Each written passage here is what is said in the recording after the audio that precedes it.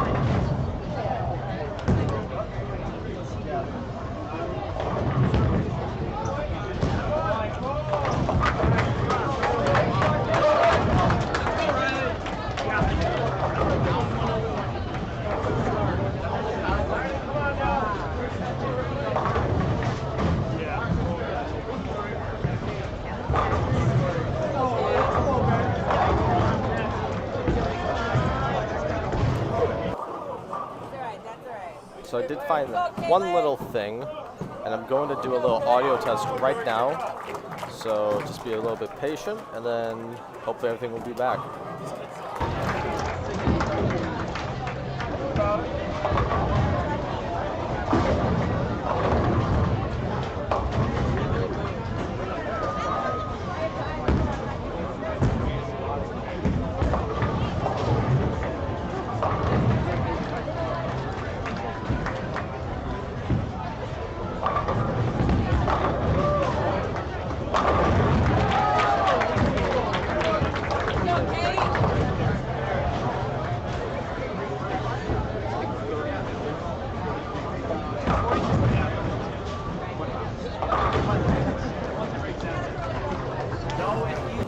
Alright, so we should be A-okay.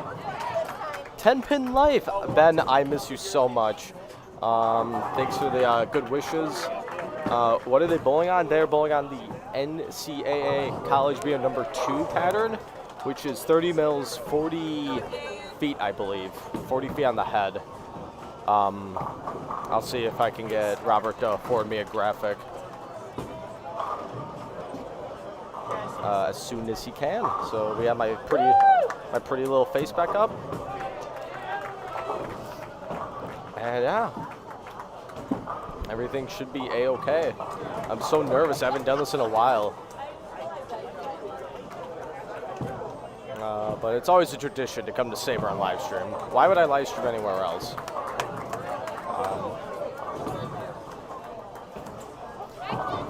So, as everyone can see, if you're watching this live or watching this on a replay version of the video, that will be out as soon as the live stream is done and it gets processed through YouTube.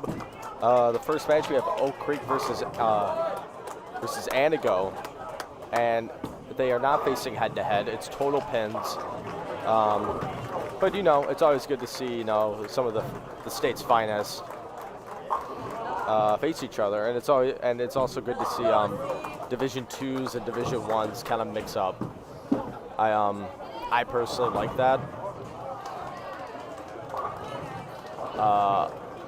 because you don't see that state, so it's kind of like, I kind of think of it as like the NFL, where you guys face each other no matter what skill level or team level. So, kind of like it. Gets every, good experience. But But the first 4 games, so the format, if I'm wrong, I'm concussed, so that can be my excuse. The format, the first 4 games are exactly how you see it. It is going to be 5 of the players bowling, individual games that will qualify for ATT. Very similar to college. And yeah, I think it's just like a good format to get the high school players that aren't used to college bowling or even used to, you know, get some experience, because really can't prepare for college bowling, in my opinion. You could bowl on like patterns and practice it all day long, but the atmosphere for college bowling and everything is so much different, and you need that like experience level, in my opinion. So this is definitely a good start for those that want to pursue collegiate bowling. Now, for those that don't, you know, respect. College isn't for everyone, but I do hope that they pursue bowling, and obviously, you know, tournaments down the road. Lots of adult tournaments have different types of format, where there's duos, trios, even like some Baker ones. There's a lot more Baker tournaments I've been seeing on lots of the Facebook events. So I'm gonna move my chair. Awesome. I'm gonna post this on my social media so I can get some people going. All right, hey Jack. Got it. Hey Grant, hit Jack for a second.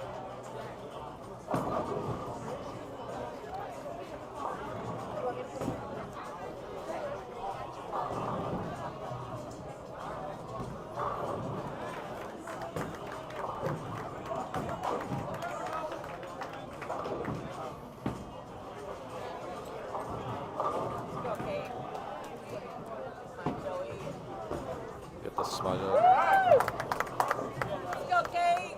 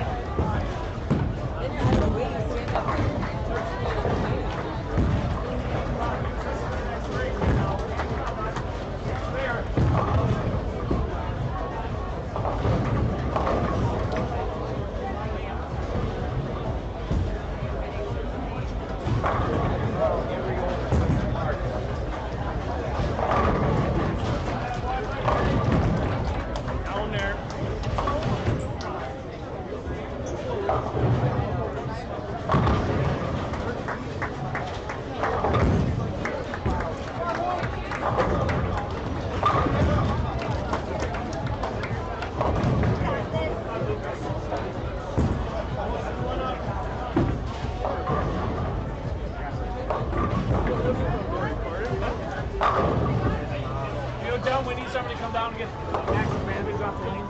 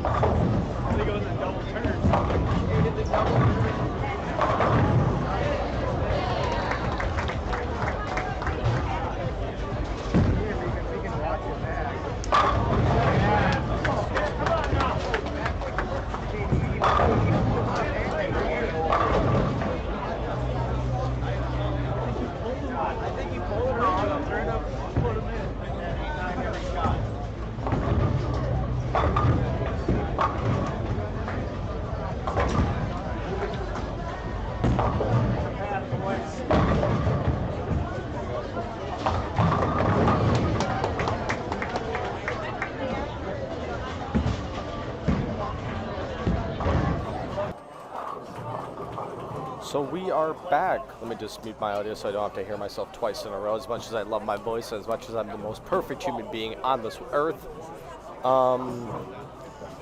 Hey Cale, how often are they moving games? Every game, every couple of games? I believe it's every game. That's actually one of the few things I do not know, so of course I could ask that question. I believe it is. If you start on the left lane, you move left. If you start on the right lane, you move right. I believe it's just you skip one pair. Robert did his little math because he's such a big numbers guy. And he figured out it for the live streaming that I think at least one per team will get on the live stream pair. So yeah, I think that's how the system's going. And we'll pop my little head back in here. Might as well.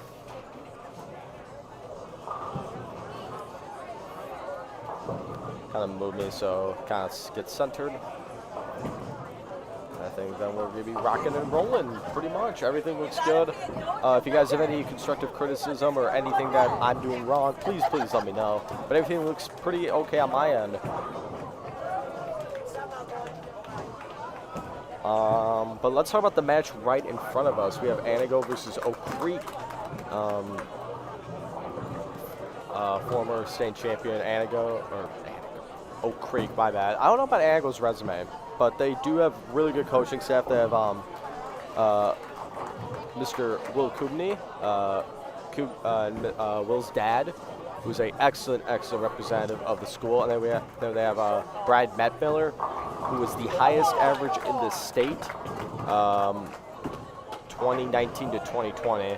So not this past season, but the season prior.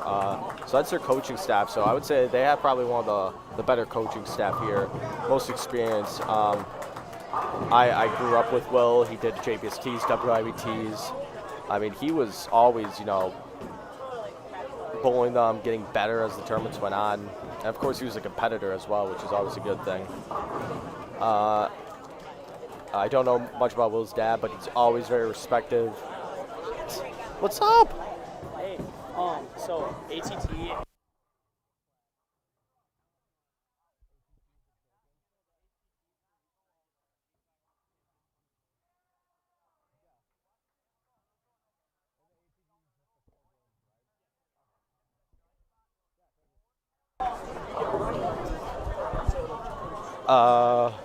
I will share what Kyle said after I finish my thoughts. So yeah, Will's dad, very respectful.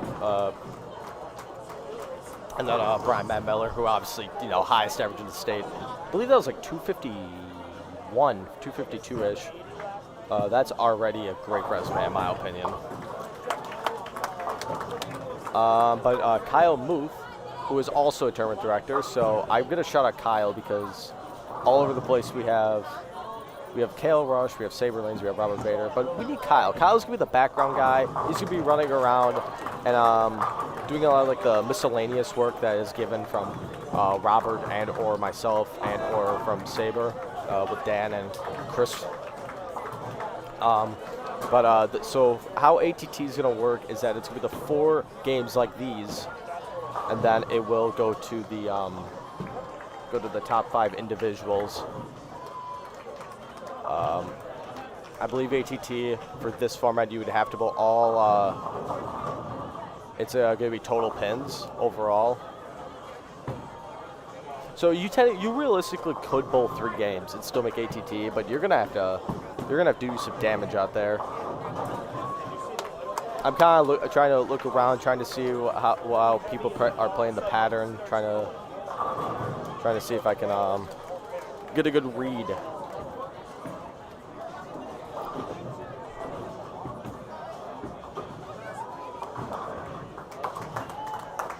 And then, of course, the champions for the respectful boys and girls side will also get plaques as well for their schools. Put them in their little showcase room. I was very fortunate enough to go to a school within Appleton North to have a big showcase room that represented bowling in actually a good way. So I hope we were also considered a sport, so that was probably like a good excuse to put a bowling pin in the showcase room. So hopefully some schools can kind of like follow within the step.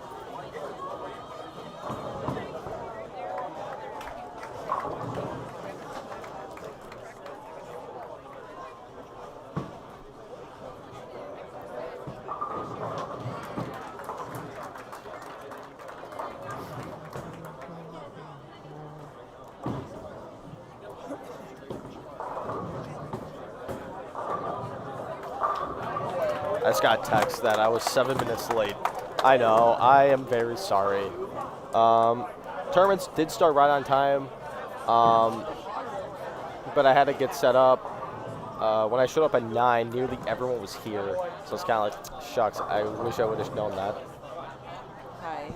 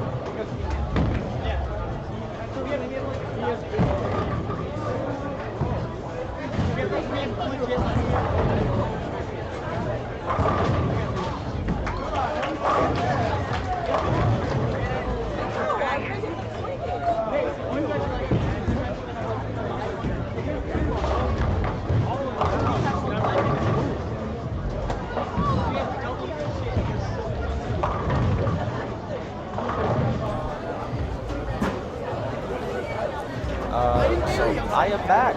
We had talked to Mama and Papa Vater for a bit. I haven't seen them in a while. A lot of stuff has happened since we last talked, so just need to catch up with them for a little bit.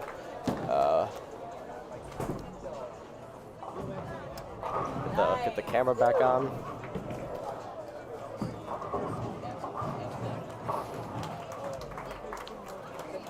We also, I don't know how well this is gonna work. I'm gonna do it. We're gonna do a risky thing on the live stream. We also have a secondary camera that I brought, and this just kind of highlights lanes 1 through 8. Kind of just like just a good overview. It was kind of like just like a backup camera I had. So I decided to bring it, bring an extra tripod, which I did, and does a nice little overview, gets the job done. So if the teams on 9 and 10 and 11 and 12 get done, then I'll just do this little overview. So it kind of works out. We'll be back on the main. We'll be here for most of the day. Which is always a good thing.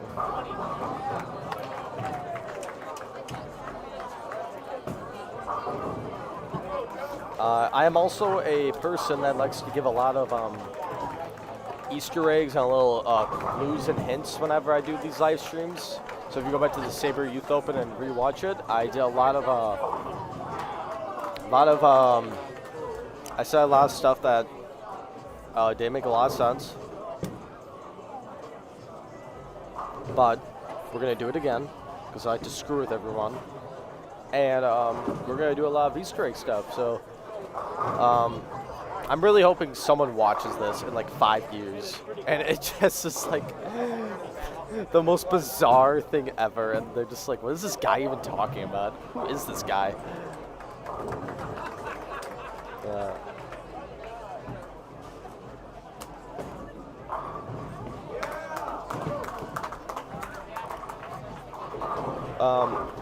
But unfortunately, despite my best friend Robert being in high school, I really don't pay much attention to high school bowling.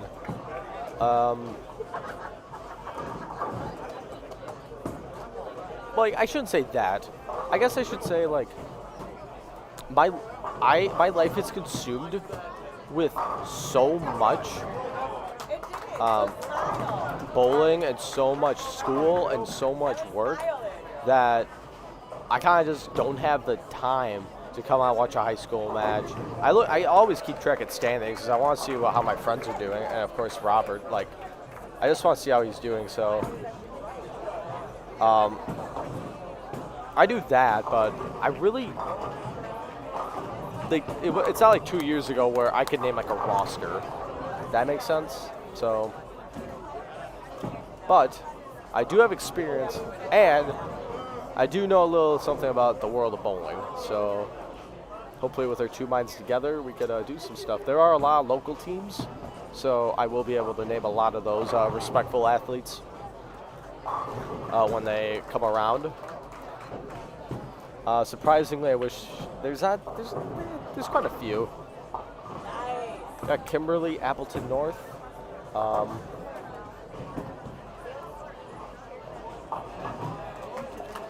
We got Nina. So we got some local teams. I wish there was a bit more. Kind of a little disappointed. I mean, I know the #1 ranked team in the state, Oshkosh West, unfortunately is not here due to a school dance.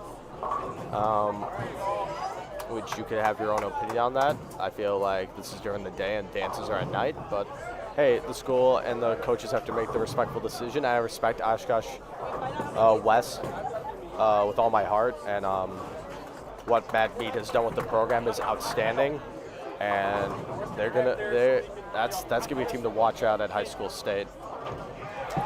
So that is one of the teams that's not here. It's Oshkosh West, #1 ranked team in the state.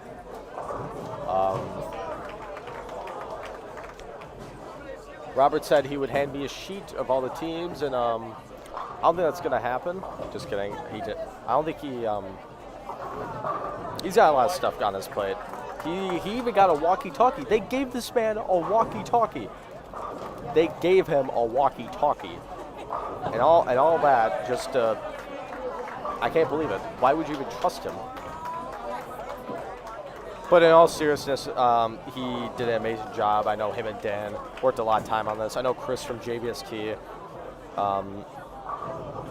he made a surprise appearance. He's going to help with scores, which is always good.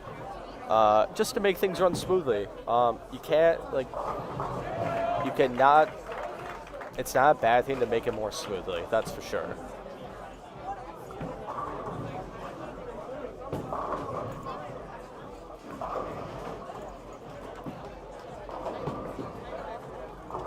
Oak Creek finishing up on lane 9.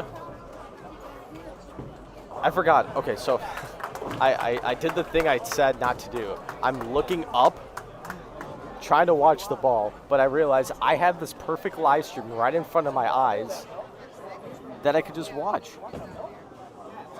and read balls and like see what their reactions are doing. So I'm gonna do that from now on. I'm not gonna look up. I don't look up. I think it's a movie too. Is that a movie? Don't Look Up? Don't Look. Oh yeah, 2021 film. Don't Look Up. Please tell me it's like, it's a comedy disaster. Of course it's rated R. So I mentioned a rated R movie. That's dandy. Dandy. Let's pay a little bit more attention to the bowling, shall we? So we got Alec. See, this is what we have to look up. Read the name. We got Alec. I'm not even gonna. Kind of playing within the track. He might have pulled that one. He played within the track, trying to keep it tight down lane. It seems like.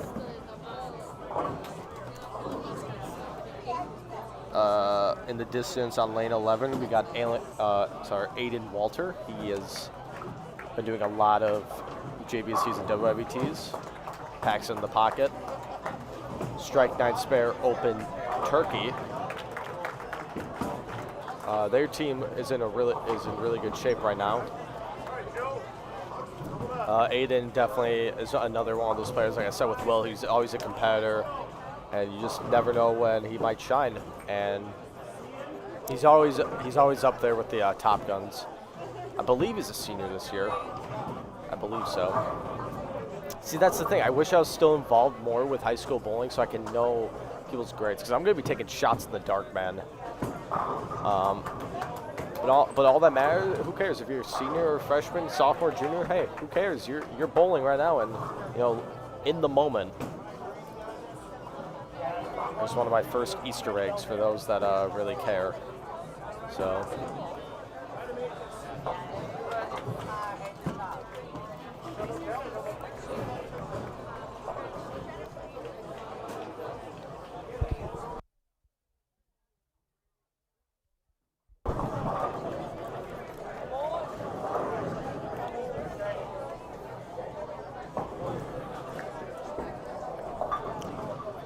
Everything's good. No one's stepping on my cords. Thank God. Let me see. Scores are all over the place at the moment. Nice, man. Which is kind of to be expected. Not everyone's going to have a great reaction right off the bat. Unless if you're the 2017 Sun Prairie High School team, then you pretty much have to have a good reaction off the bat.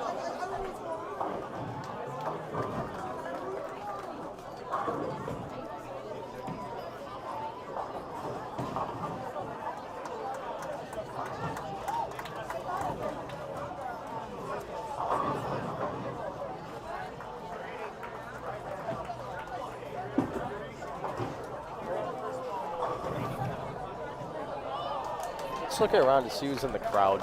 I know some people, but some people are just looking at me like, who's this kid? What does he think, he's a live streamer or something? Yes, I am, and I'm going to take Flow Bowling out of biz.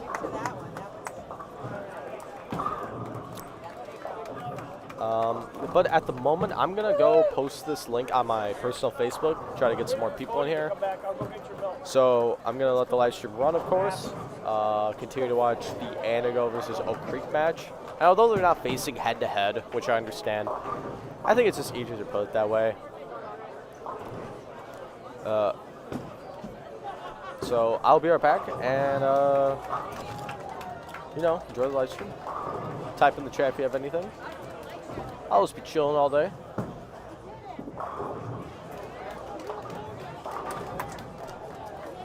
Yeah.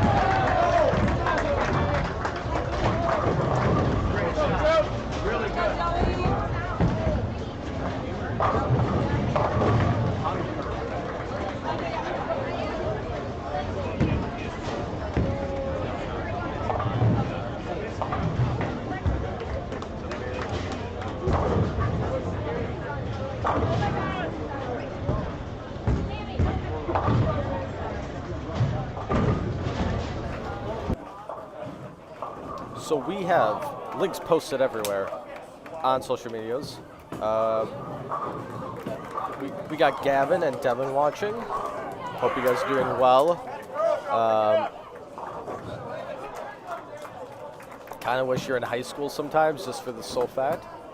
For those that don't know, Devin McKissick, he is the future Robert Vater and Cale Rusch into one. I am pushing for him to take over,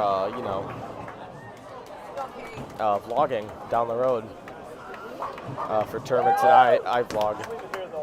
We'll wait till after this game is done. Okay. Very well known for his time in the WIBT scene as well as JBST. But he's been on a tear for the Wisconsin Youth Bowlers Tour.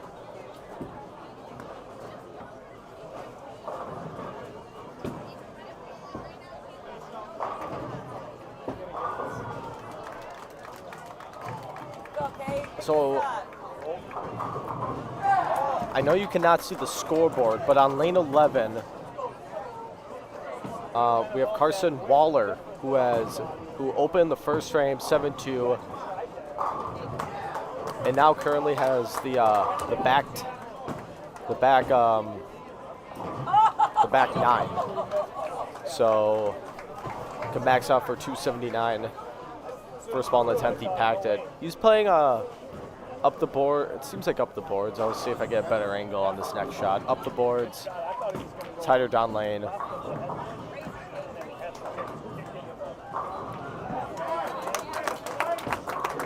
It seems like if you do play the track area, it is a very tight line. So let's see what he's doing. He's piping up the boards. From DC Everest, it seems like. Varsity team, I believe. Because I know they did bring a JV as well, which is awesome. So with a strike here, he shoots 279 with the back 11. I'm not sure what his open was, but it was 7-2. So that could be anything at this point. Packed it, and you can tell by the emotions he got that 279. Their team is looking really, really good right now. 3 other bowlers. One of them's on a 250 pace, the other's on a 220 pace, and the other's on a 230 pace. So they are definitely giving a good spot after game 1. The bowler bowling right now, just a bit inside. And on these tougher conditions, man, you know, it's not like a house shot where, you know, you miss by 4 boards, you know. Oh, cool, 4-pin. Man, you're gonna...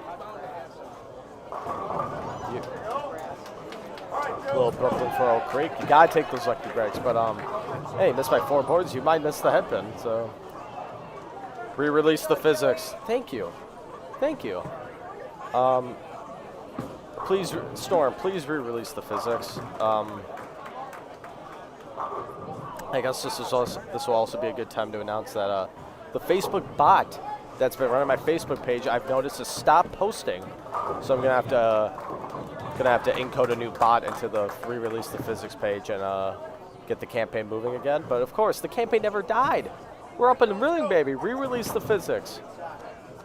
I think it's very disrespectful that Storm has not listed me at all. It's the best ball ever made. I feel like if people see, everyone thinks the purple hammer is the best ball ever made, and oh, you're a cheater if you use the purple hammer. No, man, you're a cheater if you use the physics. Don't even at me. Don't even at me. Powerful strike from Anigo. Their second bowler. They're also in a good pace right now.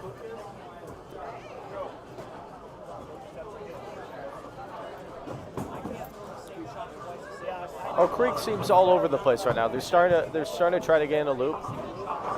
The girl up right now on lane 9 who just struck. Looks like she's got the best look. Feel like playing a little more up the boards, tighter down lane. Not necessarily the gutter, I feel like. You could be left of the gutter, and just like what she's doing, you're okay. Shims the 6-pin out. See that? Now, I feel like the gutter is in play, but people just aren't taking advantage of it. But that young man is from Anago, the third bowler on Anago. I believe his name's Luke.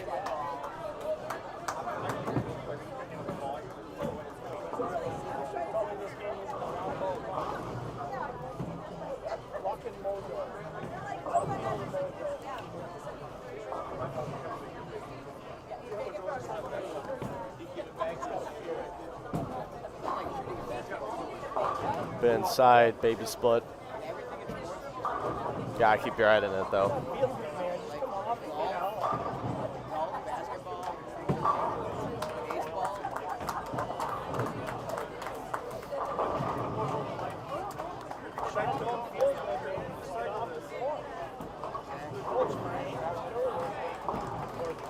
Killing us out there.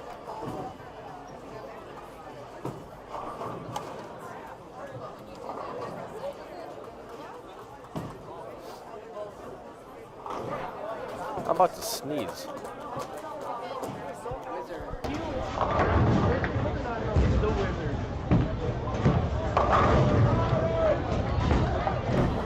There, I just sneezed. Hope everyone's happy. Looks like most of the teams are wrapping up. If not, they are wrapping up their 9th frame. Let's look at lane 10. We got Jack Steger. Steger, I'm sorry. Once again, ladies and gentlemen, if I do not pronounce your name right, just know that I still love you at the end of the day, and I'm not an English teacher. Absolutely packs it. That was a huge strike for Anago. That'll put Jack in a good position, the 10th. Go, Josh. Finish strong here. So if I do pronounce your name right, don't sue me. Don't contact my attorney. Don't do any of that crap. I'm not an English teacher. I never will be an English teacher. And you know what? I'm very happy with that, and I'm very content with that.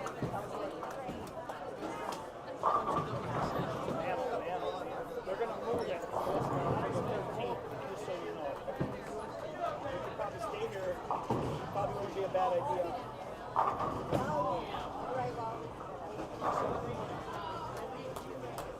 Trying to look around. See if there's anything that really kind of twinkles my eye.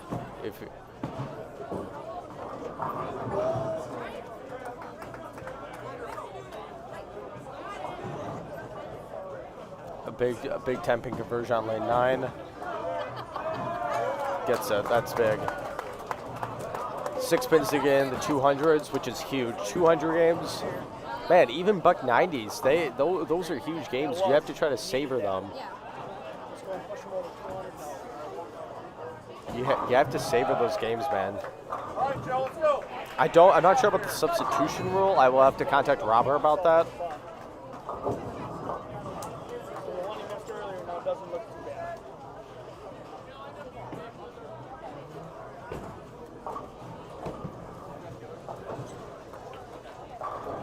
I believe it's very similar to college, though, where you could sub whenever, but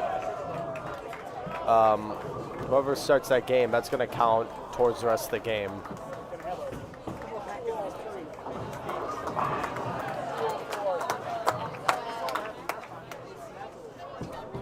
I believe it's very similar to college, so pretty much, let's just say Robert and I are on a team. I start the game and I bowl the first 5 frames. Robert subs in for me frame 6. He has to bowl the entirety of the game unless he gets injured. And then, how does that work? Then it counts towards my stats. So if he finishes the game with like a 213, that 213 goes under my name. We don't split the 213. I don't get 60 pins, and he gets like X amount, however much that is. It goes straight to my name. So I believe that's how the substitution works. I'm just going off college bowling. I'm trying to remember college bowling.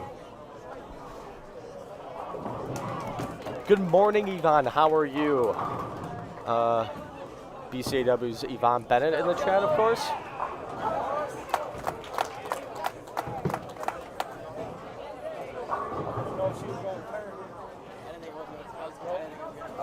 Zip at the end.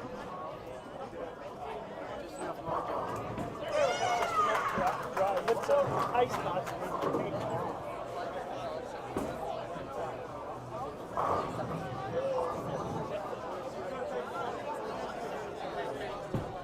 Finish strong, you kid. I've known, we got Chris walking around getting scores. Glad to see Yvonne in the chat. I've, my relationship with Yvonne, has, definitely, trying to think of the word. We definitely, trying to think of a word. We're both so passionate about this sport, and we're both so like into it that I think we see so many similarities, and we just like are like, you know, bread and butter, you know. Definitely have some stuff planned in the future with myself and the BCAW once again, but nothing I can really make official at the moment. So we'll see where conversations and everything goes down the road. Yes, I'm happy to be live too, Yvonne. Thank you. I was praying to God nothing would happen, or if I didn't leave anything back in Oshkosh. It's about a 20-minute drive from Oshkosh from here. So yeah, I'm glad that I'm live as well. Thank you.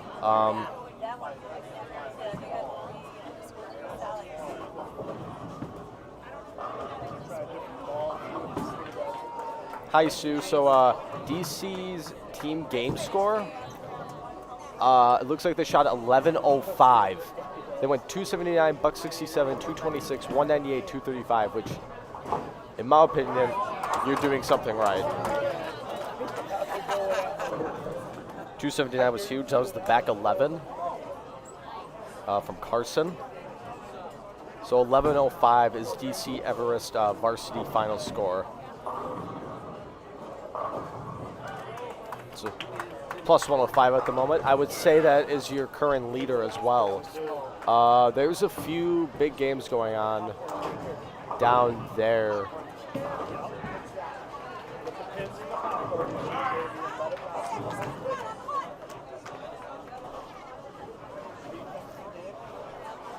Send pattern screenshot to your Facebook post. Awesome. I will give that a look right now. Let me pull up Facebook. While Facebook's pulling up, Yvonne says, I agree. I often talk about evolving. We've come a long way the first day I met you, ironically there at Sabre Lanes. Yeah, the story that when Yvonne first saw me, because we didn't even met, she first saw me, it was a very controversial situation. And first impressions are always a huge deal to me. I live off of first impressions. So that was something I really wasn't proud of, and I'm glad that we, I would say, patched things up, kind of like saw a different perspective of what Cale Rusch is, and I saw a different perspective on what the BCAW does. And I think maturity for myself as well definitely helped the situation, and I'm sure the story will come out. I'm not really going to talk about it. Definitely look towards the future and positive vibes. I'm sure you'll tell that story one day on a podcast because everyone's going to be asking for your autograph and sell it on eBay and Craigslist. But I'm sure you'll tell that story and it'll get public. And I think it's a story that should get public. Just not right now, but I feel like it should because I think although first impressions mean a lot, it really, at the end of the day, it's, you know, it's not always about a poor situation and you judge people off that. Yes, passion for the bowling grounds our friendship. Absolutely. I agree.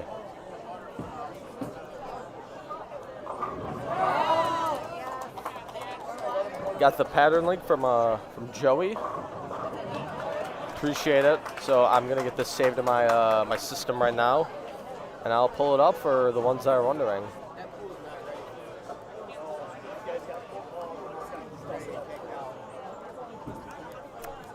I don't know how you found this pattern, but I appreciate it.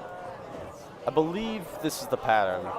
It looks pretty right. I know Robert showed me a few days prior when we had our video chat about this tournament. 'Cause I haven't seen Robert. I just saw the distance from there. Oh God, when was the last time I saw Robert?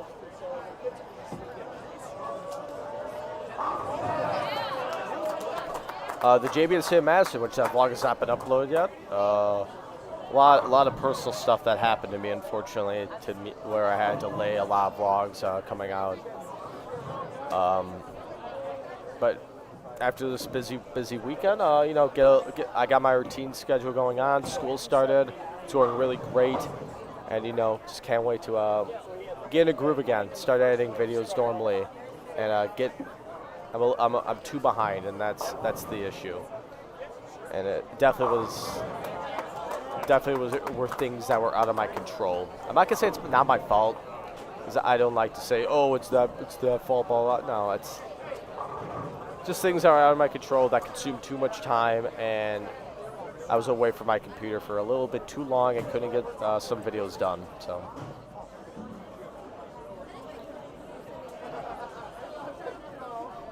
In the meantime, let's pull up the pattern.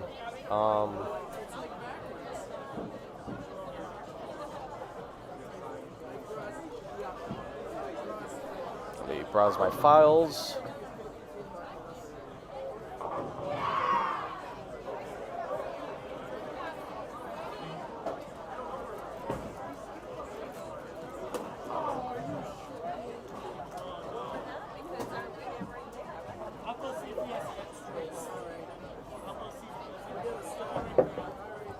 As everyone's moving and everyone's being very hectic, because everyone is moving. There's really no one bowling besides on lanes 5 and 6. Grab some more. DC versus JV, it seems like, facing Hilbert, I believe.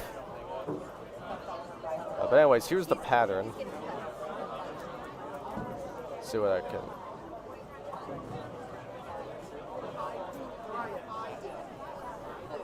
Looks pretty, definitely could have been worse. Robert definitely could have, in better terms, Robert definitely could have made this a lot tougher. And I know he could have. I absolutely know he could have, man. Gosh. So Robert went pretty easy. Lots of different styles to compare on this pattern, looks like. 4 2-2s, 1 5-5. So yeah, I mean, the gutters are definitely in play. I don't know how much experience some of these bowlers have with the gutter. I know a guy like Luke Winter and Brady Laubers here, who almost literally live off the gutter.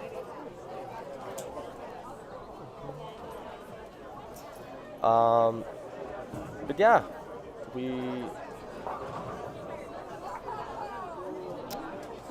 seems pretty playable, that's for sure. So I appreciate Joey sending me the pattern. I believe this looks pretty right. I don't remember much from our conversation.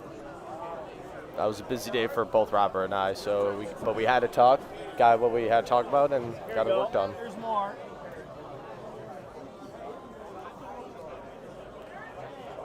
So I will remove that. And in the meantime, when they're all moving, I'm going to get rehydrated with some Prime. So Logan Paul, please sponsor me. Prime Hydration. Pretty much sold out everywhere, so good luck finding it. If you find some, let me know where, so I'll just go to that Walmart or Pick and Save and cop some. So for those that are typing in the chat, I'll get back to talking very shortly.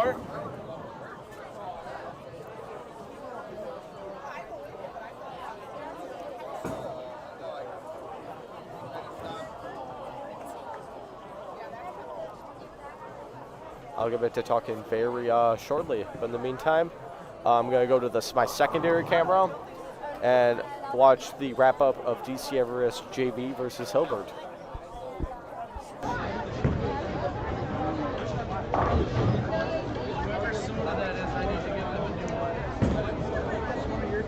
Oh, really? Perfect.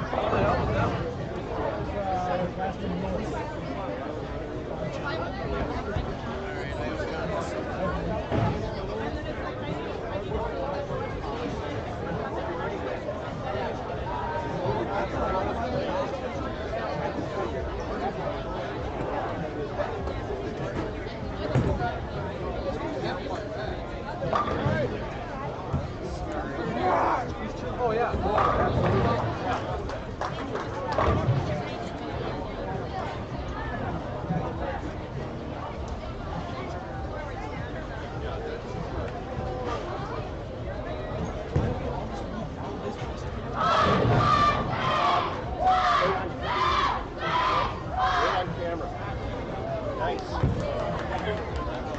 What's up, man? It's gonna turn up on a meeting on your Facebook. You guys are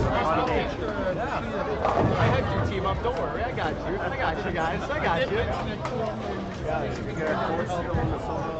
I did. That's how we roll. That's how we roll. Slow our opponents down. Icing them with spilling Pepsi? Yeah. You need a pen or, you know? I think I signed it. Then I knocked it over. I thought you wait a minute. I think you got it. I think it went up there. Okay. I was like, we were signing them as all the chaos. I can flip her into all paper track. No, that's okay. We're still waiting. We're still bowling.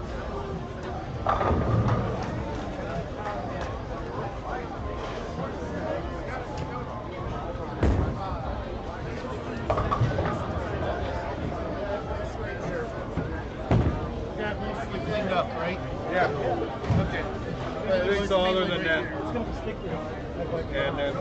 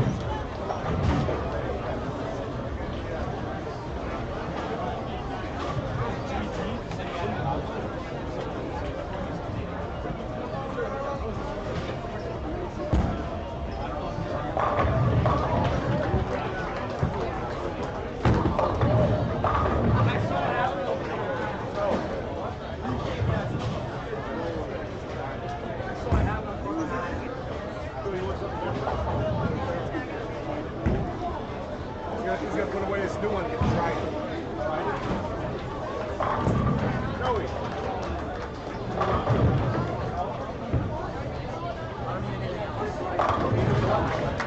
Oh, you got to try it down?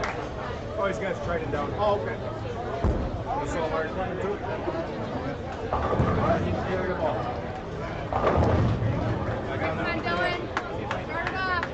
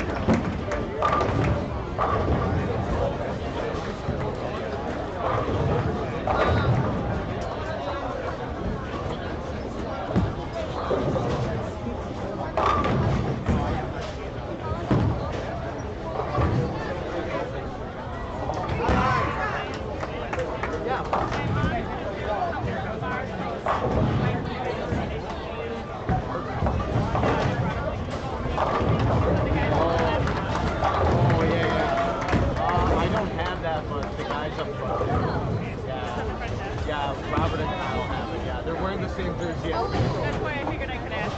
Yeah, no problem.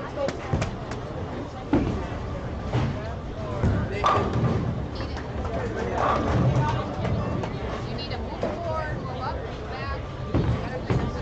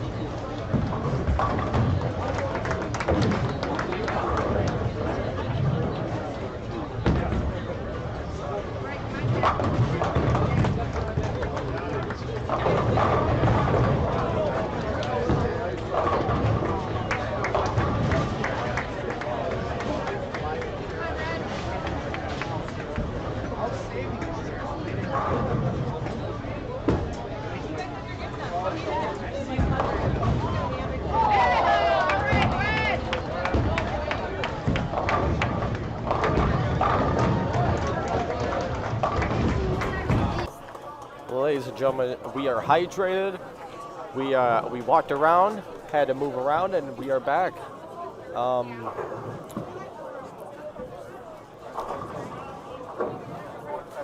In the main front lane pair, we have Appleton North versus DC Everest JV, I believe.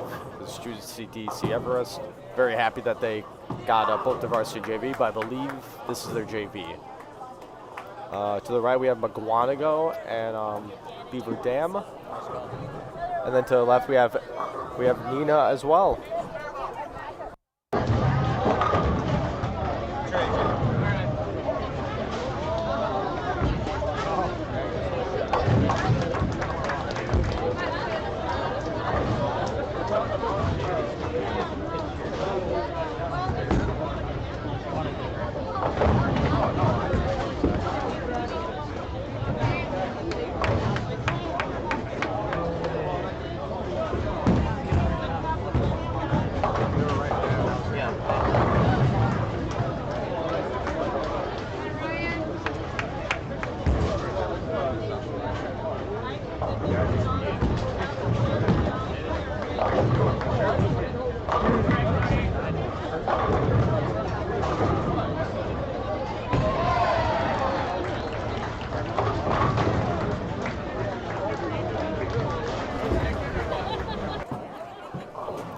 Robert just came over to me. I talked to him.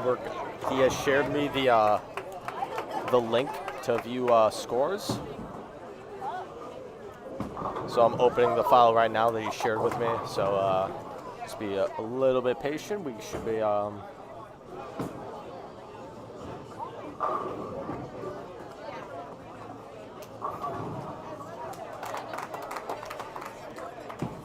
We should be A-okay. Let's look at the comments. Robert posted the starting five does not have to bowl the whole game. You could sub in a player anytime. The player who got subbed cannot go back into the bowl next game. You could pick a newer every game. The bowler who started the game gets credit for the score when considered for the ATT. And that is exactly what I said. I just said mine in just a longer version, and I just seemed confused probably. But yeah, I was pretty much right on. So it's exactly like a college format in terms of substitutions go along. So that is awesome. I'm glad to know that I am doing my job right.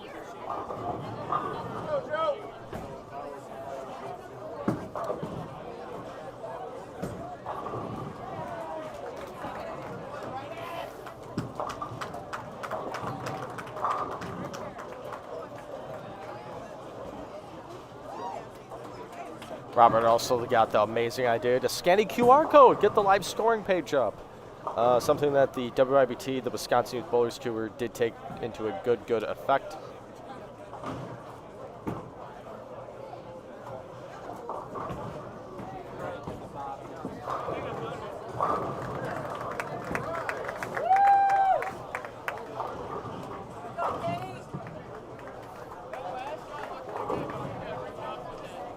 So, for the boys, I could see if I could get like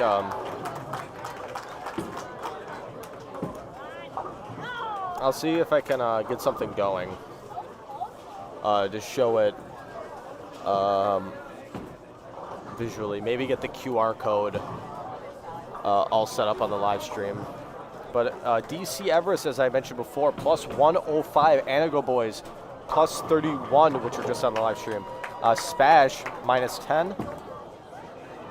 And McGuanago, minus 23. Those are your top four, which would be taking the cut.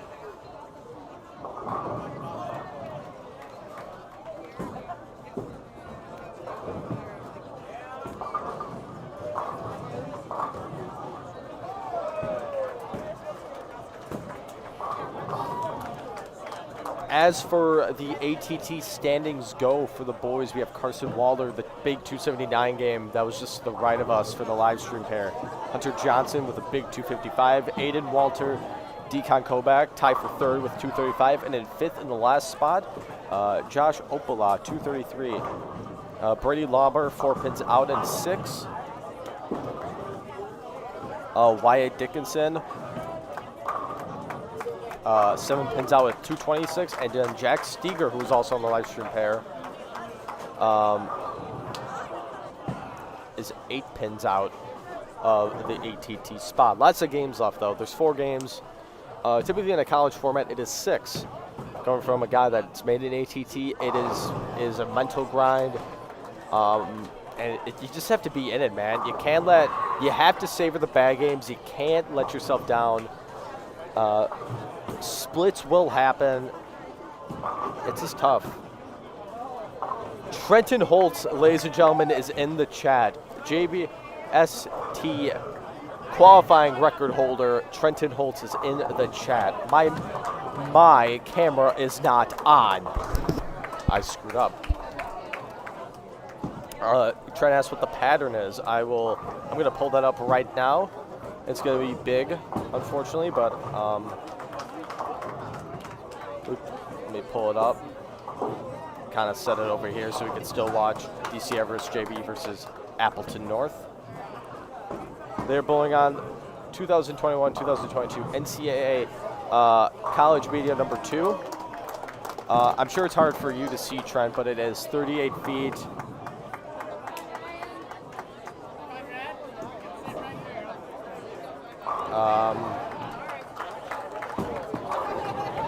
That is the pattern. I don't know if you're like me and actually reads the numbers, but if you don't, then I don't know. That should be a pretty good description. I'll leave that up for a little bit just so Trent and others can see. I'll randomly put the pattern up because I know a lot of people are going to be asking, because the pattern means so much in bowling nowadays. And it always has been, but if you know the pattern beforehand, it makes you prepare for the tournament. But these bowlers were not told the pattern until they got checked in and just right before practice. Thankfully, not during practice, so this isn't exactly like a JBST. So at least you have some time to at least get it and understand.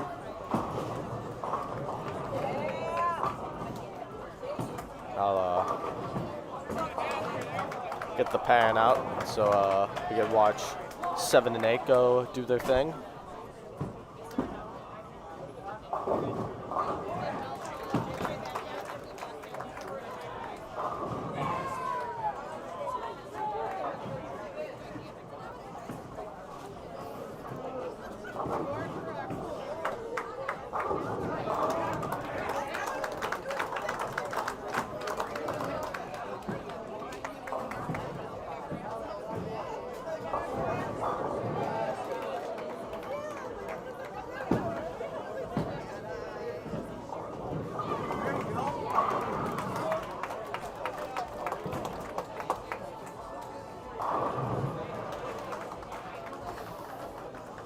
The ratio, 2.95 is the ratio, Trent.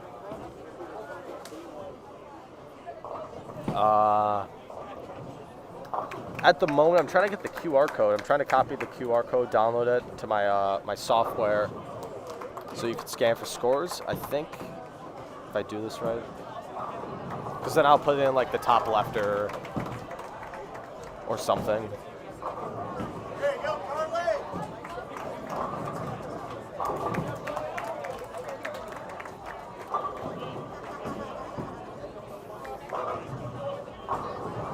Yvonne coming in clutch. It is game 2, not game 1. Shame on me. I should have changed that. I forgot I had that. I completely forgot. I'm so worried about the pattern that I completely forgot to change the game number. So shout out to Yvonne. Thanks for the message. Much appreciated. So let me try to get this QR code all downloaded. Then we can talk about some of the bowling that's going on as the competitors finally got started with game number 2.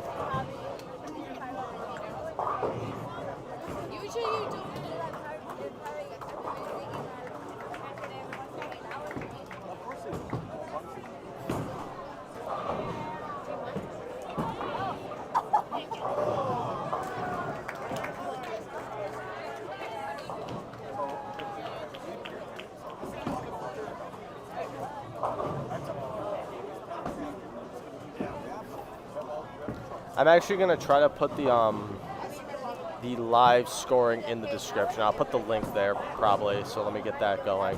QR code is not really working.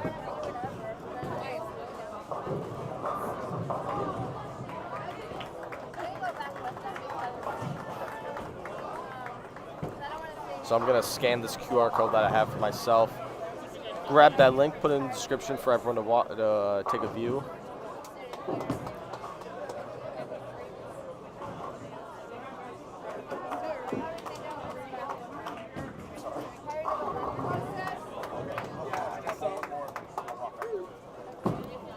Perfect. So let me just grab that.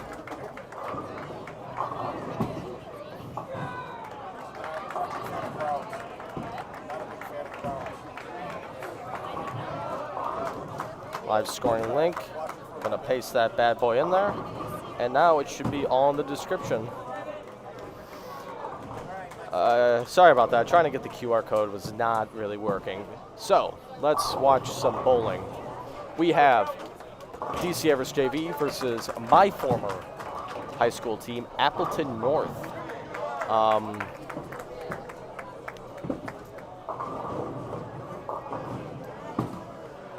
Appleton North.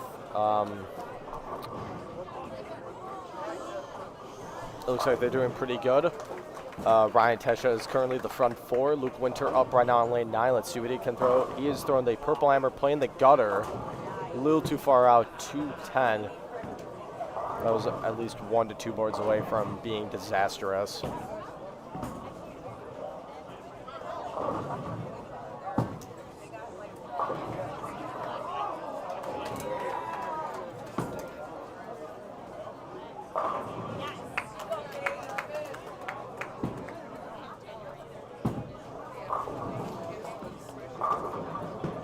So, once again, live scoring in the description. I might have to make a little, note of that on my little overlay HUD I have going on here. So I might do that right now while we're watching the bowling. And due to the Rios, we have one of the 3 girls teams. We have Beaver Dam competing in this tournament. It was a strong team this year, I heard. Young group of ladies.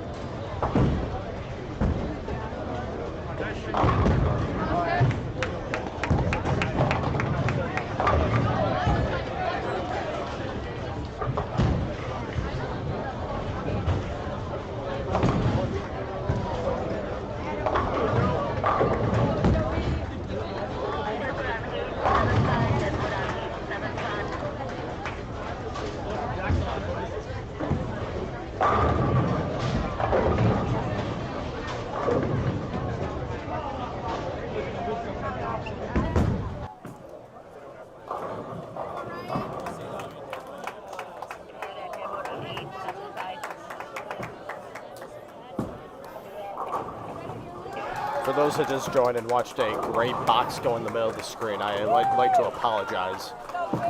But yes, Robert put the pattern in the comment section as well. College bowling meet at number 9. So I did receive the wrong pattern, unfortunately.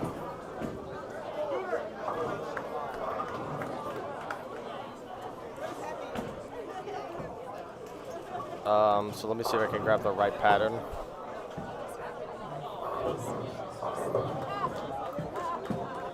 I would say it's pretty similar, though. I mean,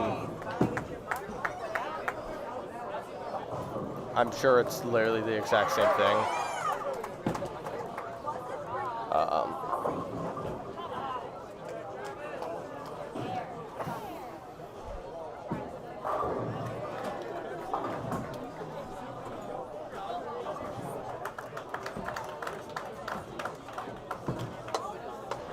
Let me take a look. Yeah, it's a bit different. 3-to-1 instead of 2.9-to-1. Let's see if I can download it.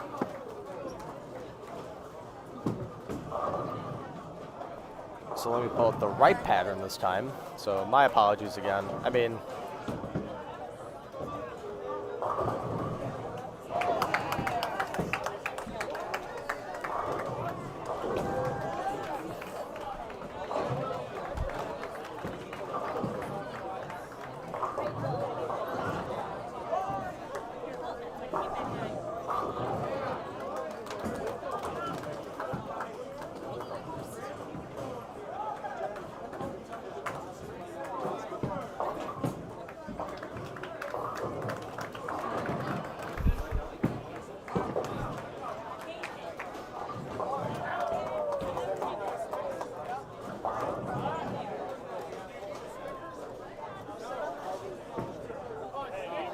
Hey, Carly. Carly. Free refills. Keep track of your glass, all right? On your soda.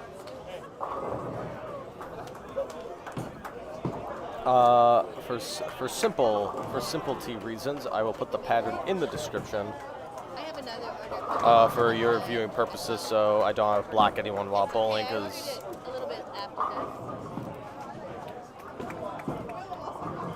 so the pattern is now in the description for those that want to take a gander at that. The right pattern, because Robert gave me it this time. Now we have now let's talk about some of the bowling. We got Appleton North's Jack Winter getting 3 off the right. Appleton North was known to be one of the hottest high school teams, one of the more underrated teams during my day and age. With my dad coaching there, he had the back-to-back bowler of the year. I made. I'm trying to think all the numbers of Appleton North. We made state every time, ever since my dad coached. He coached from 2016 up until 2020.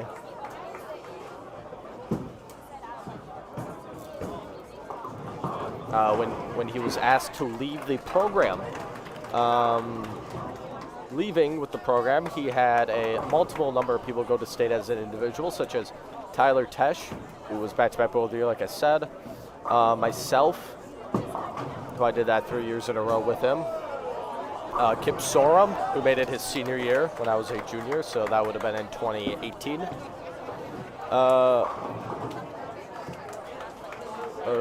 Yeah, 2018. 2020, they had Brandon Brown and Luke Winter.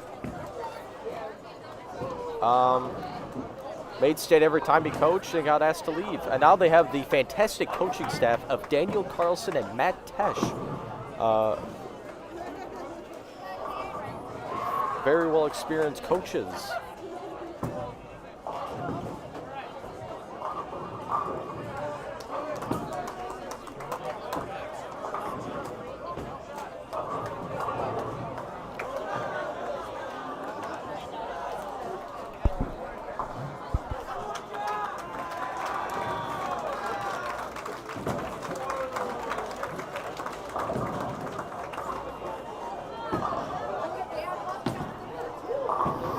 Looks like on lane 15,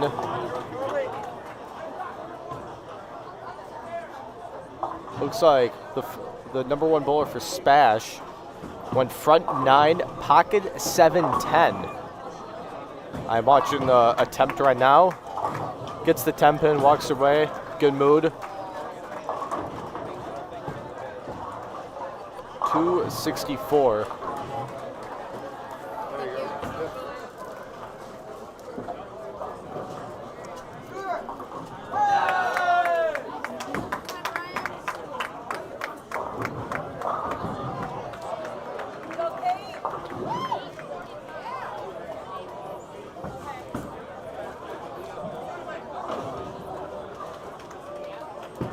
Conrad. Conrad.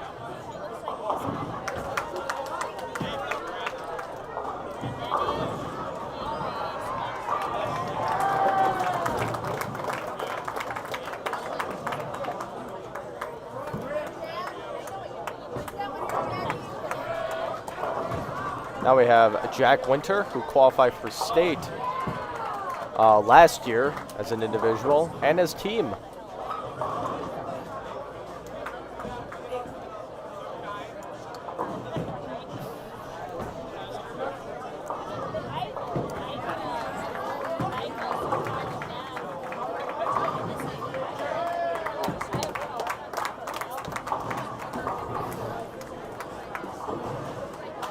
I see that they don't know college format either, as Appleton North is still bowling, who started this frame on lane 9. They are just proceeding to go on lane 10. So they obviously don't know college format. So the college experience, Danny Carlson, and the college coach, Matt Tesh, obviously must be forgetting the rules or something.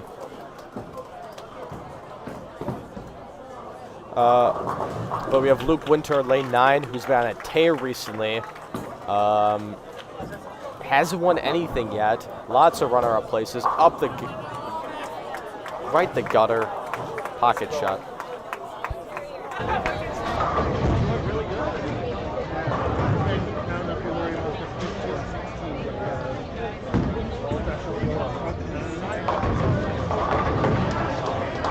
I was commentating. I was calling up.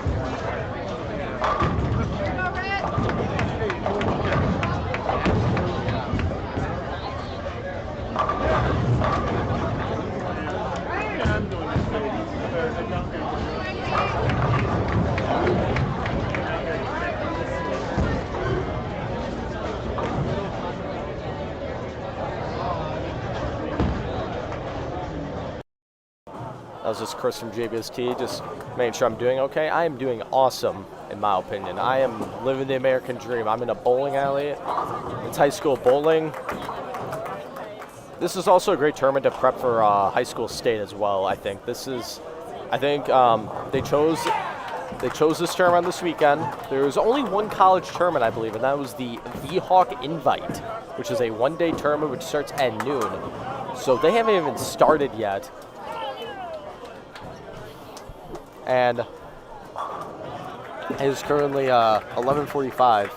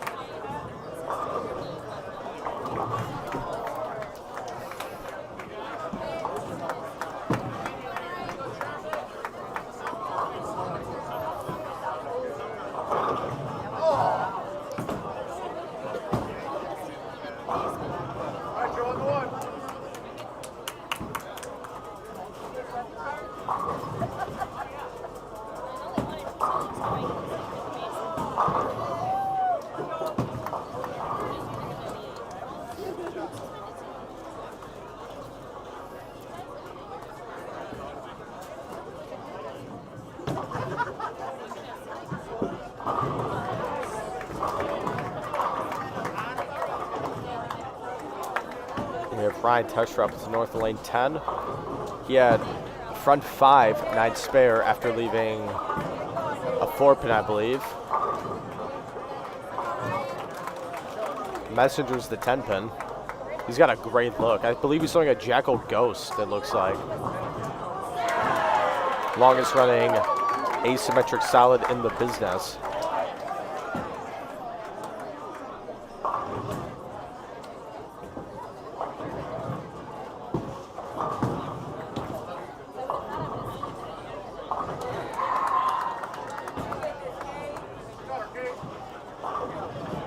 Luke Winter back up again. Pipes into the gutter. Great Church.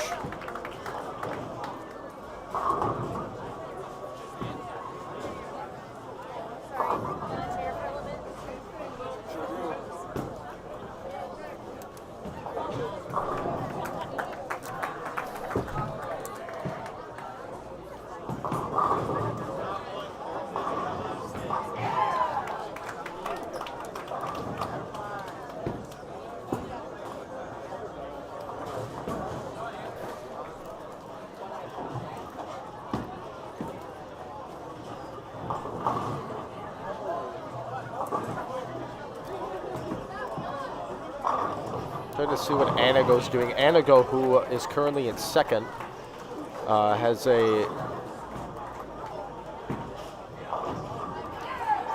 a couple bowlers that are in a very high pace game, 250 pace. So that'll definitely, hopefully for them. Keep them striving for greatness. Just to the right on lane 11, we have Brady Lauber, McGuanago. Once again, another high school competitor that makes his case for all the JBSGs and WWTs. Last year, he made the all-team second team for the WIBT tour. Comes up live with that shot. Brady was the. Let me go back to the.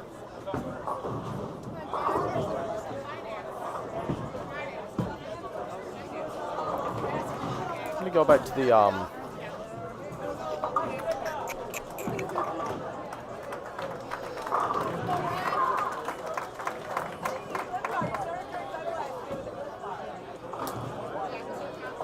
go to the Wisconsin Bowlers. Yes, so for the second team, Brady was out of the first and second team for the WIBT tour.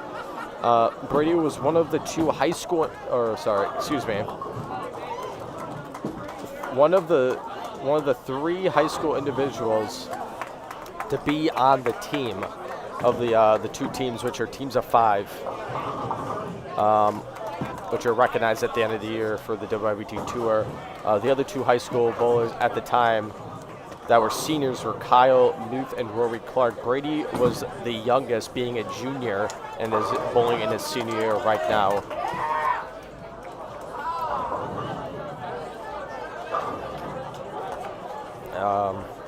Rory, Kyle, and Brady all made a case this year facing the college kids, and the good old saying goes how college kids dominate tournaments. That always isn't necessarily true. If you walk in that bowling alley, you have a shot. That's how I think.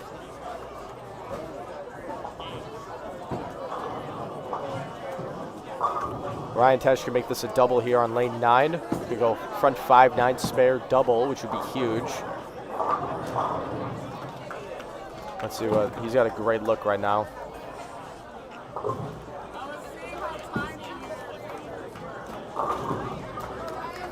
Yeah, just piping it in that track area very fast. Can't get slow in that track area, but if he keeps his speed up, I think he's got a really good look.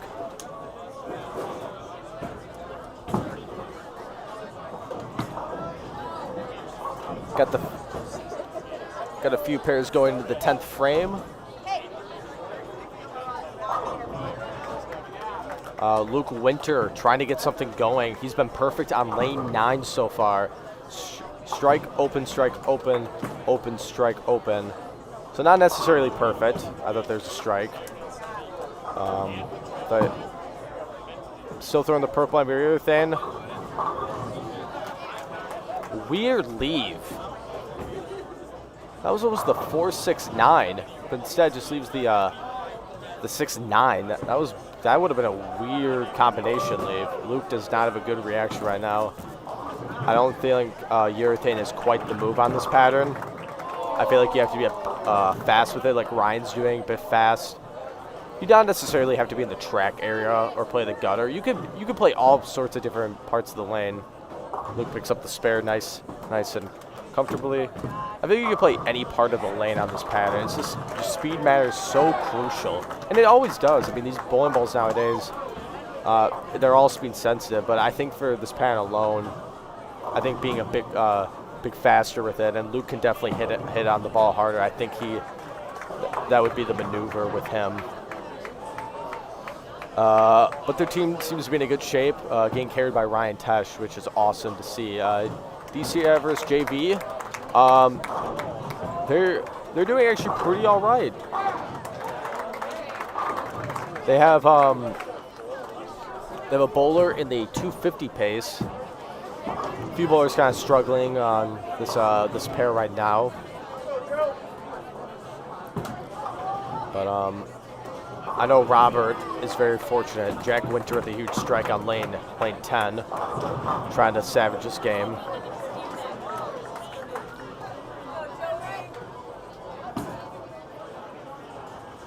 Oh yeah.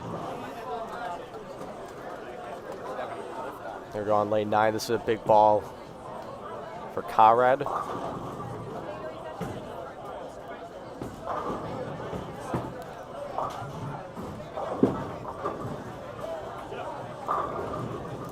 Who strikes? That is huge.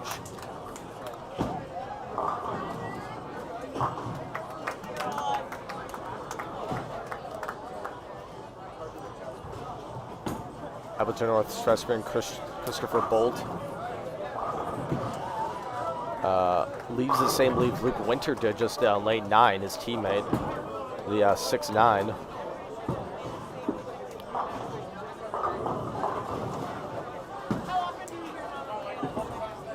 Christopher Bolt goes for it. Easy cover. I remember when I was bowling in growing up, I bowled in 2 leagues. I did the Munchies League at Super Bowl, and of course our Saturday morning league at Rush's Bowl. And Christopher was the bowl that was a Super Bowl kid at heart, so saw him on Fridays. He always had like just random nights where he's popped off, shot little 600s. And keep in mind, when I was like junior, senior, what would that make him, like elementary school, 5th, 6th grade, 4th grade maybe? Like, that's crazy. So the talent level is unbelievable. Okay, Winter with a bad break. Obviously, triple could have the other Winters bowling right now, Luke and Jack. Okay, it's also in a relationship with Robert Vater, who Kate openly admits that she feels like she third wheels most of the time when we all hang out together. So shout out to Kate Winter for being our best third wheeler. It's because Robert loves me more. I'm joking. Kate, if you're watching this back, Robert, if you're watching this back, I'm just kidding. Just kidding, I'm not kidding. She knows it's the truth. Scores are still all over the place. You got those random games of like low 200s, a big couple like 250s, 230s, which are always huge to put your team back in it. And you got some stranglers out there that just can't quite figure it out, which always sucks.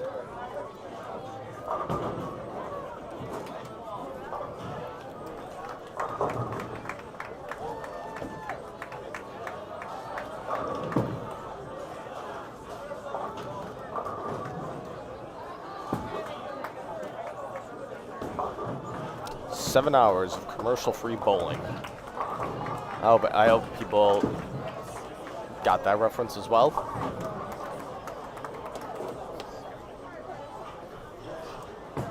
We got Robert walking behind me doing his thing.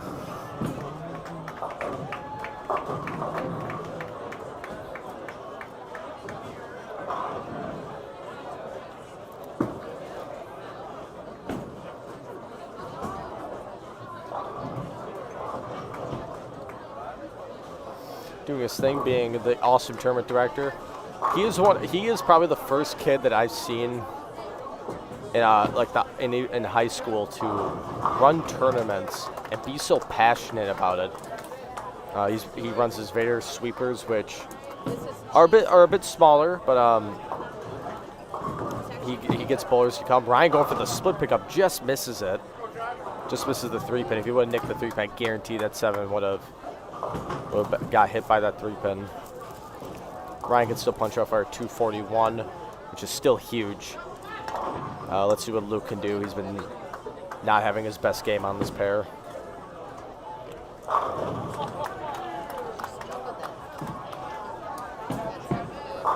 Went to the proton physics, it looked like. That definitely looked like a better reaction. I actually read off the end of the pattern much better than the urethane. The urethane almost just kind of like skidded down lane.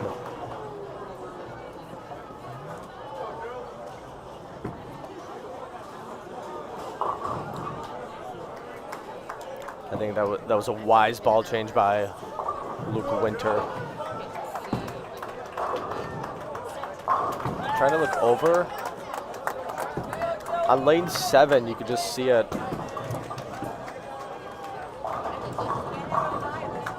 As a huge ball for the Nino Rockets.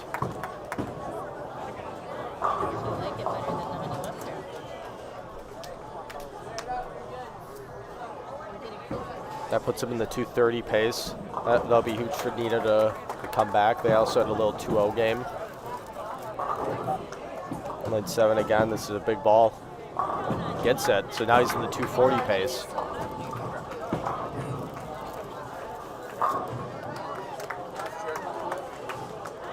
Jack Winter not his best start, but in a good mood. That was Kyle Muth. Team Wisconsin's Kyle Muth. Whitewater's very own Kyle Muth. Robert Vater's other boyfriend, Kyle Muth. Ladies and gentlemen, I've just got word that the V-Hawk invite that is happening in La Crosse, Wisconsin will finally start. And it's getting cold in here. I might have to put on a hoodie. But, so we got Conrad on lane 10 on the main pair. He's on, looks like 250 pace. If he strikes out. Let's see what ball reaction he has here. I'm going to look down here. Great shot by Conrad.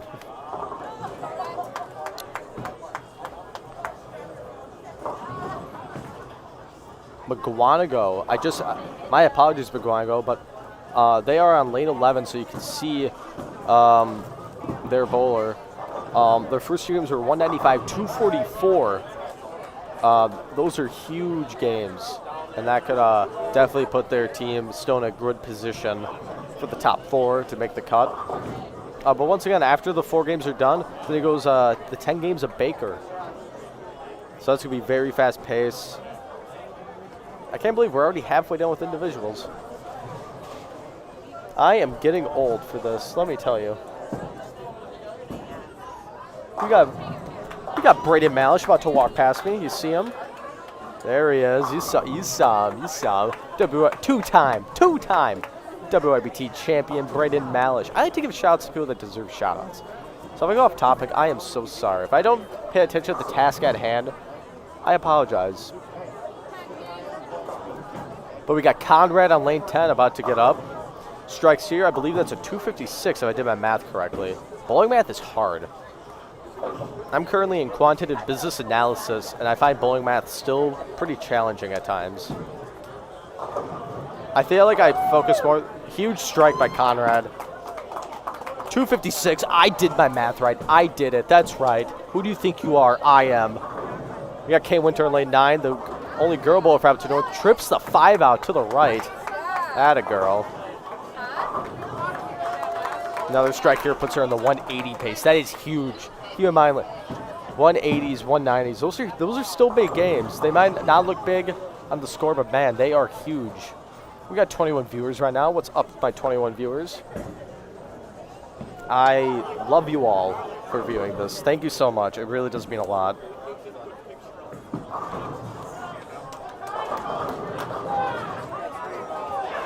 We got K Winter up again. A little bit to the right. Didn't roll the 2-pin. Well, that's a makeable. Get the 1 pin, and that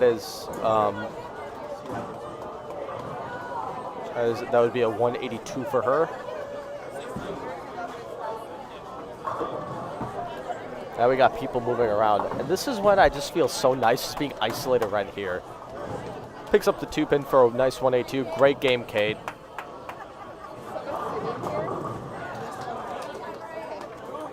Then we got Ryan Tesh up on lane 9. Then yeah, someone is sitting here. Sorry. I thought they were moving. Who can max out at 241. Yeah, Jenny's coming here. So someone is or is it? Yeah, they are. Sorry, I thought they were. Sorry. We got Brady on lane 11, Ryan on lane 9. Lots of bowling going on. Brady, can he get the messenger? No! Ryan leaves a very, becoming more of a common leave for us right-handers. Get it a bit quick or a bit in like the oil, skids down lane. That is the 278. So the left-hander side baby split, including the 8-pin. Brady just missing the messenger. That would have been huge to put us in a good contention. Threw a good shot, picks up the spare.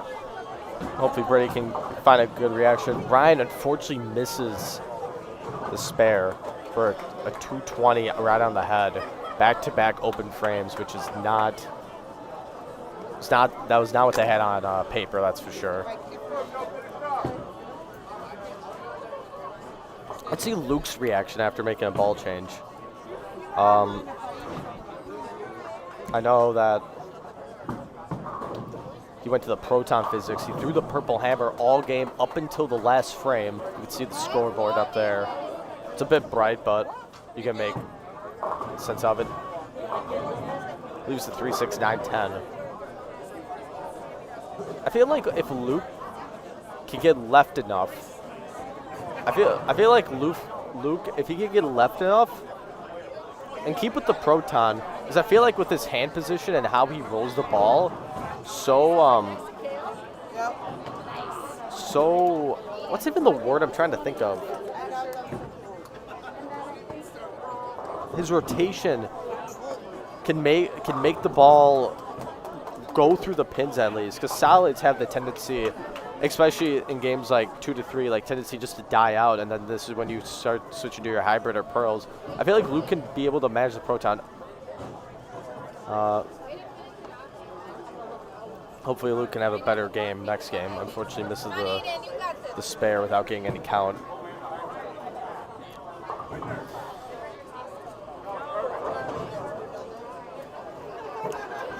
To get a DC Everest JV, we got Aiden, looks like. Let's see what kind of reaction Aiden has. 2-hander. Just a bit high. Leaves the makeable.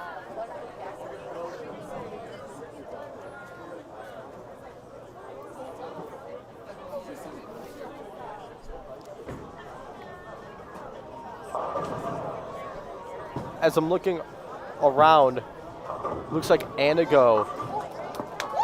First game was 200 on the dot. Their second bowler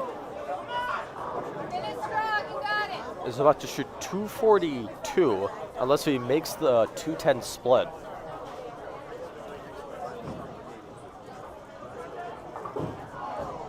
Just misses. You just saw it on the far right of the screen. Anago is in a good position. The last bowler's already in the 200s for sure. Can max off our 230. It's in a good position. Thank you for watching. I appreciate it. I'm making sure I'm not in the kid. You're not. You're not. That's what I was really checking on. I don't know if I want to sit here. No, you're fine. You're fine.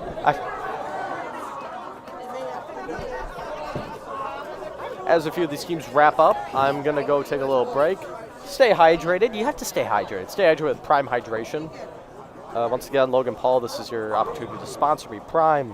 Get at your local Walmart or Pick and Save. Most likely sold out, though, because it's so good. Anyways, I will catch you guys in game number 3.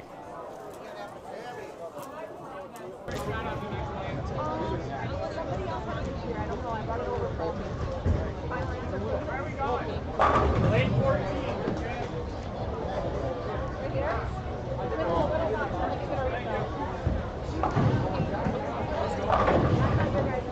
Logan, what about you?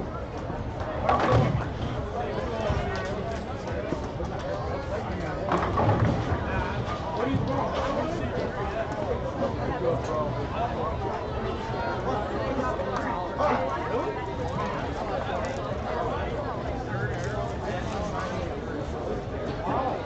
Hey, is this yours?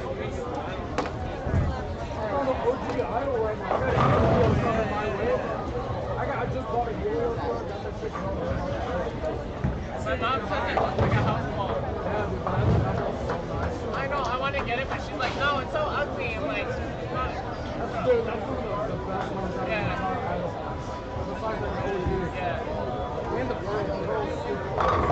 Yeah, that one was like famous. You saw it all the time on TV. Everywhere. I've been really thinking about I'm trying to find an OG. I got fucking got my OG. $88 off. Really? Man, I can't find one under $100. Fucking Pearl. It was like 52 of them. Hey, good bowling, guys. Yeah, you too, man. No, not idle.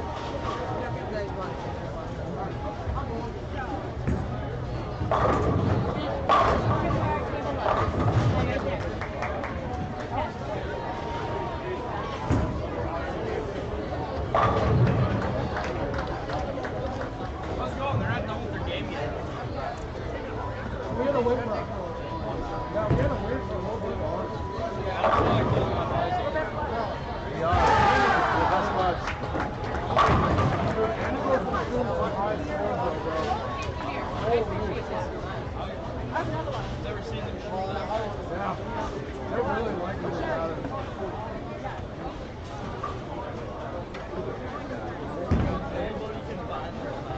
A lot of people. I see a lot of people asking for it, but then a lot of people asking that's going crazy. Dude.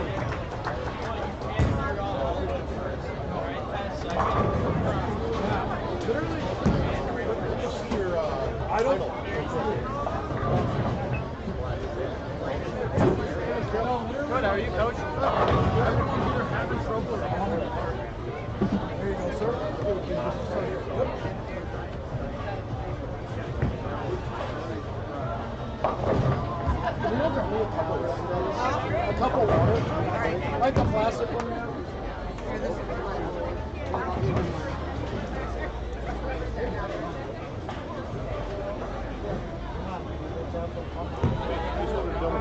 I know, I want to make sure we fit the right time. Sweet, perfect, thank you. Yes. And then this is the main one, yeah. This is what? Oh, because I switch back and forth for my own sims. I just switch. So in about like 30-ish seconds, it'll switch. Yeah.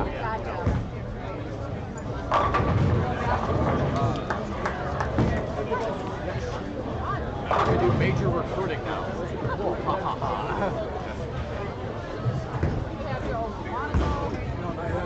Yeah, there's a lot of good teams. I wish you were.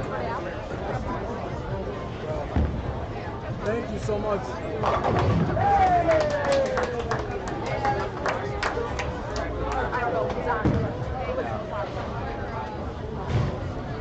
Is there nothing there? I just want to make sure I wasn't sitting on it. On my phone. I want to get taken out.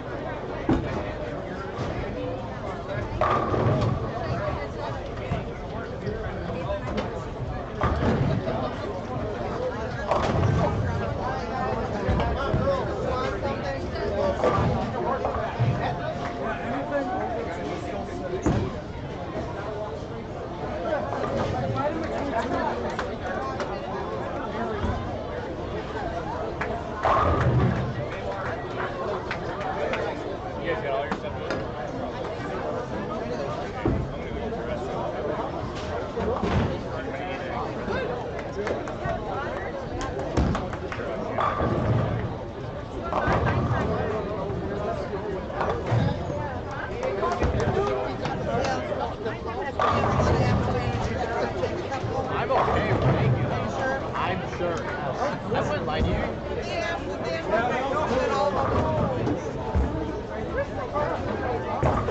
I'll let you know, thank you. I would never lie to you. You're not my wife. Why would I lie to you? There's no point to lie to you. Good boy. Thank you. Appreciate it.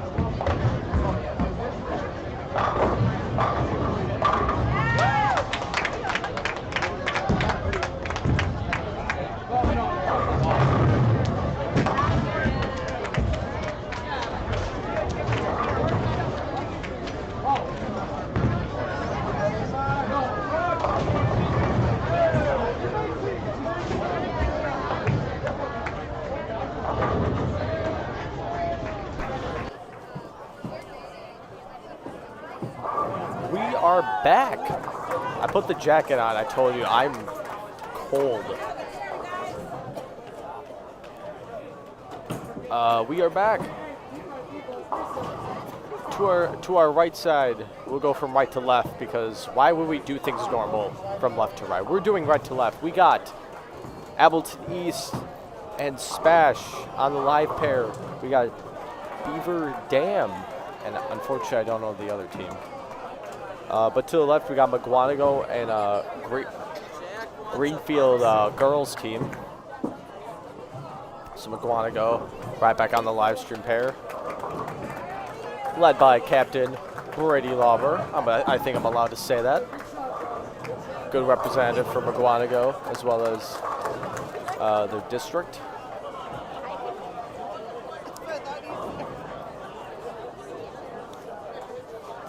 And then to the on lanes 3 and 4, we got Appleton versus Kimberly, a very heated rivalry, which I might add. Trenton Holtz would know something about it. Max Schmidt, Zach Hansen.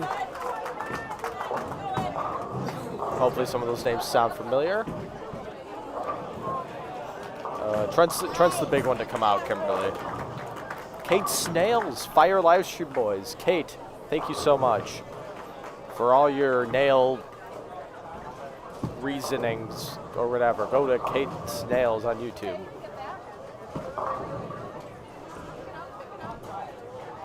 Got Danny Carlson in the chat, coach for Appleton North.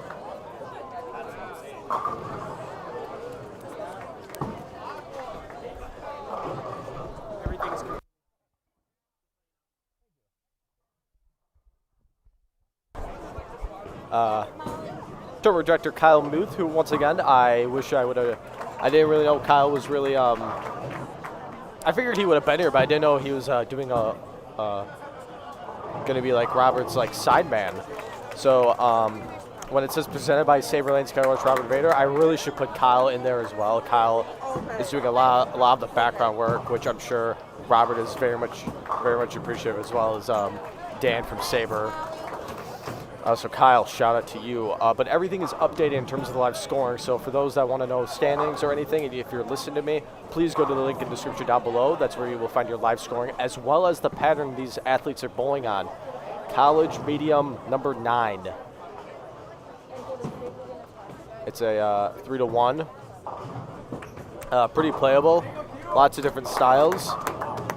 But it seems to be the gutter works a lot. No one has really jumped inside yet, so I really can't give my good opinion on how if you go inside and try to still keep it tight down lane, of course, but inside and like that 15 to 20 range.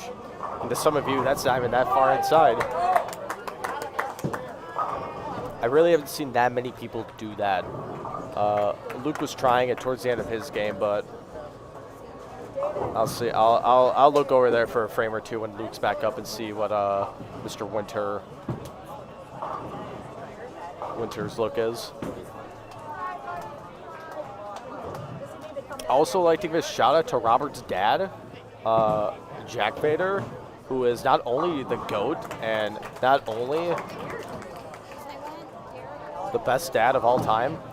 He's also doing a lot of photography work. He has his own photography studio at home.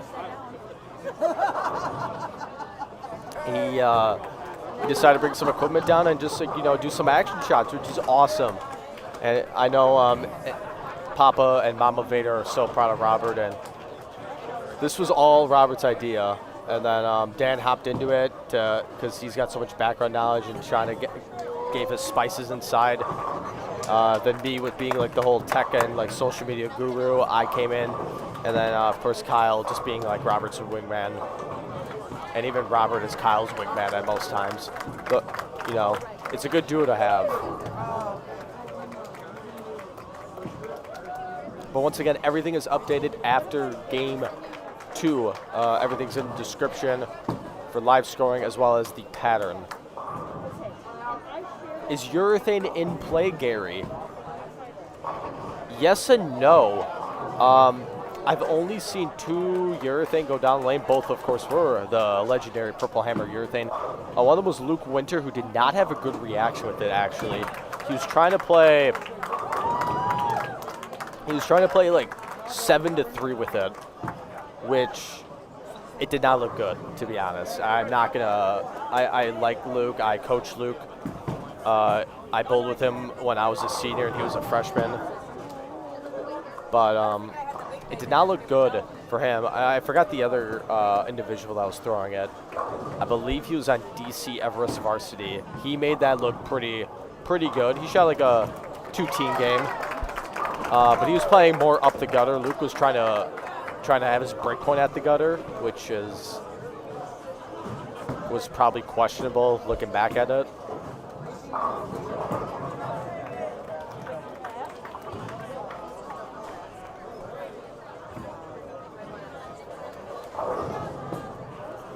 I looked. Luke's trying to still swing. Trying to swing the proton, but he's still trying to play that. Now he's trying to play like 11-3 almost. Trying to really early, trying to get to the gutter. Trying to face up a bit early.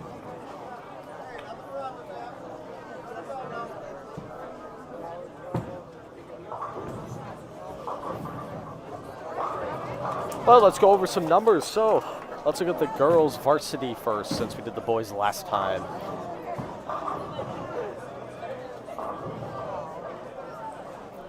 Also, I have found out that this pair is live stream is Beaver Dam and Bangor/Holman girls varsity.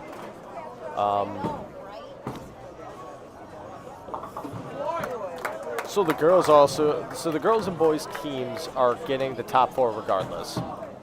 So for the girls, we have Bangor/Holman, who are on the live stream pair right now. They're currently on lane 9. If you'd like to go check them out. 1530. Beaver Dam girls 1518. Greenfield girls 1463. And then the Nina girl individuals at 4th and 601. As Robert added an individual option as well. In terms of ATT, which personally is my favorite, I've always been a big fan of ATT. We got Emma Johnson at -3, leading the girls. Maria Gwitz, 369. Carly Albert, 359. Kate Winter, 339. And Kaylin Stats at the cut at 328. Just missing it is Samantha Raydig at 326 and Allison Kander at 322. For the boys, for teams, Anago with a huge last set, leading at 2144. Smash boys, 2090. DC Everest boys, 2083. And the Guanago boys grinding away at 1927. For the individual standings, Go ahead. we got Josh Opala at +99, Decon Kovac +89, Benjamin Logan +74, Conrad Gregorch. Once again, I'm not an English teacher, but that was the young individual that had that big 256 game on the live stream pair. And then Aiden Walter cruising away at 457, just missing the cut at the moment. Hunter Johnson +55. Grant Przlowski +40, as well as Carson Waller +40. So still 2 games left, lots of frames left, and lots of scores to be dealt with.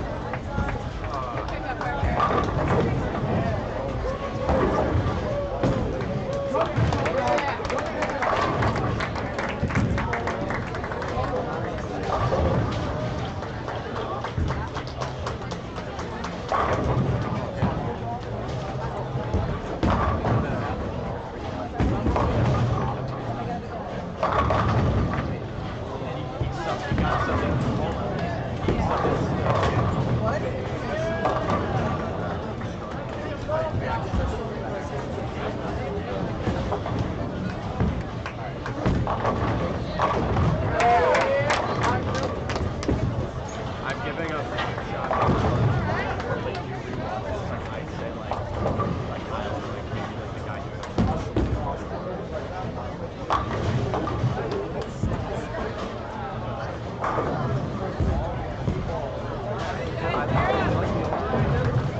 I did the overlay a couple nights ago. So I forgot. I didn't know. Yeah, I would have put Kyle down there.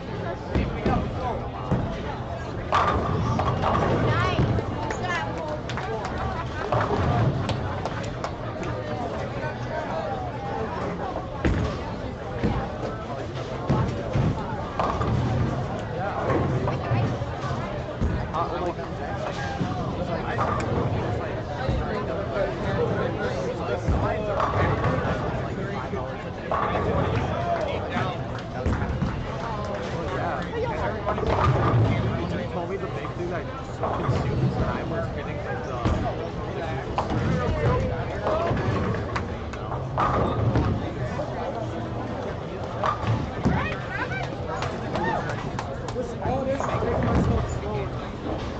yeah, but you're so familiar right now. I don't think Zach had much street.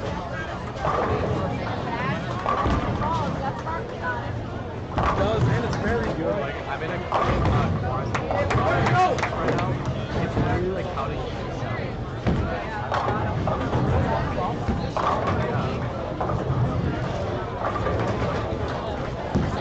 No, so I was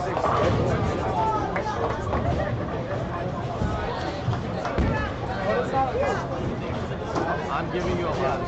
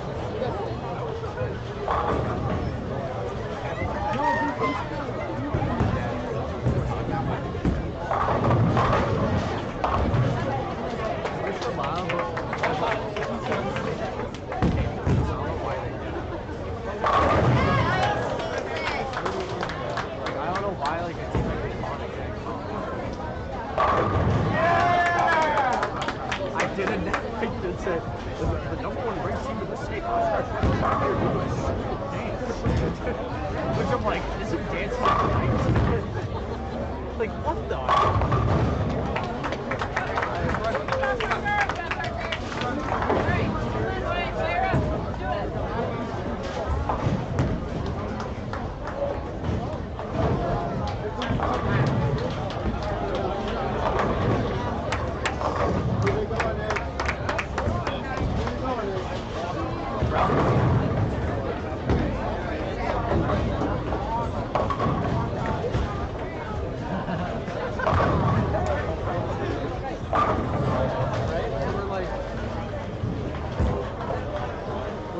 Yeah, like 1 hour a game.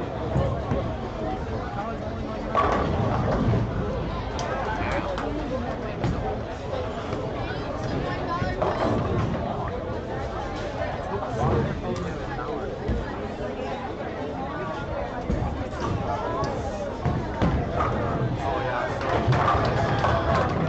I knew you were the paid secret. Yeah, I I don't know, like, Sean never said anything. It's not even green. He's not like the back. I'll work on the top side. They turned out really good, actually.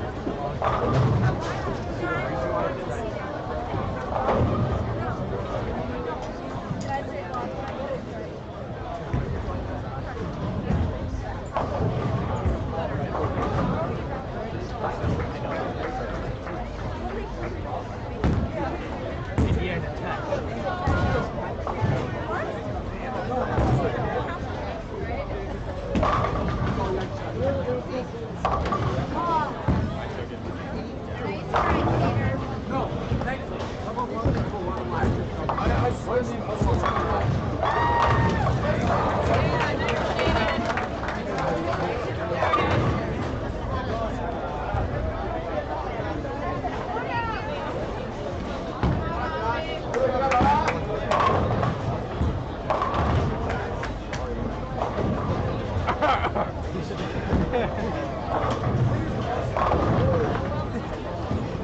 no, but, oh, I do have.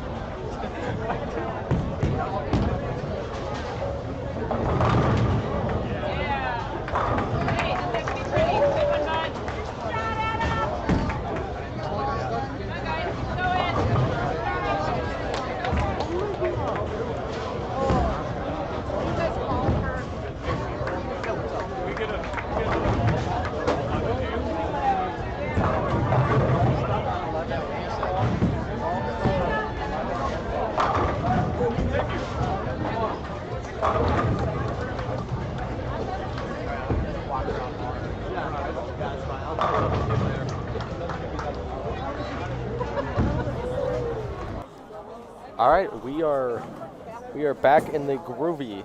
Oh, Robert unplugged my computer. What? How dare you? Just plug it back in. You silly goose. Ladies and gentlemen, I'm yelling at Robert. This is how I yell at him.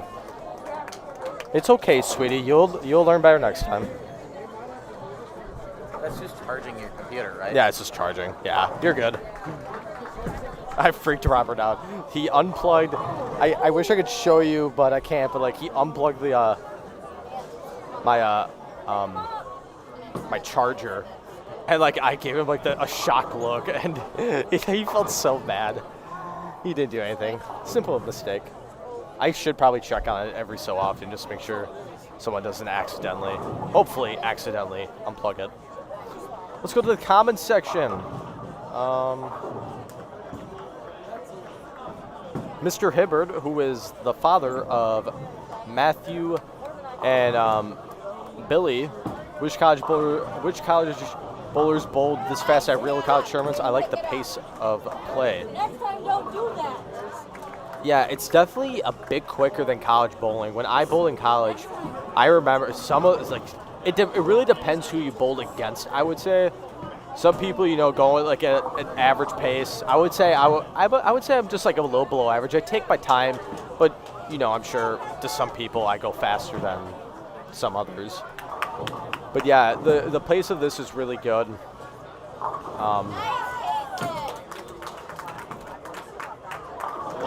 I will agree with that, and it'll definitely be interesting to see how the Baker format goes, because that is right after the 4 games of the after game 4, then it goes to 10 games of Baker, so that's going to go by even faster. So it'll be definitely interesting to see how that pace goes, but I'm sure it'll go as smoothly as it definitely will, because why wouldn't it?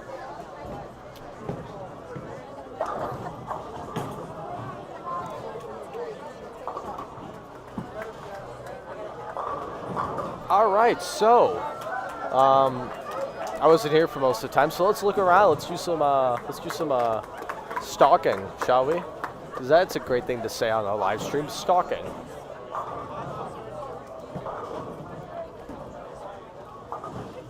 The main guard homing girls is on a really good pace. They are currently in first.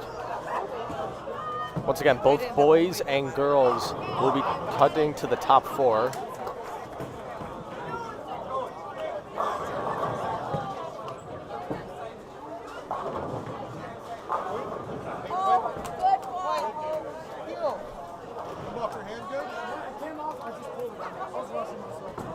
Oh, exciting, I know. It's new ball. Give me some feedback before you leave, okay? Oh, good. You're very welcome. Oh, well. Another thing I would like to point out. Whitewater, I'm looking at you. Mr. Hibbard, oh, God, you're going to get me in trouble. Walker's about to shoot me a vicious email. Oh. You can't see it, but Robert actually used his brain for once in his life and what the? Robert, did they get someone to fix 11 again? What's that? He put a rug under my charger. He put a rug under my charger so it doesn't get disconnected. Thank you, Robert. But no, to you, Mr. Hibbard. I am very close with the Whitewater team. I'm very close with Mr. Walkner. So it's they do take a while, but I wouldn't say it's everyone. I would say it's like certain individuals from Whitewater. You know.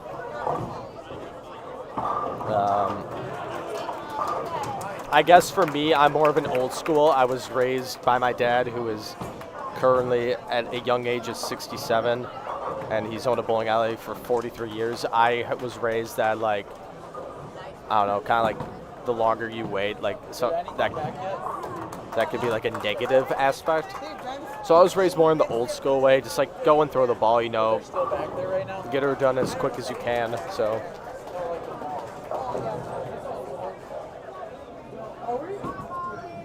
But yes, definitely great pace. Ball stuck on 11 and 12. You guys, it's the ball that's stuck, right? Once again, shout out to the whole Hibbert family. Shout out to you guys. You guys are awesome. Matt, who is currently coaching at Milwaukee. I'm not sure what Billy's doing. I never really talked to Billy. And always Mr. Hibbert, always supporting his two wonderful sons. But the one thing I was going to talk about before I went sidetrack is that if you look at the boys varsity specifically, and you look at the top 4 teams, actually just the top 3. The top 4 are Anago, Smash, DC Everest, and McGuanago. If you look at the top 3 of the 4 teams, which are the top 3 within Anago, Smash, and DC Everest, they are all from District 9 who bowl on sports shot patterns. Now, this is something that a few districts do and a few districts don't.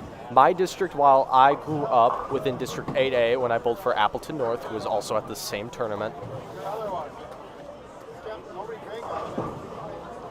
Ladies and gentlemen, on lanes 11 and 12, right on live stream, look at this. Ball stuck in the gutter. Or the ball return, whatever. Sorry, I'm once again concussed. I have the concussion card. I'm allowed to use it still for a few more days. The gutter cappings are off. Putting the hat on. Oh, he's getting in depth. He's looking around. He looks confused. And this is where, ladies and gentlemen, Tim Rusch would be on the case. Right spec. There's a pin stuck. Oh, that'll do it. Oh God. There's a pin stuck in the ball return. Oh God. Hopefully no one's ball gets eaten up. That would not be good. I'm sorry, ladies and gentlemen, for getting sidetracked. But the top 3 are from District 9. They all bowl on sports shot. While I grew up in Appleton North, we were in a district that bowled on house shot. Well, my first 2 years, we bowled on a modified house shot. It was the white 2 pattern, which was, it was a modified house shot. It had an ozone layer, so there definitely was some out of bounds, but not enough where like you would go washout or like 3 off the right, but like enough to where like bucket or possibly 2-8-10 or something, you know. So that was my first 2 years. Then the last 2 years we converted to house, and it's been house ever since.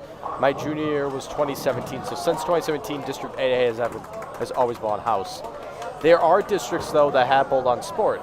District 9 is known for producing a lot of great bowlers. Carlene Beyer, Darren Bloomquist, Robert Vater. Why am I not thinking? The Plouts twins, Dylan Smith. I'm trying to think of current and alumni from that district. Bristol Beyer.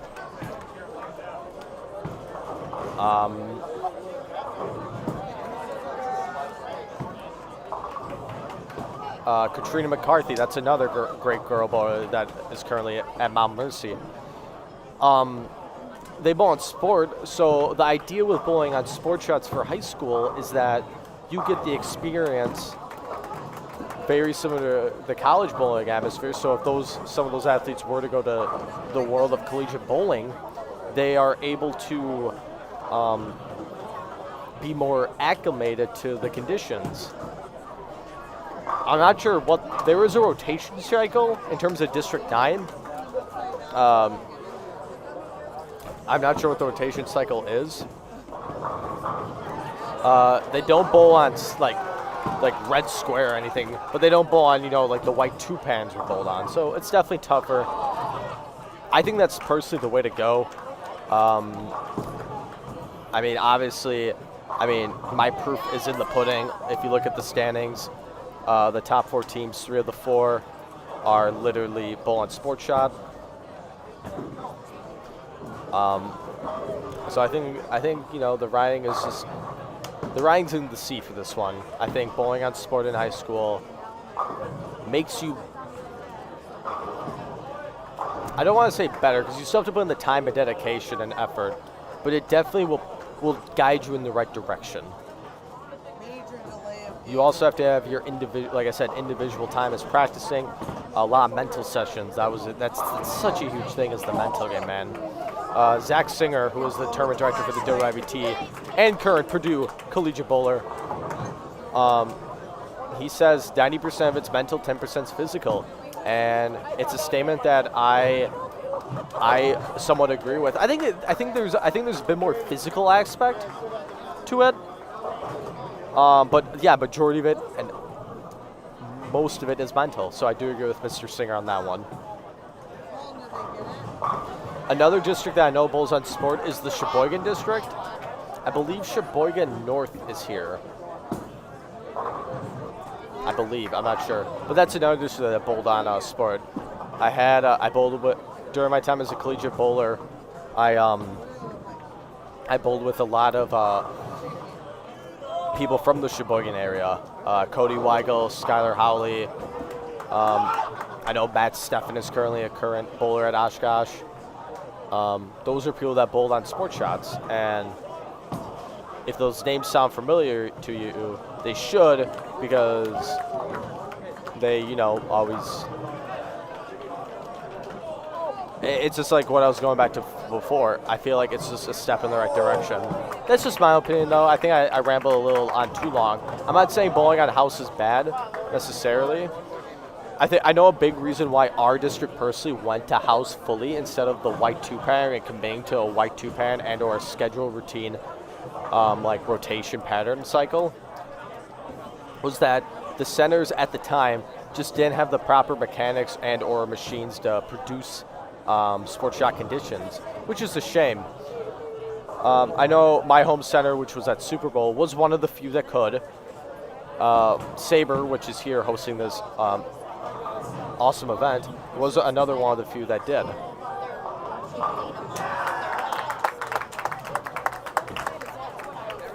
We have Kyle Muth, ladies and gentlemen. Sheboygan North is not here. Sheboygan North is not here. Sheboygan North is not here. Also, Sheboygan's district is the only district to put on actual sport. Everyone else pulls on chip shot or house. So I got to give extra props to District 7A. District 7A. I'm pretty sure that's the one. That's where like Gavin and Riley bowl. Gotcha. Absolute goats at Marion, Wisconsin. I don't know if you guys caught that or not. So, okay, so Kyle corrected me, which I will have to be owned up to. I said it wrong.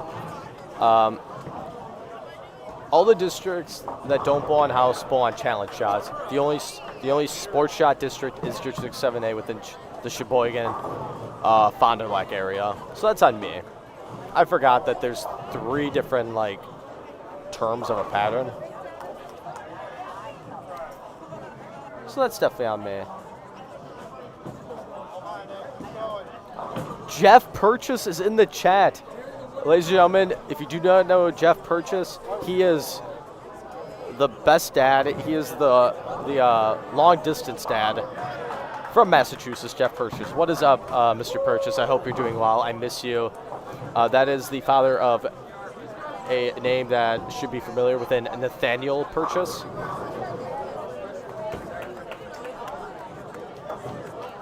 Who some say that Nate and I are very similar. Which, if I'm being real, I don't see the similarity. I would say Nate's more handsome because he gets his looks from his father. So I would say that Jeff, I'm sorry, not Jeff, Nate definitely, you know. Sorry for getting distracted. If you see for lanes 11 and 12, so the gutter cap is in the gutter. There are people work on it. There was a pin in the ball return. Hopefully no one's bowling balls to score. That is the last thing we want to do, and have the Sabre shop deal with any issues that occur.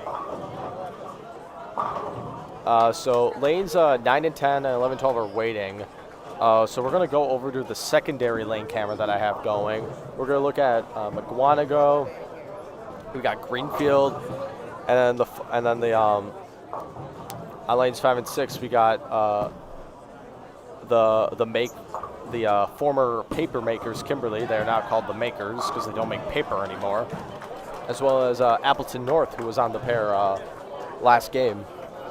So we'll stay on this camera for a bit until they get things rectified on lanes 11 and 12, so lanes 9, 10, 11, 12 can resume bowling.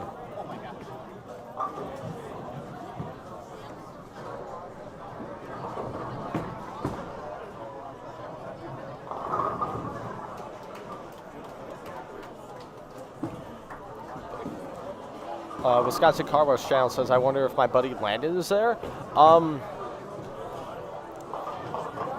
I guess I could find out. I mean, let's see if there's any Landons. I'm assuming Landon is a guy. Landon.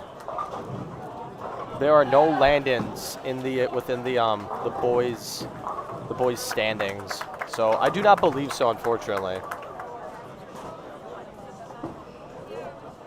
But hey, I tried. Appreciate you tuning into the stream. Everyone, the 26 viewers, thank you guys so much.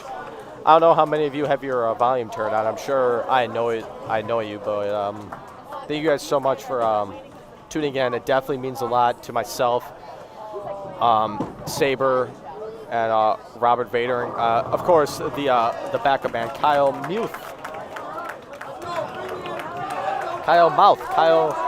Meth. There was cheering going on because they finally got the ball return situation figured out on 11 and 12. 9 and 10 has finally resumed competition. Let's watch a few shots from McGuanago, Kimberly, Appleton North, and Greenfield. Then we'll go back to the main live stream pair.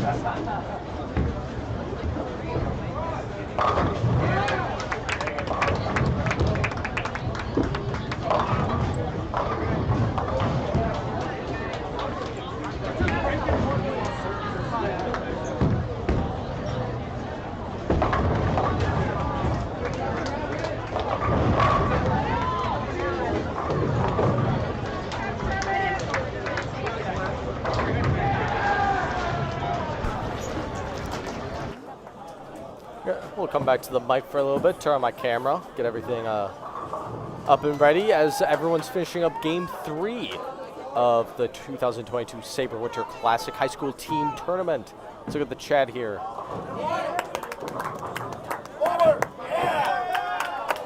We got Max Schmandlejek, Kimberly Legend, by the way, Future Association Hall of Famer.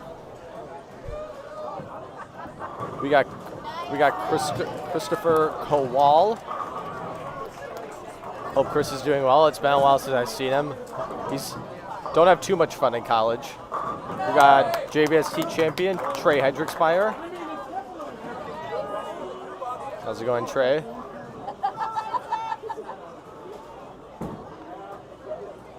And thank you for the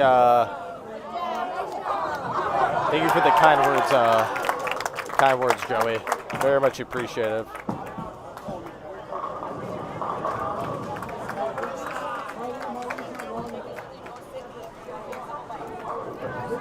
Anago just went plus 130 about just that game. Anago's got the, I don't know if you guys heard Robert, but plus 130 for the last set for Anago, who are already leading this tournament.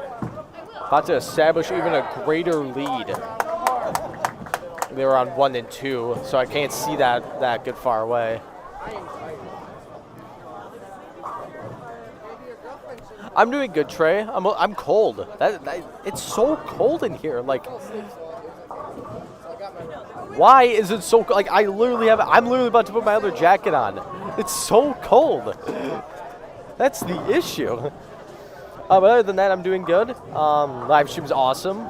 Got a couple people in the chat, lots of viewers, which I'd love to see. Everything seems to be A-okay, though. We got my Prime, Drink Prime. Once again, Logan Paul, please. Please hit me up for the sponsorship.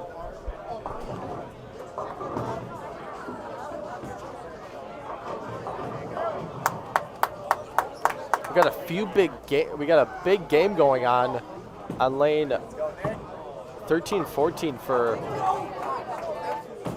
Hilbert. Let me see if I can find the bowler's name on the live scoring, which is in the description below.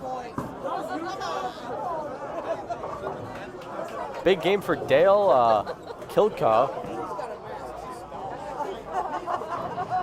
He's about to shoot he's on a 230 pace right now. That'll definitely help establish Hilbert and get them back up in the, hopefully, move them up a couple spots.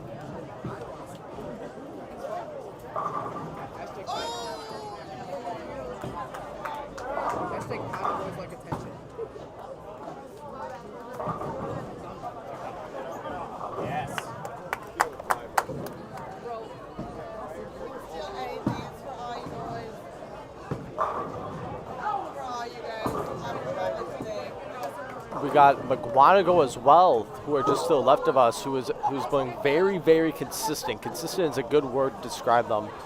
We have 188, 224, 154. The bowler right now on lane 8, who's getting all set and ready. We just got all 10 back. Just shot 211. With Brady Lauber about to get up, who could strike out for a 205, which would be huge to give McGuanago to keep them in the top 4. They're currently 4th after game 2.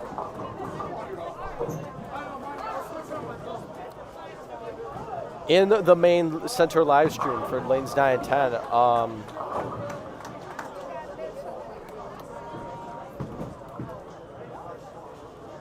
sorry for the delay. The Bangor / Holman girls varsity, who is currently leading, is establishing their lead even more, it seems like.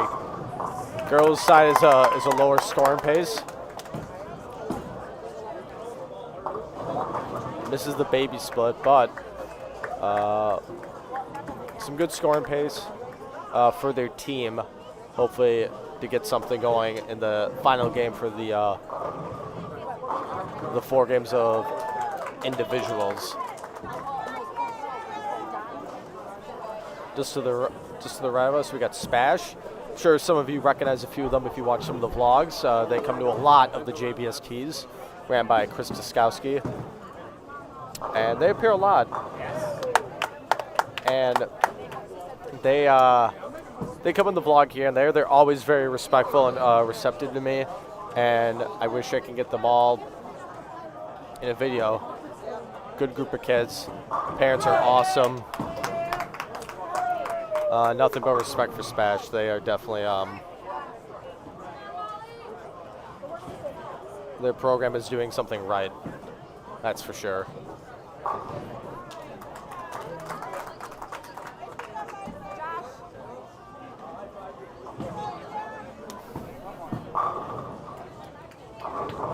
Brady Lauber quietly but dominantly packs all 3 shots in the 10th to shoot 205.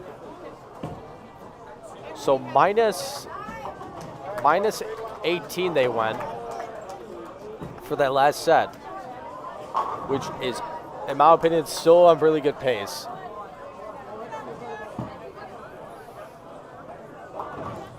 Really, if I do some simple math, they average about like 196.5-ish, maybe just under that if I did my math wrong.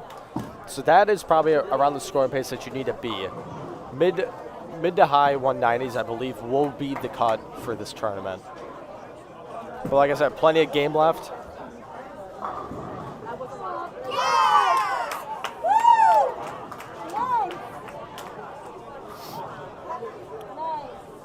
Thank you for the kind words, Mr. Purchase. I try to do my best with the equipment that I have and the time that I have to set everything up. I hope the audio and everything sounds really good. Yeah, second ever time live streaming, and definitely learned a lot after the first time, that's for sure. Who else do we got? We got Trent Holtz in the chat. JBST qualifying record, Trenton Holtz. Of course, JBST champion as well. We got Brandon Lauber, who is the brother of Brady Lauber, who is currently a varsity bowler for the University of Wisconsin-Milwaukee. Trey, yes, we do need the sponsorship for Prime Hydration. I got one more in my bag with me, and I got an extra in the car. So in between games, I might have to go in the car and grab the tropical punch flavor. It's very good. You guys should definitely try it. It's definitely gonna be a competition with like sports drinks such as Gatorade and Powerade, in my humble opinion.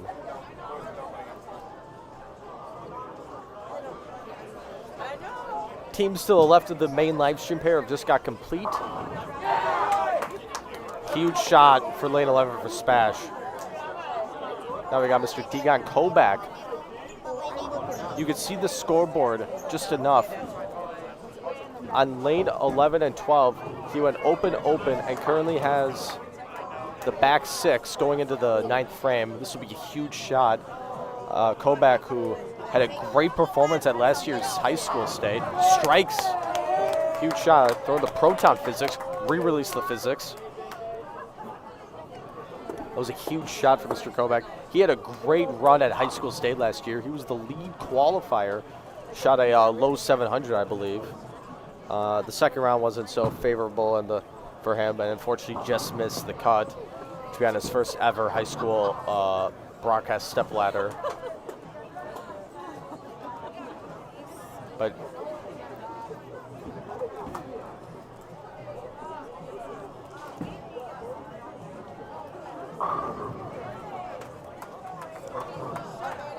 this is lots of familiar faces in the chat. Love to see it. As we wrap up game number 3 for the 2022 Sabre Winter Classic High School Team Tournament. Lots of familiar faces. Thank you guys so much for tuning in, by the way. It really means a lot. Hopefully everything's A-okay. Kyle's like I said, it does a lot of the miscellaneous work. I'm shouting out Kyle a lot for the sole fact that I got my overhead like hub done on Tuesday night, I believe. And if I knew Kyle was working and going to be such a huge part of this tournament to make this tournament what it is, I definitely would have added him as well. But he's doing an awesome job, and he's being my little kind of like proof, like my proofer almost, I would like to say. He kind of just listened to what I said, corrected me on some stuff, kind of told me what to say on some stuff.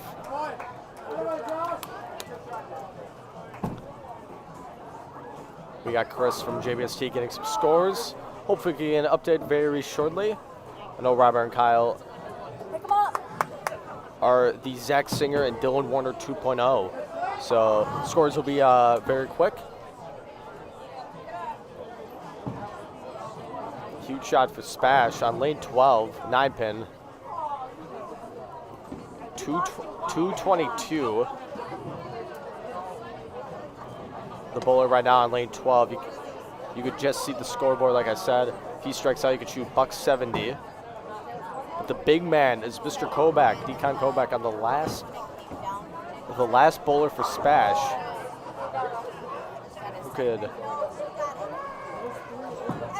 who could strike out for 258 with the back 10, which would be huge to put Spash in a good position and move them up hopefully a few spots.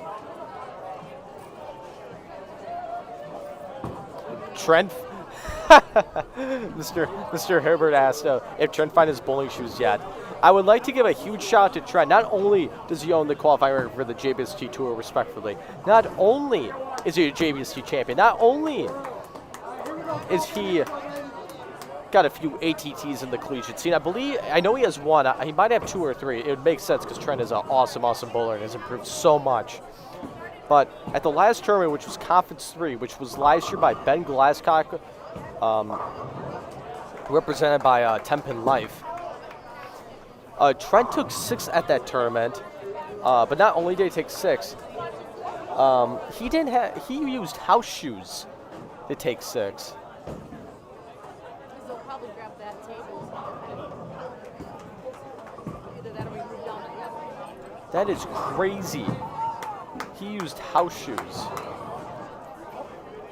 to take 6, and not to mention, as far as I recall, from what my roommate Henry Spindler said, former bowler for the UW Oshkosh bowling team as well as Marshfield High School, is that he was like a mark away from taking 5th. That is crazy, and that just shows, man, that given the circumstances, and I'm sure Trent was not so happy in the morning. If I told Trent that you're going to take 6, I'm sure Trent would have took that in a heartbeat. So shout out to Trent and being such a skillful bowler and wearing Dale's Weston Lane's house shoes to take 6 at Conference 3 last week. Yvonne changed her account. She is no longer part of the BCAW. She is now just Yvonne Bennett. I'm joking, of course, and always good to see Yvonne in the chat. She treats Robert and I too good sometimes for being great representatives, and we appreciate you sharing the live stream link and promoting the tournament like it's your own, and that's what makes the BCAW really special. They're very selfless and promote and just kind of like just want to push bowling out there. So not even if it's a BCAW tournament, like for example Pepsi or a high school state or middle school state, they still promote tournaments such as this. I know they're a huge supporter for JBSTs, WIBTs, so you know what? Gotta respect the whole BCAW. Yvonne, I know Eric really well, who is part of Revs. Roger, who is just a complete dad, and I love Roger, and my time working with him last year for high school state was awesome. So shout out to all of you. You guys are amazing. Can't wait to see what we can do in the future. Wink.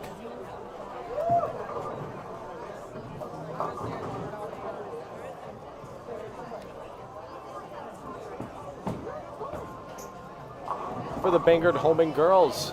This is a huge shot for lane 10. This could, so far, 145, 130, 193, and just a bit right. Hit the ozone layer. The ball skidded too far. Thankfully, it's a makeable. So with the spade here, she shoots 202. Then Mara Gwitz, if I pronounced your name right, I'm sorry if I didn't.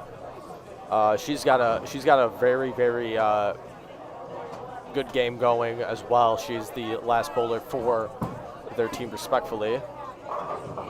Picks up the spare like she should for 202.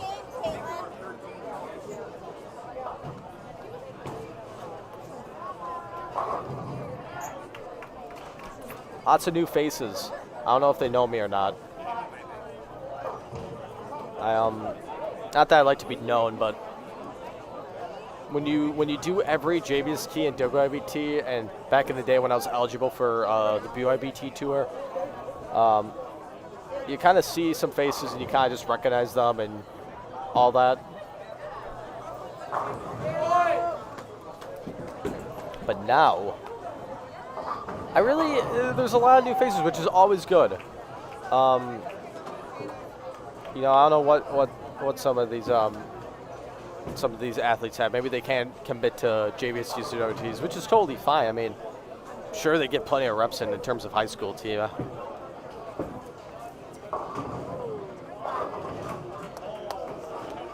Let's see, Mr. Koback on lane 12 came up a pinch high, left the 3-6 makeable.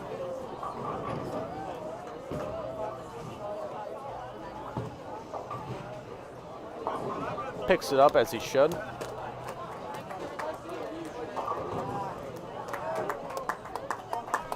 He shot a huge 246 game. That should pretty good run for Spash. 222 and 246 with their top two scores. That should make Spash a little bit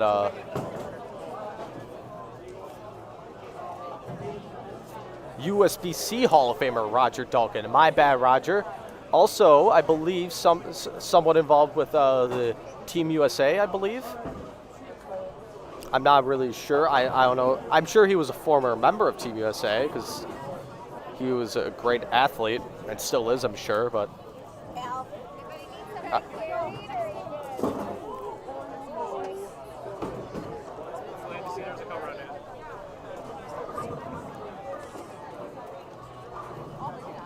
as there's parents, spectators, as well as athletes moving down lane, I'm going to take a little break. I'm going to stay hydrated with Prime Hydration. Prime, the only good sports drink on the market today. And then at the next tournament, someone's going to take a picture of me with Gatorade, so that won't be good. But I'm going to take a little break, get some Prime in me, walk around for a bit, and yeah, I will see you guys for game number 4.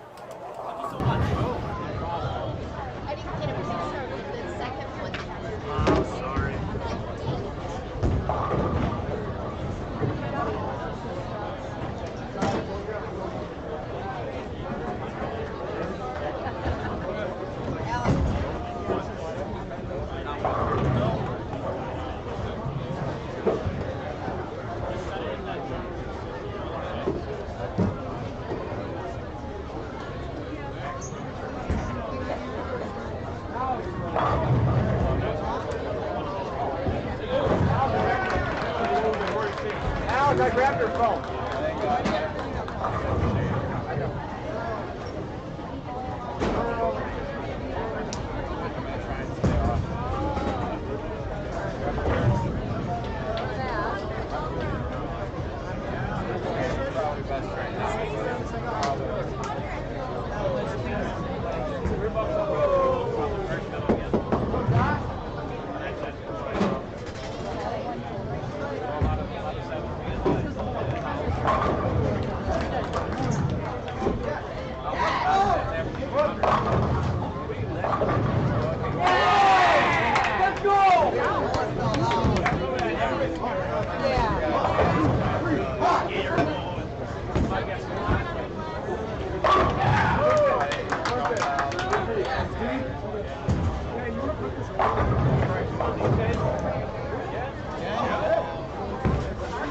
Wait, did we just...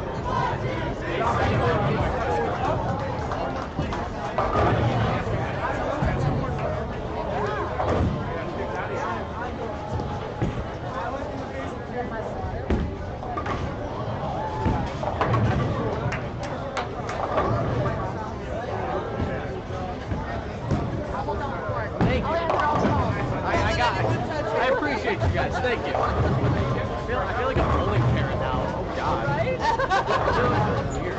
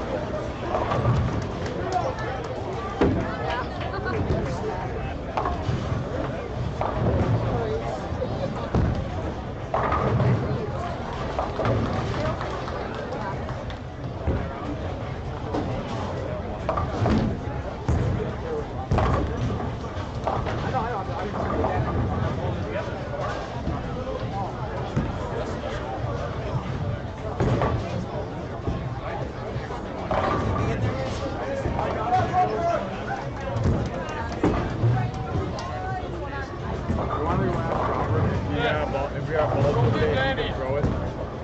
Go get Danny by the desk.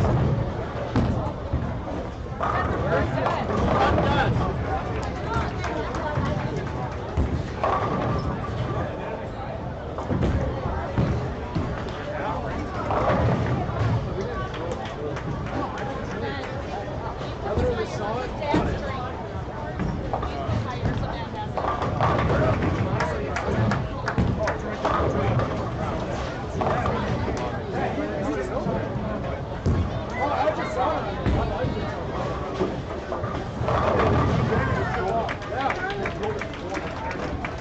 I've been looking at the phone for I don't know how long, and I'm like, I got some money.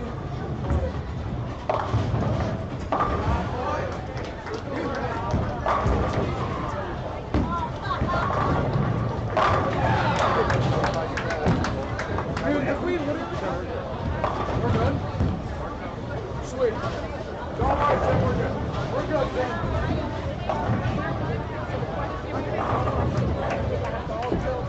good.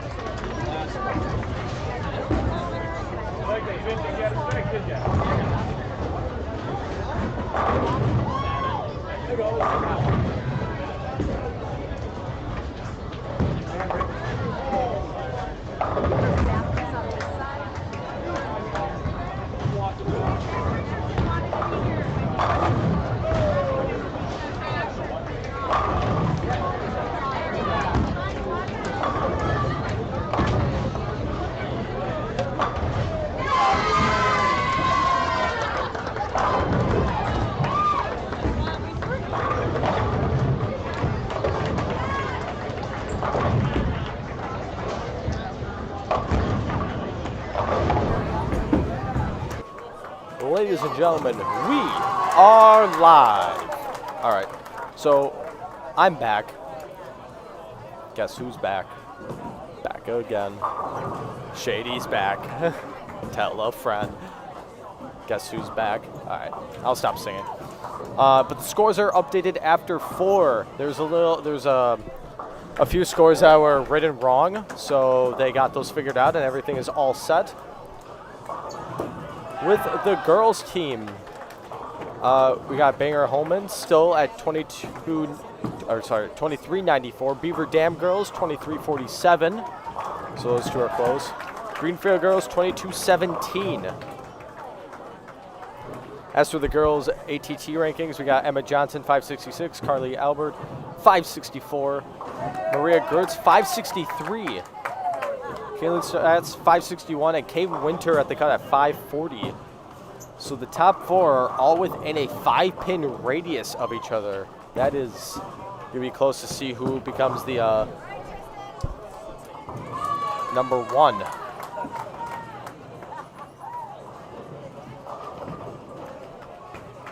As for the boys,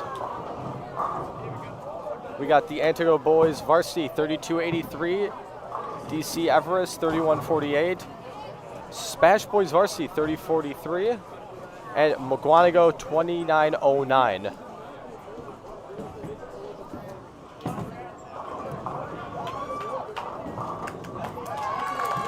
With the 3 games wrapping up, then we have like the final, just a normal league series. We got Deacon Kobach, 735, who just shot that monster 246 game just to the right of us. He is now currently to the left of us. Josh Opola, 721. We got Grant Przlowski, 697. Benjamin Logan, who is currently on the live stream for Kimberly, 693. And the cut as of right now is Luke Basto at 681. Just missing out of the cut is Hunter Johnson, 677, Aiden Walter, 669, and Logan Burge at 652.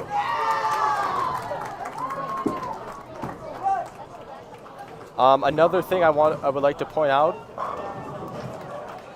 is that I am told that 4 of the 5 boys that are in the top 5, so within Deacon, Josh, Grant, Benjamin, and Luke, 4 of the 5 are within District 9, I believe. I think I said that right. Two of those 4 are freshmen. The only one that is not part of that statistic at all is Benjamin Logan from Kimberly, who is currently on the live stream pair right now, who's currently in 4th at 693.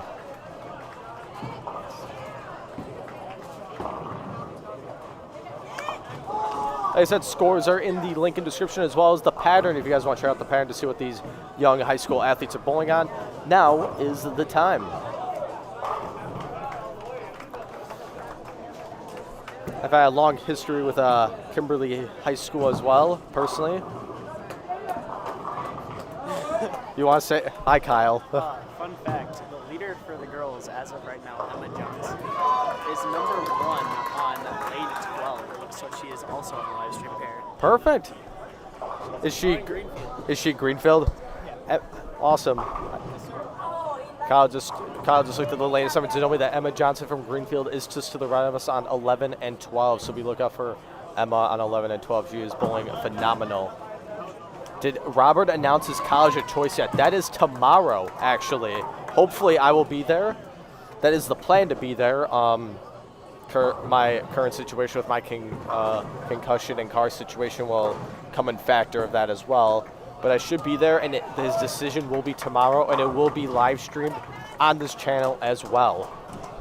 And of course, Robert will post a graphic that was made by yours truly. And of course, you know, it'd be very huge. So it'll be hard to miss it, that's for sure. But tomorrow is the day that Robert will finally let all the rumors and everything die, as he will finally commit to the school of his choosing.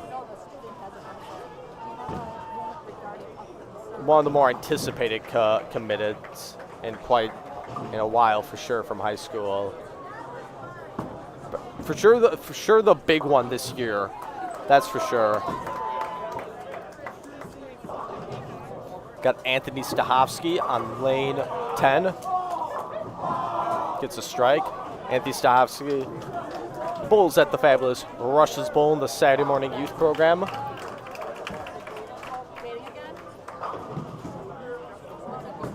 as well as another person that bowls at Disneyland, aka Rush's Kimberly Bowl. Tyler Carpenter is on lane 10.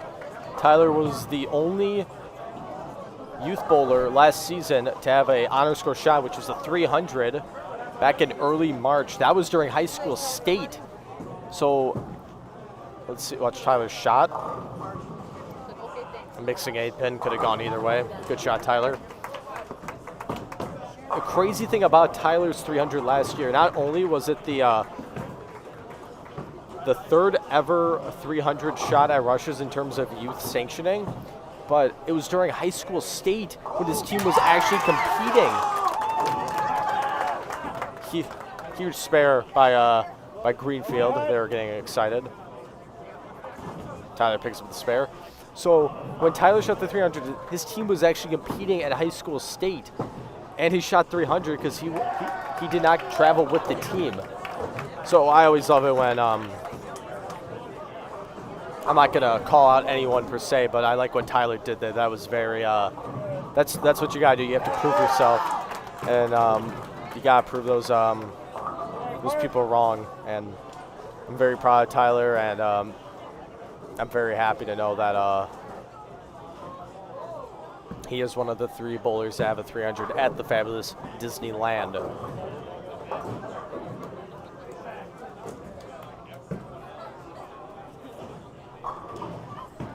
Got Robert running around. There's some Deadwood on lane 8 that got all taken care of, so now they will resume play as normal.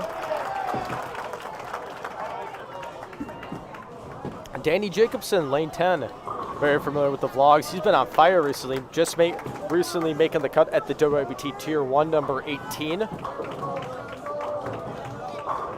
Pounds it with the proton physics. He currently has the front 4 for the Kimberly boys varsity.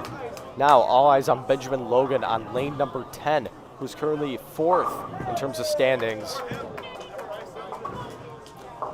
He is the only person not from District 9 to be in the top 5.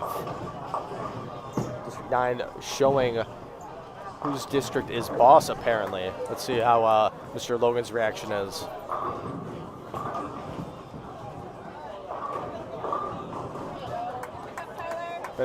Bit high, leaves it makeable. Shouldn't be a problem for Benjamin.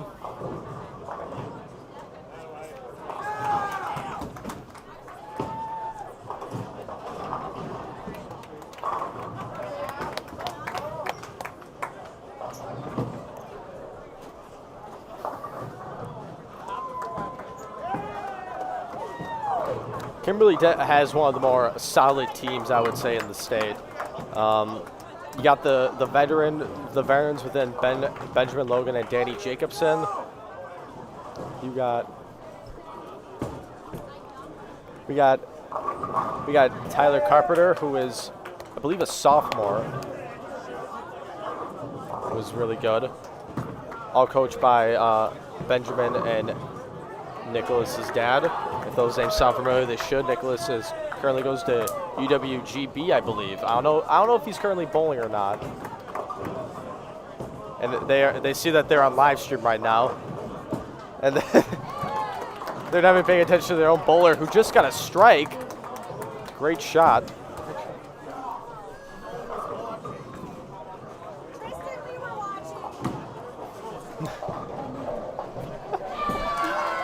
That no one is paying attention. They're just so intrigued by my live stream, which I respect, but at the same time, focus on the task at hand, boys. Come on.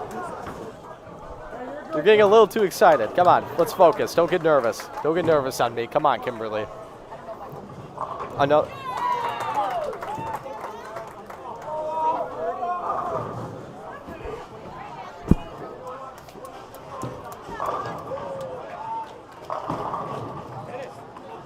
Other teams by us. So on the far right, interesting, we have both the Greenfield teams.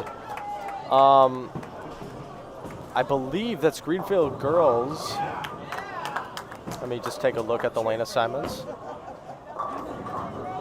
Yes, the Greenfield boys varsity and the Greenfield girls varsity are both on 11 and 12, so they are quote unquote facing each other despite not being a head-to-head competition, because that's how college format is worked normally. On the main live stream here, of course, we have the Kimberly boys, which I've been talking about for quite some time, as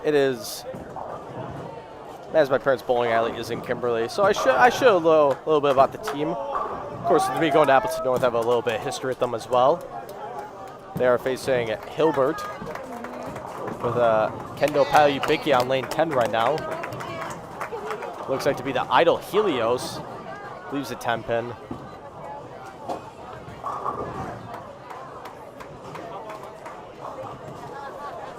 And then, of course, on lane 7 and 8, we got Spash, who's bowling very consistent. That is the key word for Spash and McGuanago. Very consistent.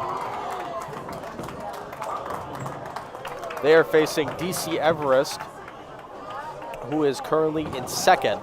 So we have Spash, who's in third, and DC Everest, who's in second currently. Anago, who's just to the left of them on 5 and 6, is leading the tournament by over 130 pins. Anago coached by Will Kubney, Will's father, Mr. Kubney. I forgot it. I don't remember his first name, so my apologies if you're rewatching this. And of course, Brian Medmiller, who I mentioned in the beginning of the live stream, had the highest average in the state of Wisconsin for the 2019 to 2020 season, so just before COVID hit, and when the season abruptly ended, he was finalized as the highest average in the state, which is quite an accomplishment.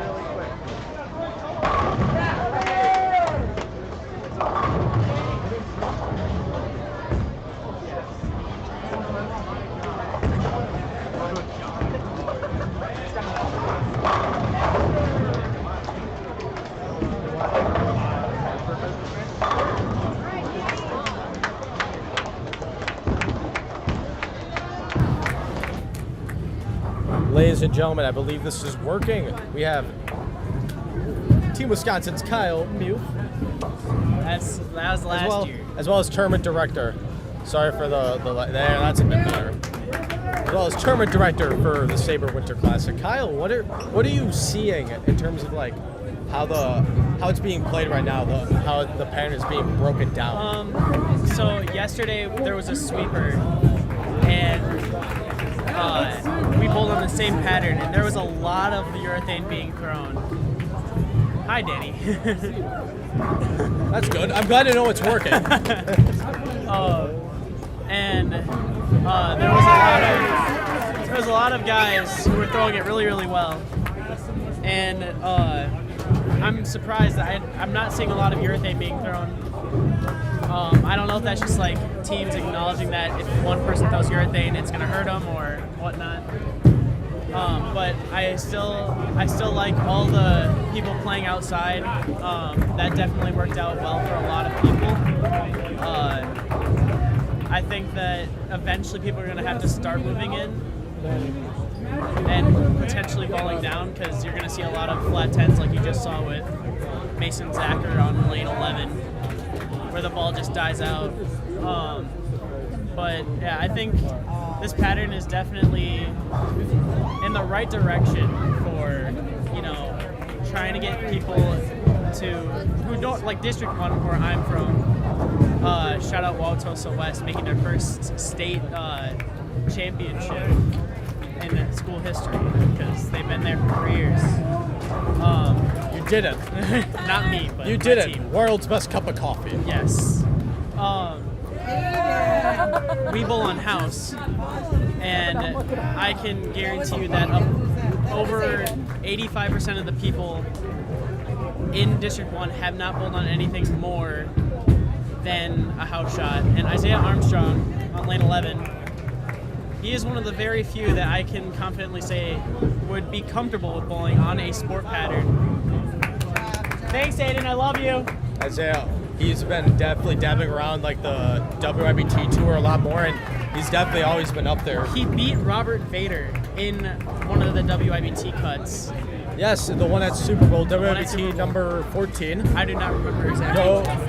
Go check out the video. The one WIBT where I miscut by 3 pins. Oh no. We're used to that. Yeah. Us too, yeah. Us two, and then Brady. Get Brady over here. 2 peas in a pod. And the anchor for Mugwanago, Brady Laubert. Yeah, that's another. But yeah, I think Cale has definitely mentioned this before, but District 9, bowling on challenge shot, and especially having some of the harder houses in Wisconsin. Silver Lake Lanes is not the easiest place to throw 300.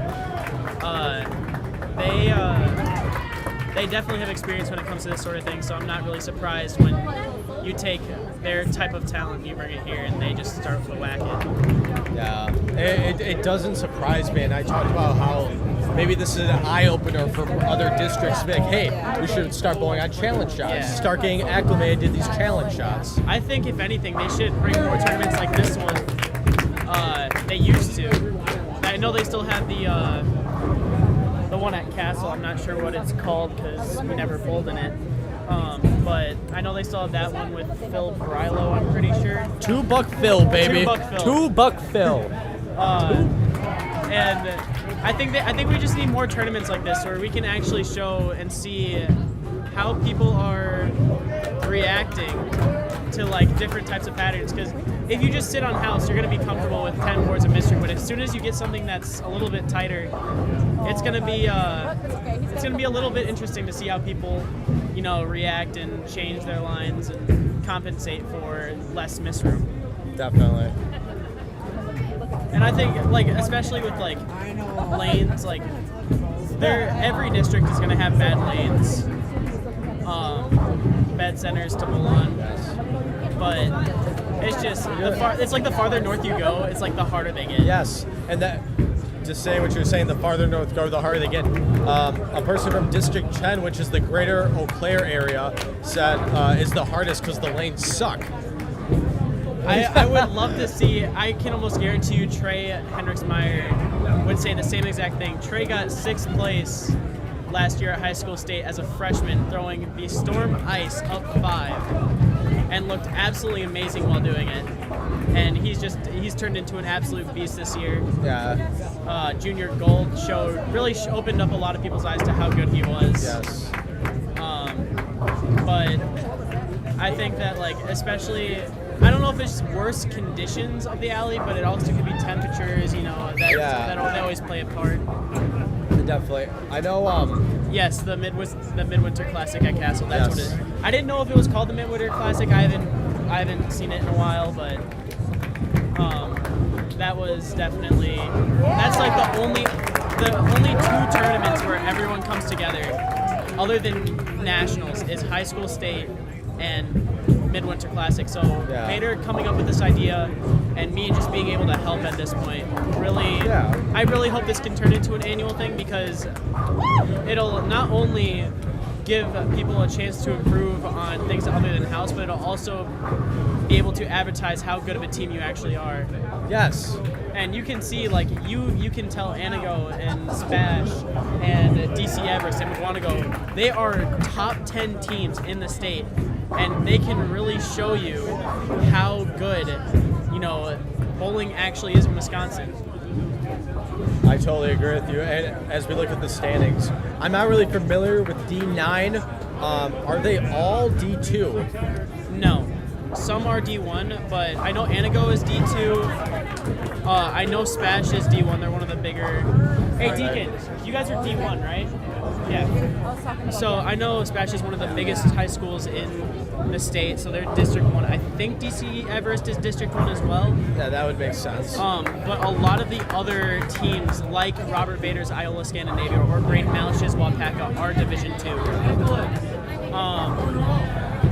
So it's really tricky. I don't understand really the borderline, because it goes with overall school population. Well, there's that, but also Wauwatosa West qualified as a District 2 school with 1,100 kids. So I don't know how it works. I think it goes by like your district's district, average. I think, because my roommate Henry Spindler, Marshfield, they were D1, and it's because although more schools up north tend to be a little bit less populated than schools down in Wauwatosa, he was telling me that there was an average or something, and they were like far above the average. Yeah. So I think they take that into consideration. Yeah, but like I was saying, you know, you have former state champion Will Coveney, along with his father, helping with Anago. You have all these excellent coaches helping District 9. And District 9 is just so much more prepared for this type of scenario. Yes. And they're just, like, if you paid attention, or if you managed to see it, me and Vater also did a top 25 ranking for schools in Wisconsin. And Spash and Anago have consistently been in the top 5 the entire season. McWanago is definitely up there. I think they're 7th or 6th. Do you separate them by divisions by chance? No, we include everyone in. We also take into account if they are bowling on house or sports shop. That's why. Which is fair. That's why Anago is number 3, I believe, and Spash is number 4. And then you have Oshkosh West, who is averaging. I'm sure they're. I think they only have one more match. The entire season they average 213. With like an 86 bill with Xavier Gauthier. Let me confirm my sources. I'm almost certain it's 213. I don't know exactly what their fill is, but it is insane. It's team results. 215. I'm sorry. They are 11-2. They somehow lost twice, averaging 215. Well, I know one of the losses was to Kimberly. I think the other one was to Appleton North. Which would make sense. They lost. That is insane. And this is for my district, so I know that the top 3 will make it. So without a doubt, Oshkosh West, Kimberly, and Appleton North are locked in for state. That is insane. Averaging 215 with an 80, basically an 87 bill. Yeah. Unheard of. And I was giving credit to their whole Matt Mead and Xavier has improved so much. I was giving credit to them. And I was talking about them because they are not here today. And you want to know why they're not here today? A school dance has caused them not to show up to the 2022 Sabre Winter Classic. And they could have showed up big Interesting. here. Xavier Gauthier, one of the better two-handed lefties in the state. You have Luke Schaefer and second place finisher Mr. Cornell from the sweeper yesterday, he did pretty well as well. I believe it was Zach Cornell that got second yesterday. He did really well for himself. He lost to Tyler Young in the finals. Tyler Young of Neenah ended up winning yesterday. They both actually smacked it. Are you ready out? Chris? Hi, Chris. Yeah, I'm gonna get going. Thank you so much. Yep. But yeah, I really hope this turns into an annual event and more events like this pop up in the future, because I can tell it does get expensive the more events there are, but I can tell all the people here like bowling more events like this where everyone has off, they can just bowl and relax and have a fun time, but also be competitive and know that this means something. As I believe that is Kim Strand just picked up the washout on 11.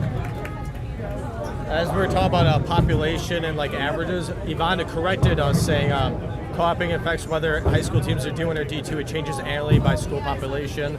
There's no averages, so we were wrong about that.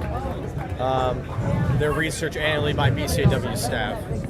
I don't know where I heard averages. I don't know if it was from Henry specifically or who, but there were talks about that, and that was the first time I ever heard of it. So yeah, this was the first year that Wauwatosa West was not co-op, so that might actually have something to do with it. That would make sense. Because we were co-opted with several schools, both in my junior and senior year. Unfortunately, we did not have enough bowlers to do my freshman or sophomore year.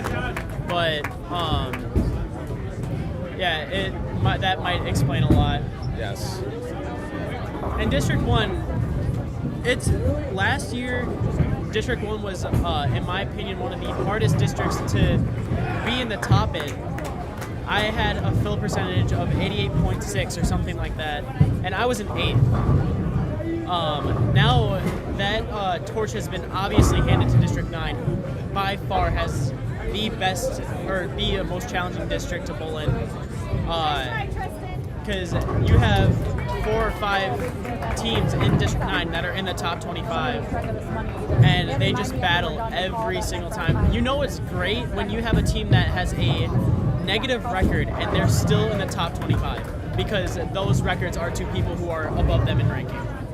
I just think that's just, like, I'm pretty sure Merrill is 3-4 or 4-4, and they are still, without a doubt, in the top 25 teams in the state. That's crazy. That is crazy. So, me and Vater, one day, just sitting on our couch, or on my couch in my dorm, because I go to UW Whitewater, go Warhawks. And Vater called me one day, and he's like, it's crazy how all these other, sports for Wisconsin, for high school, have rankings, and we don't. So we just decided one day, let's start off with boys. Let's see how popular it gets, and we'll move on into girls and whatnot maybe next year. What's up? We're talking about the rankings and how it started. Oh yeah. So I was thinking we should do girls before state. We could. I would definitely be down to do that. It's a lot of work and a lot of arguing. A lot of arguing. My D1 bias, though. I know there's a lot less girls teams, so it would be pretty simple for us to do like top 10 or something. Yeah. But so me and Vader's got into a call. We started a spreadsheet. We got all the districts, and we made like a baseline for teams that qualified. So like a 190 average, as Danny Jacobson absolutely packs a shot with a messenger. What a shot! Oh my God! I sometimes wonder if they pull out the right pattern for this tournament. Sabre has the tendency not to pull out the right pattern. This is definitely the right pattern. Is it? Yes. I know. I believe it. I can tell. Yeah. Like, especially at the shot on lane 10, you just get to that ozone layer and it just glides. So yeah. We found a baseline where if you were on house shot, you had to shoot 190. If you were on challenge, you had to at least average 175. And we would change it over the year. The only exception to that rule was, of course, Sheboygan North, because they bowl on sport shot and they average 180, which is still really, really impressive. And we ended up getting, the first few weeks were more difficult just because me and Vader didn't really see eye to eye. More of that was my fault than his. A lot of it was my fault than his. But over time, especially this more recent ranking, you know, it was a lot easier for us to. Have you talked about like the criteria we looked at? Oh yeah, so averages, fill percentage. We also looked at the fact that Indian Trail won the Midwinter Classic, Yep. which was big on his list. I mean, yeah, it counts for something. Yeah, It's a tournament. yeah. And then Record, we've also taken record into account. And so with record, we also took into account like empty wins versus like meaningful wins. So like a team who's 10-0 in a district that doesn't have very strong teams, they're not gonna really get like as much as a team like Oak Creek, where they're 12-0. But Greenfield, who is still ranked in the top 25 on lane 12 right now, Greenfield, their only 3 losses all year are to Oak Creek. So while Oak Creek is 12-0, Greenfield is 9-3. If they didn't face Oak Creek, they would have been, I would have assumed, to be 12-0. There we go. Score sheets are coming in. All right. So Cale, I appreciate you for the time, sir. Yes. Thank you. Hey, let's get this. We Oh shake wait, hands. yeah, we give. How are you doing? How are you? How are you? doing? How are you? Inside joke. Watch the vlogs to understand. Watch the vlogs. I love you. I love you too, buddy. Oh, I need to take this chair back.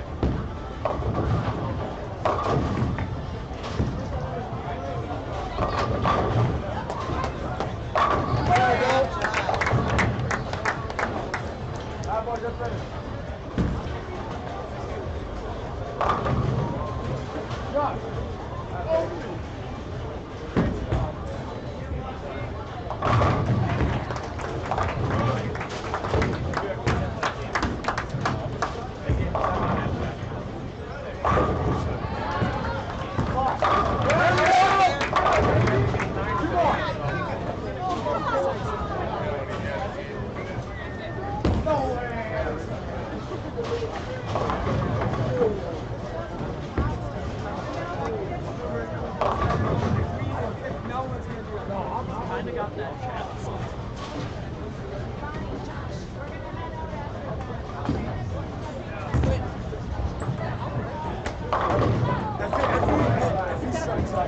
Never mind, too late. Did he pick it up? No, that's not good. They've been there for a second. You guys can do it.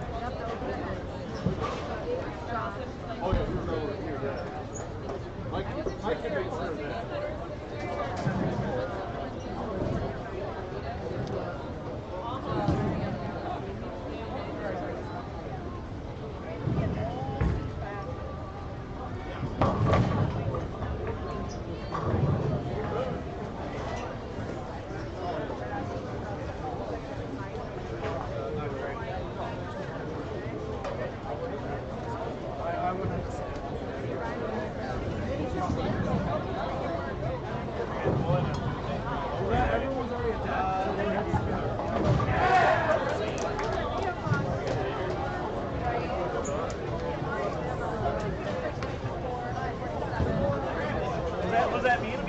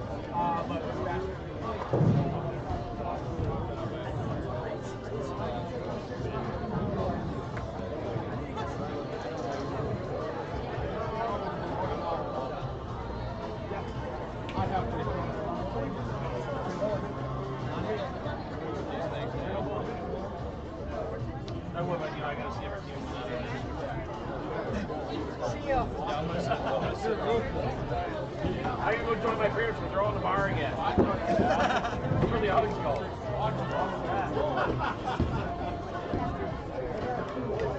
Yeah, we're gonna start throwing them.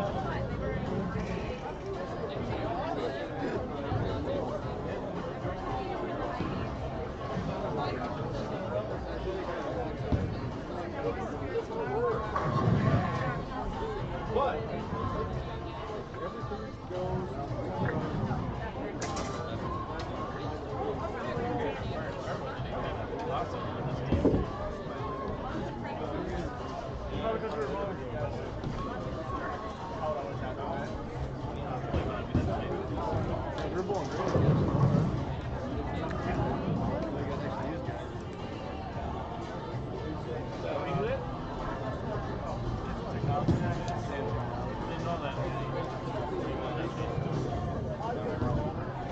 Let me know how we did the outdoor back.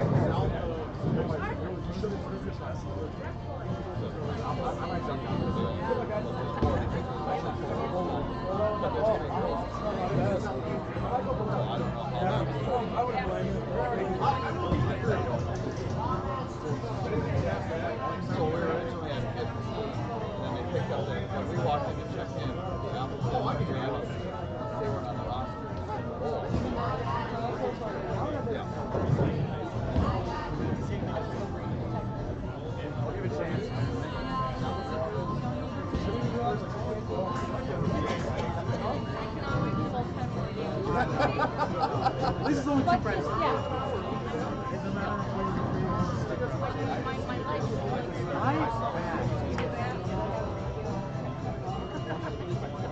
What?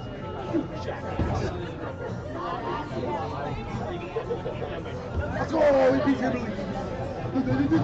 What if we knock out that? What if we knock out that? Hold on. What if we knock out that? What if Dex is still with us? I'll go make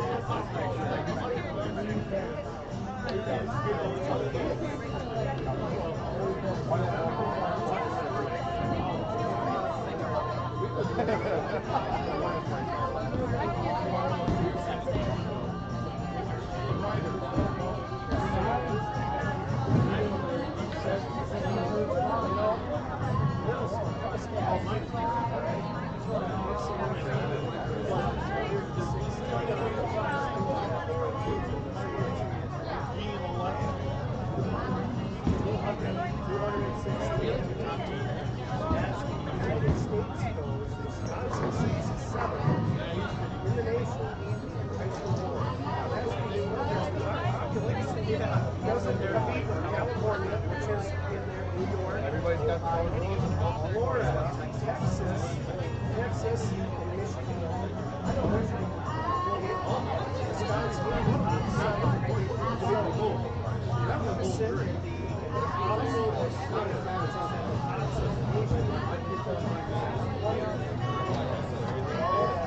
This shit doesn't happen overnight. You don't just really pick it up the next year. You know, everything's set. You guys are being smart. You're not the shit you want to do.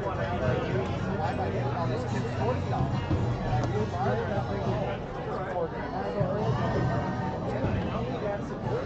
Yes, they know they're not eligible for state, but they want to go compete.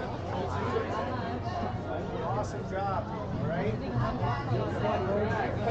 The company blue chairs? Yeah. Really? Purple, sorry. This one.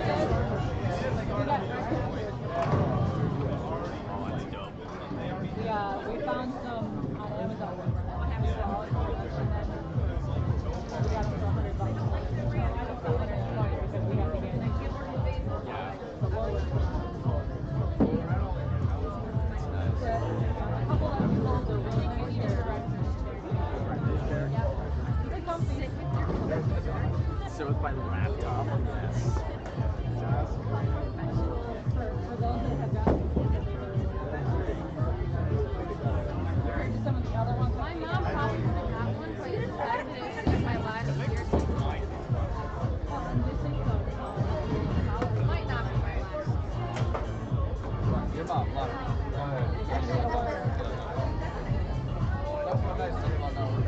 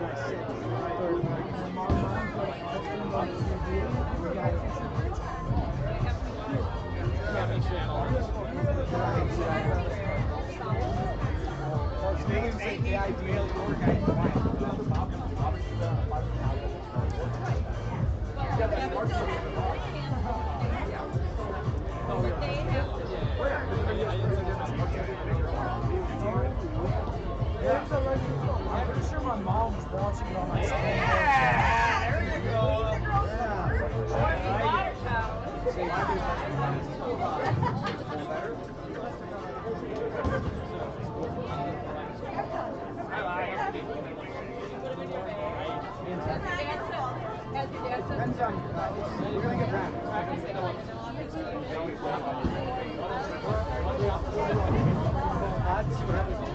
It's like 11, 12.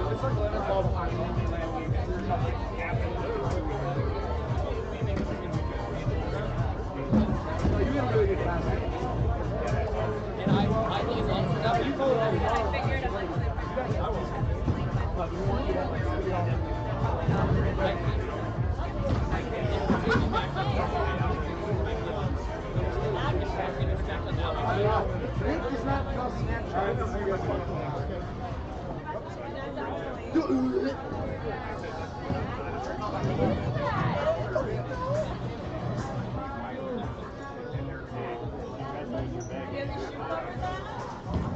That's what we figured. I'm like, wait a minute, he's got a 9.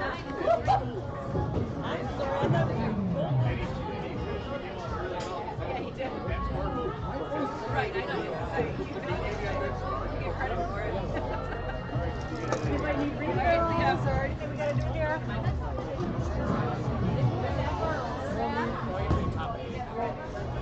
Alex, do you want me to pull some? What? I'm gonna be out in my car.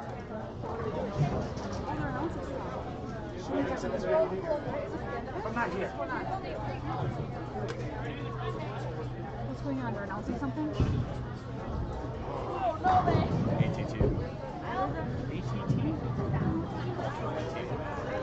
The top 5. Oh my god. Oh my god. This is so exciting. Are you on the screen?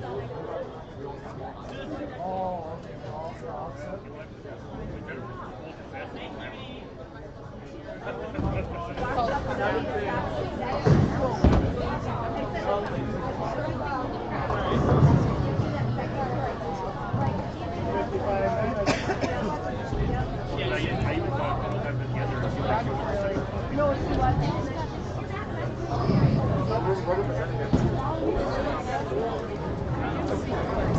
What? Whoa, my laptop.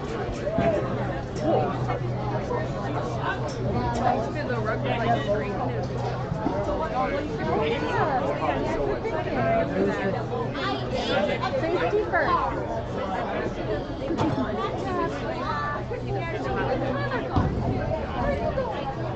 I was told to come down here. They're never welcome to my.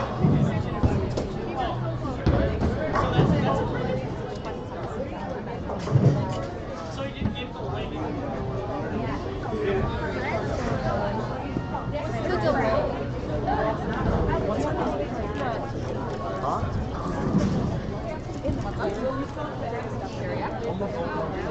It's the anticipation.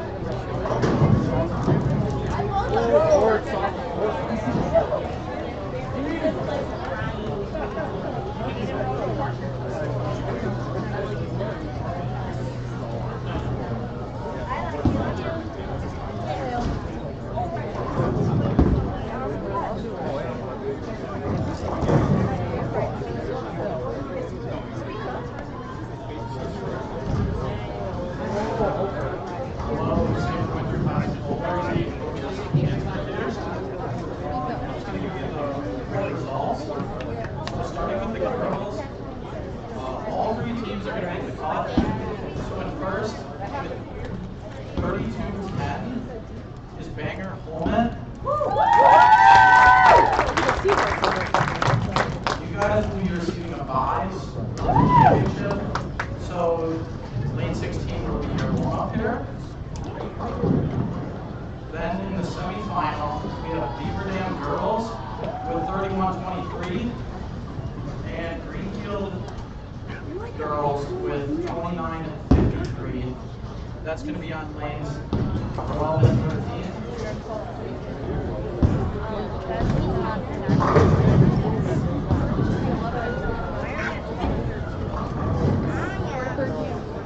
And then for the girls alternate team, so this is the highest 5 totals for the girls single games. Emma Johnson, tournament MVP with 747.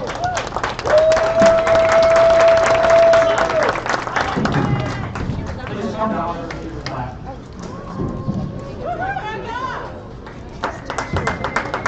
Barbara Lewis is second with 724. Caitlin Stats with 717. Kate Winter with 716. Allison Handler also with 716. That makes your girls all kind of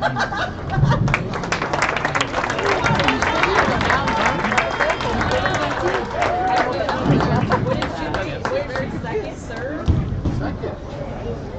Okay, and she both like, I would say like shit, but I would say she both fell.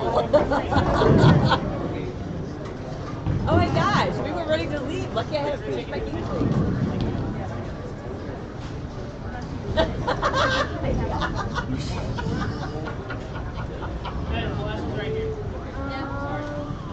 Oh my god. Well, she had to work out more.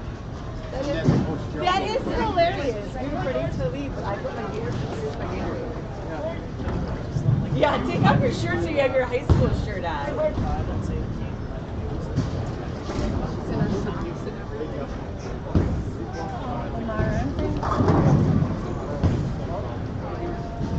That is hilarious.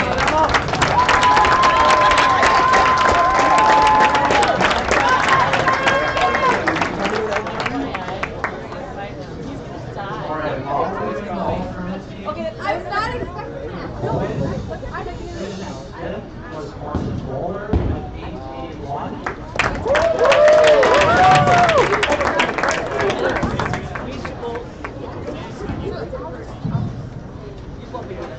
$271 is first game. 279, sorry. Logan Birch in fourth with 908.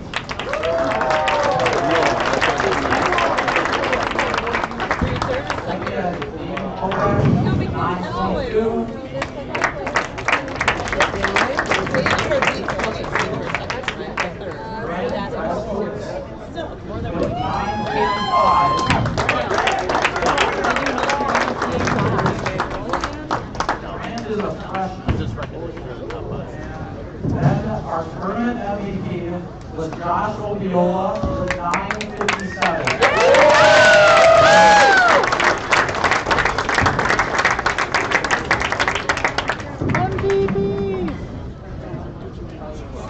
I can't see. Josh, scoot over. Kyle. Smile. Kyle.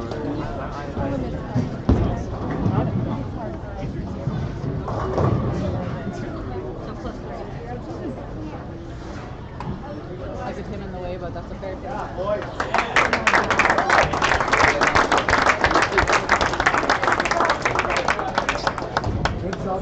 Alright, fourth varsity team results.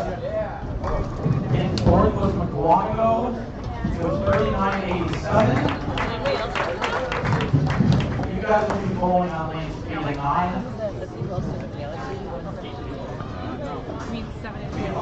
We're not doing pairs. That way we have 2 ball returns to work with when we're bowling the bigger games, so you can put your balls on either side.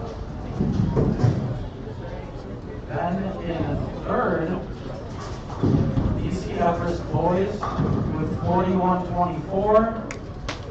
Just Lincoln behind Spash with 41.27. Those are the 2 teams will be bowling on 4 and 5. And then leading by 203 pins was Amigo boys.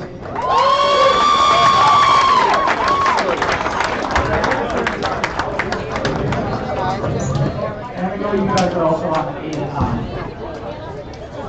So now we're going to transition to paper games. So that's best 3 out of 5 games. The higher seed is going to get to pick which lane they start on, and then after each game, alternate lanes. Was that better? That's better volume. I think it's a bit.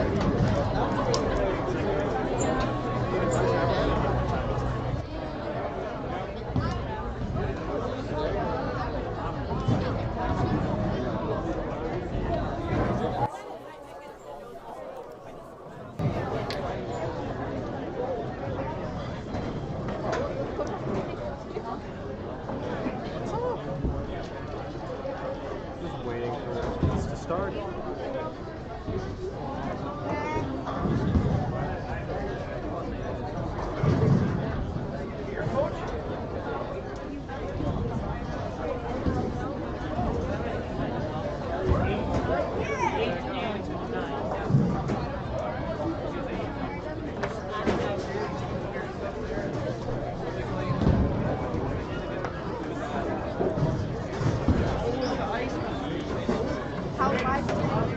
What's going good, bro?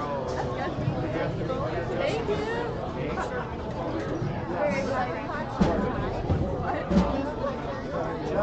No, because we tied for one. Like, for the last Going good?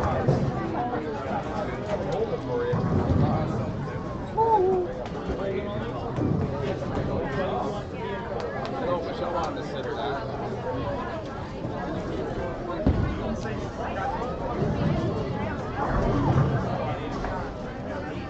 I'm pronouncing this so I can do. If you want to show these on the camera, you can. These are the championship flags.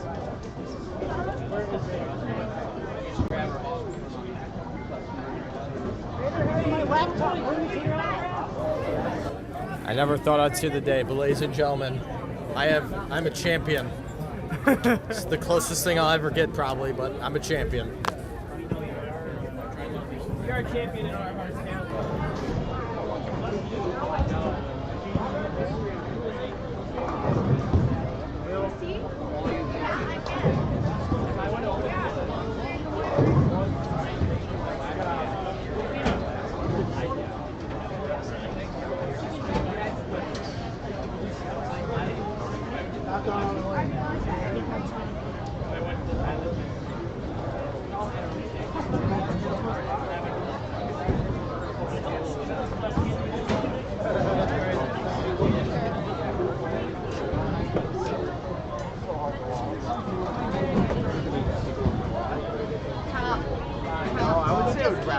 Yep, that's fine. Have them.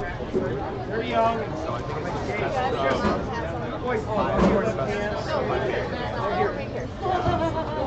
It's gonna go like You guys, these are for all of us.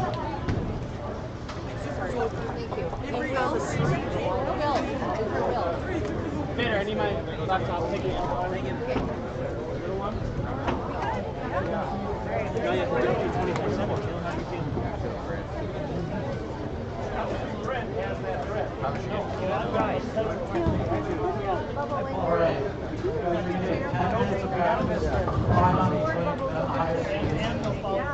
She's a true mother. You're too Hey, the burger here is just let me know. I don't know if I should have to Robert to see if like Dan can give me a deal. Yeah,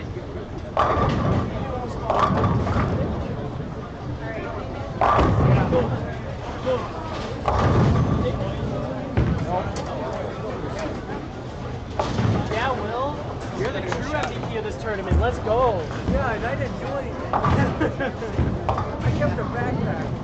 You guys lost it twice. That was your one job. Same spot you looked at.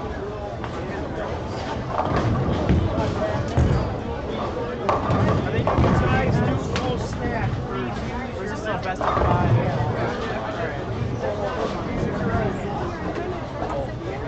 No, I don't think so. Oh, nice to meet you, Cale. I did, yeah. No problem. I'm doing good. Oh, great. It's actually gotten a lot better second semester. I'm actually really happy with it. Will, can you toss me give me a Can I get free food? Yeah. Do I just say like I'm the champion? Yeah. You're bowling too. I am. I know I am. Sure, that's why I'm here right now. I'm gonna put on the headset in a second. I might be live streaming.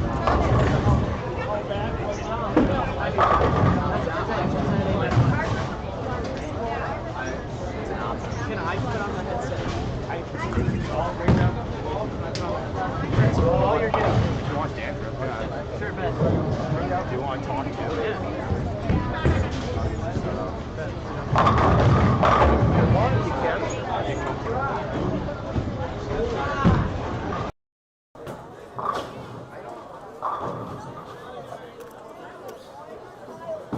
Hello, ladies and gentlemen. Hi guys. Cale is going to get food, so I am your replacement, and you might hear Vater in the background. So, if you did not see earlier, the top 4 boys teams are as follows. McGuanago, the 4 seed, is facing Anago, the 1 seed, and the 2 seed, Spash, is going to be facing. All right, it's the boys. All right. Yeah, I think it's good. And then you have the 2 seed in Spash facing the 3 seed in DC Everest. Again, these 4 teams were in it the entire time. There was barely, the only thing was just switching around between the top 3. McGuanago stayed grinding in 4th, representing District 1. Everyone else is from District 9. Spash beat DC Everest by 3 or 4 pins. I'm not sure exactly what it is. It was 3 pins separated 2nd and 3rd.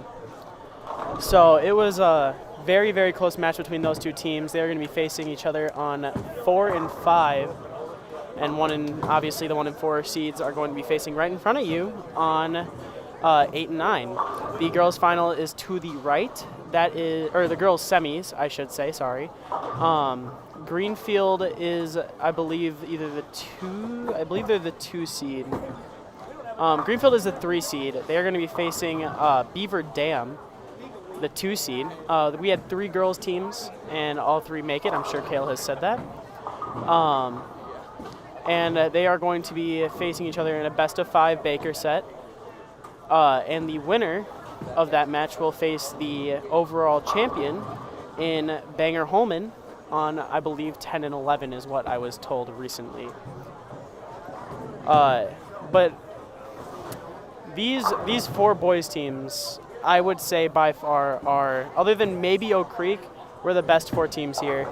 So I think that it's going to be interesting to see how these teams compete. McGuanago got second each of the last 2 years in the state finals. Last year losing to Menominee Falls, and the year before that losing to Sheboygan North. Spash also made the step-ladder state finals last year. And Anago would have won their match if Marinette did not shoot 300 against them. I am sorry, Will. I'm giving him PTSD. 3 freshmen on the team.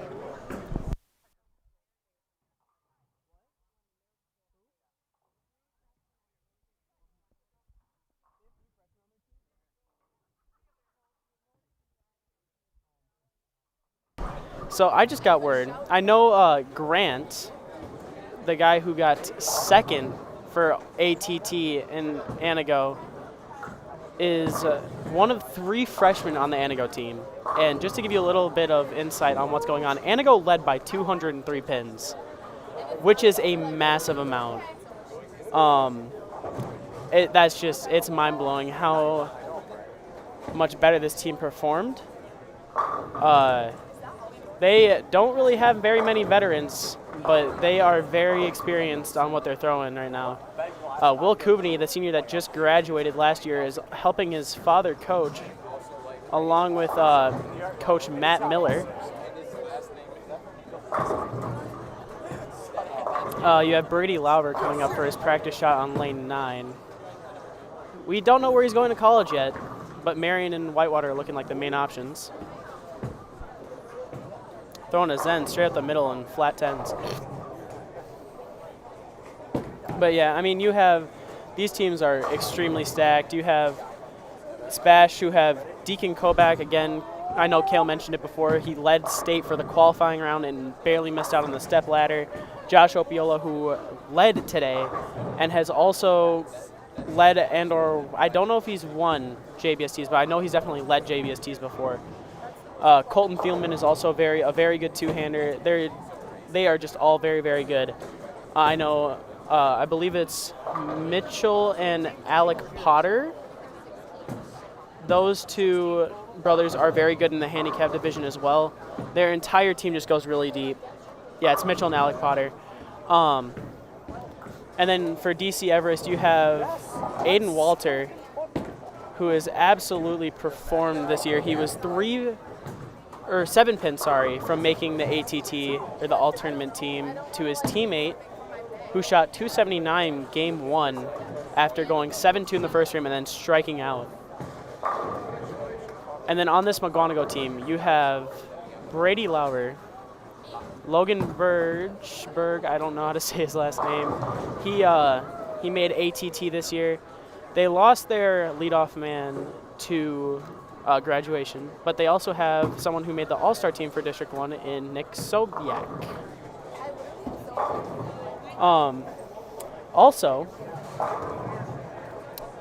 Then you have Anago. Like I said before, 3 freshmen. Apparently no one... 3 sophomores and 3 freshmen. Oh yeah, they have 4 sophomores, 3 freshmen. No one is even allowed to drive. That is crazy how young they are. Braden Malish of Wapaka and me and Vader brought up the question, is there a point to where Anago even loses in the next 3 years? They're undefeated this year. There is a good chance they don't even lose the next 2 years. Who knows? They are stacked, and they are ready to destroy D2 State this year. Over on the girls, you have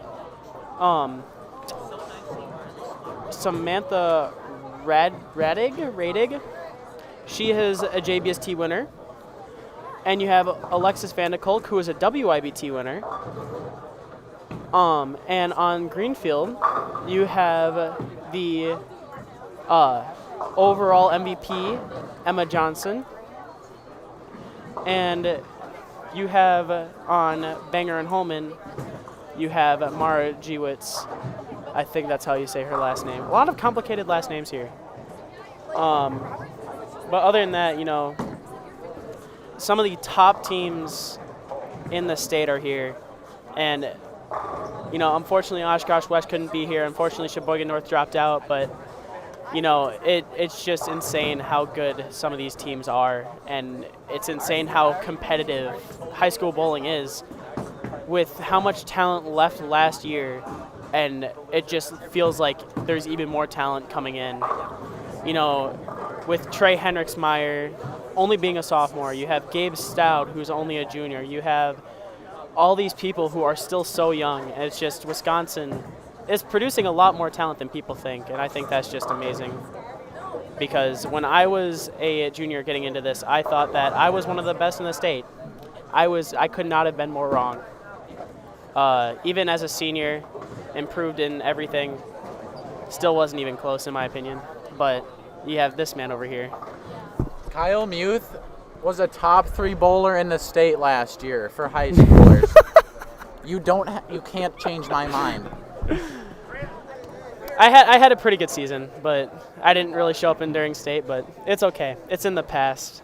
Unfortunately, 2021 high school state is not a thing we like to mention around Robert Vater. Yeah, we don't talk about that. Yeah, it's insane how much talent is still in Wisconsin. It's insane how competitive high school state will be this year here at Sabre Lanes and Super Bowl. Is girls here or is girls at? Girls is at Appleton on Friday, Super Bowl in Appleton, and then boys is here. There you go. Yep. I think it's going to be an absolute whack fest. I always bowl really, really well here. Oh, that is true.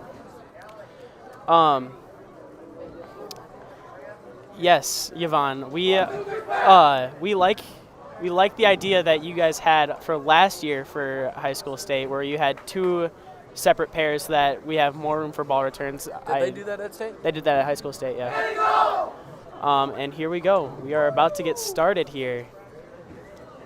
Cale is always a champion in our hearts.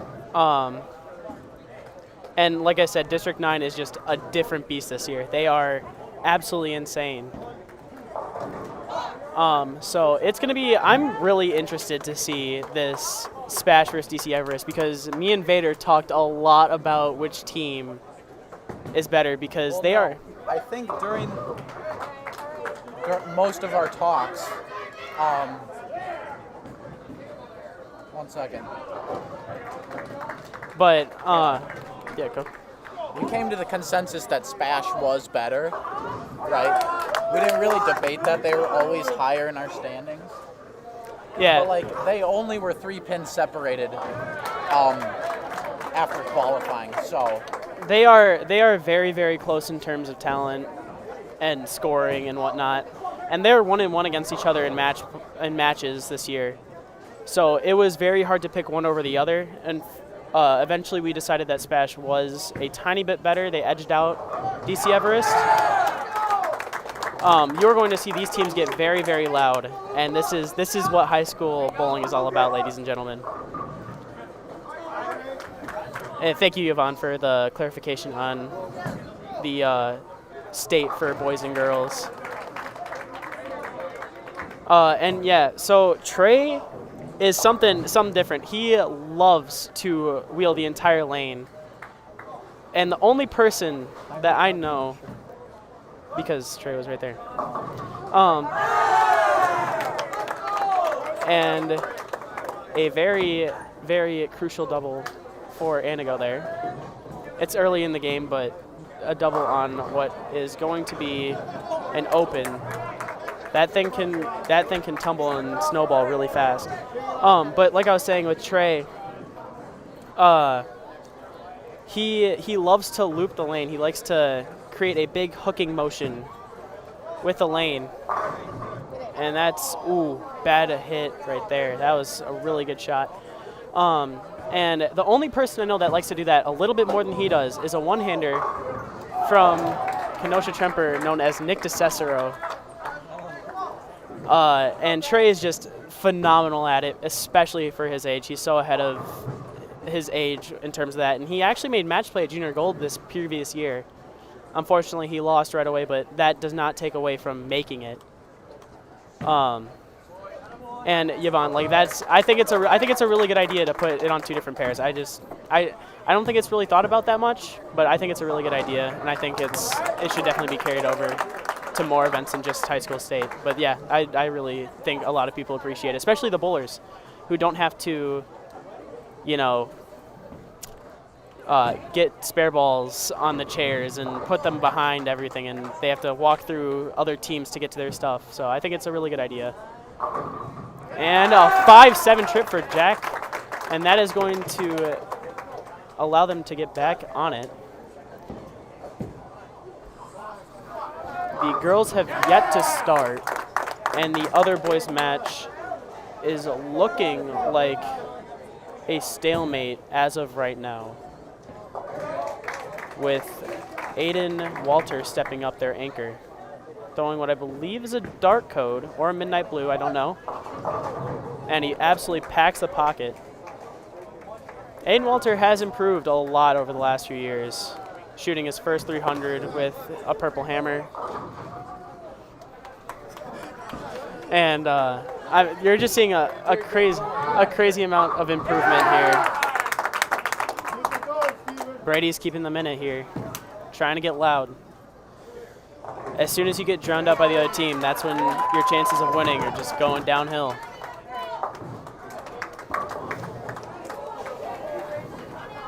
And the girls have just started here.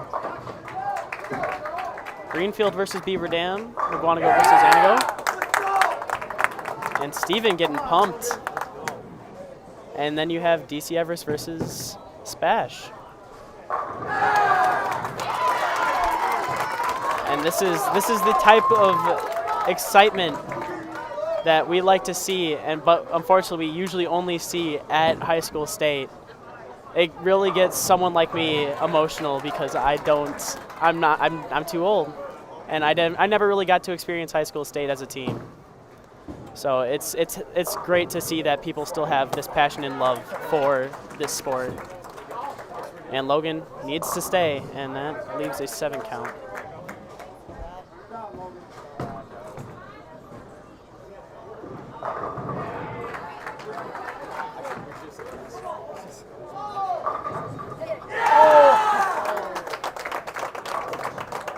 And Anago is firing back with a double. This is a best of 5. It's not total pinfall like high school state, so this is a best of 5. Every pin counts per game, but nothing carries over except for who won the game. So let's see if Logan can make the spare. Big spare conversion. Keeps them in the game.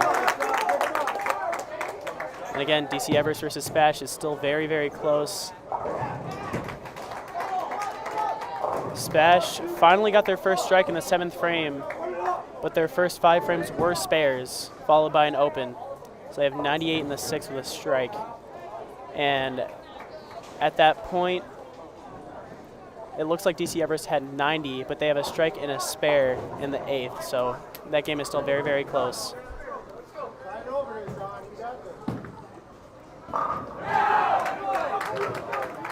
And yes, Yvonne, that is something that I liked a lot about high school finals with McGuanago and Menominee Falls, and I had to get used to the and a good spare by Beaver Dam picking up the 127-10. Let's see if Sean can pick it up here, and gets 3 and does not get 4. But it took me a while to get used to the stepladder being the day before at night. I was not used to that, but the finals being on 2 separate pairs was definitely an excellent addition. And Jack Seeger can strike out to shut out McGuanago here. Nick Sobiak with a big shot keeps McGuanago in it. Jack needs this shot and 8 pins to shut out McGuanago in the first match.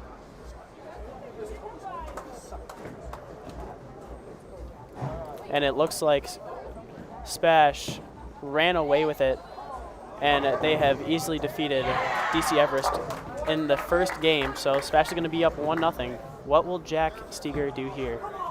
Needs it to sit. And oh no. All right, McGuanago has a chance. Brady still needs a double. Brady needs to double here. He can strike out for 210 if Jack makes this. Brady needs it. That's the first one. Brady getting excited is something that you rarely see, and I think Vater can attest to that. So they end with a 2-0-2 here, and that is going to give Brady a chance. He needs this one.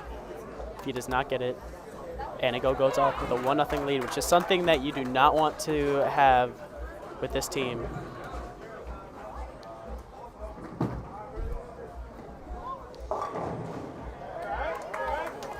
Brady Lauber up on the approach, going for the shot. It's out, needs to come back, and he gets it. And now he only needs count to go up 1-0 on Anigo.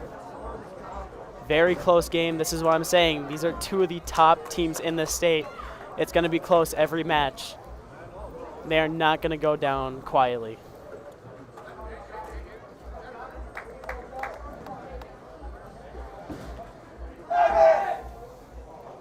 As Spash versus DC Everest is kicking into their second game. Brady needs count here. And he strikes out. He ends it with a bang. And McGuanago is going to go up 1-0. And the question is, can they keep this momentum going against one of the top teams in the state? I believe they are number 3 in me and Vader's rankings, whereas McGuanago is 7. Anigo and McGuanago. Incredibly close match. That's what you like to see. As for the girls' semifinals, it is still close. Beaver Dam is clean through 7 so far. Did I just jinx them? I did.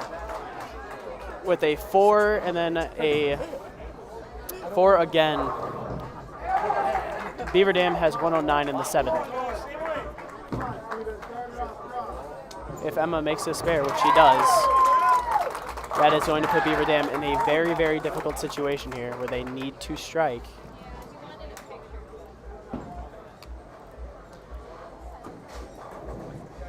And yeah, Yvonne, this is definitely one of the premier matchups you are going to see. This could very well be the state championship right here before state actually ends up happening. They're kind of D2 and D1. Oh, they are. Shoot, I didn't even think about that. Hey, why not just combine it, you know? Well, either way, you could have 3 out of these 4 teams in the state championship. If they were to combine it. Yeah, if they were to combine it. Would put up the fight against Anigo would be a very, very big contender for the state championship if they were D1.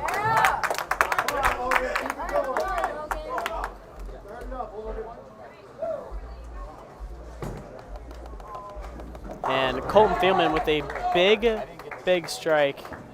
That gives him a turkey while Aiden Walter is going for the front 5. Can he get it? Yes, he can.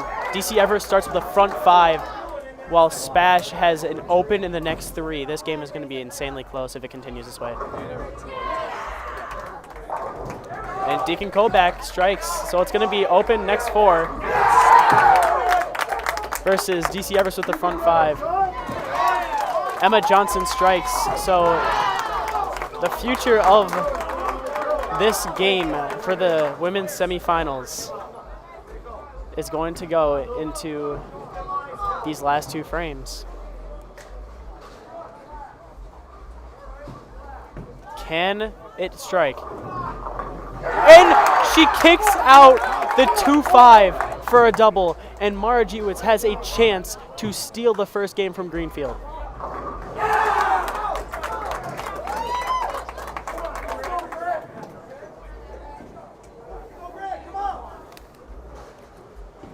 And as you can see, McGuanago and Anago are having a phenomenal match so far. Nick Sobiak, all-star in District 1, comes up clutch, giving him a 3-bagger into Brady Lauber. It looks like Dayton Kovac went gutter spare in the 6th frame while DC Everest went 9 out. So the game is still very close. And Jackson ends up striking in the 7th for DC Everest. So this game is still close no matter what. Oh, and I'm sorry, I said Mara Giwitz, didn't I? It's Samantha Radig who's the anchor for Beaver Dam. She struck in the 1st and the 10th frame. Can she get the 2nd? She can! And Beaver Dam is going to take the 1st game from Greenfield. And a 4-5 trip from, oh wow. A 4-5 trip from Jack gives them a 4-bagger. Make it happen here, bud. You can do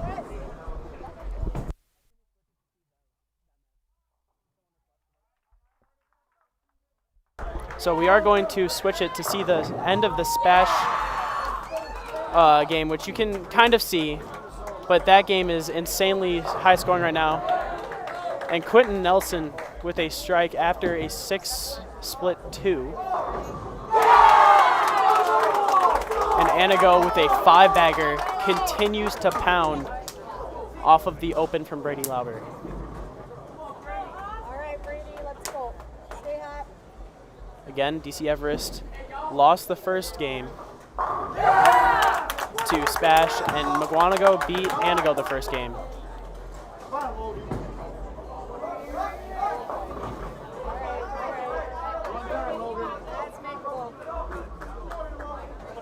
Here comes Colton Thielman. Big shot here for a double. He gets it. And that makes it look like Aiden Walter can still shut him out, actually.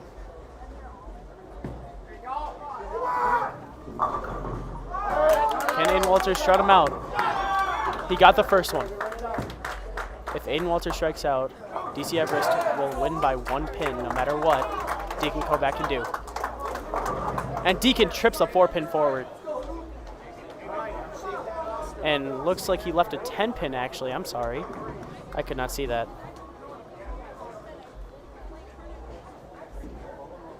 Double here will end it for sure.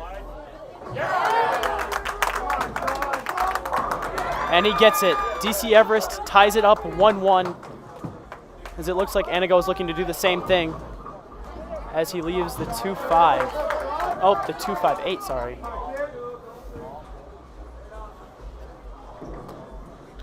There's some fire music playing in the background. I don't know what it is. Yeah. just go on YouTube and Sabre Lanes. Should be the first one to pop up. All right, and Aiden Walter finishes with a 4-pin, which will shut out Spash. So that match is officially tied 1-1. As Greenfield and Beaver Dam are kicking off the 2nd game of their best-of-5 match. Again, Beaver Dam struck out to beat Greenfield. McGuanago still trying to stay in this match.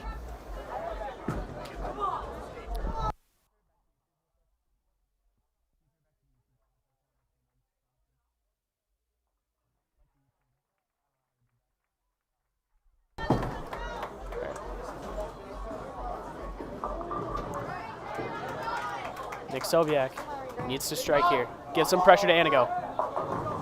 And he 4-pins. That could have dealt some major damage. Needs to make this spare. And he does. Anago still is leading going in by 8 pins. So Jack needs a double here,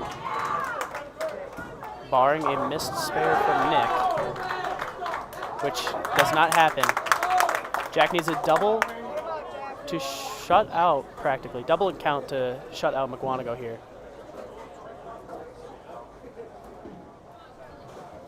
See what happens. Jack with a shot. And first one is good. absolutely packs it.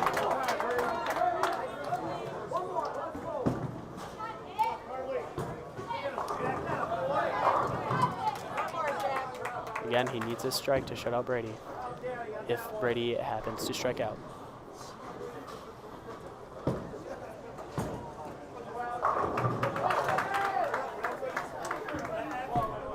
And the shot rings a 10-pin, and Anago will take the second game, and both series for the boys will be tied 1-1. DC Everest and Spash are getting into game 3 here, as the women's semifinals are still going to be in their second game.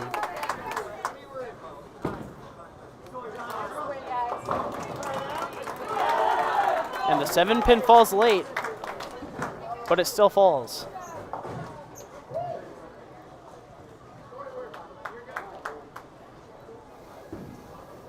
And Brady is visibly frustrated. But unfortunately, there's nothing he could have done, as Jack struck and doubled in the 10th to begin with.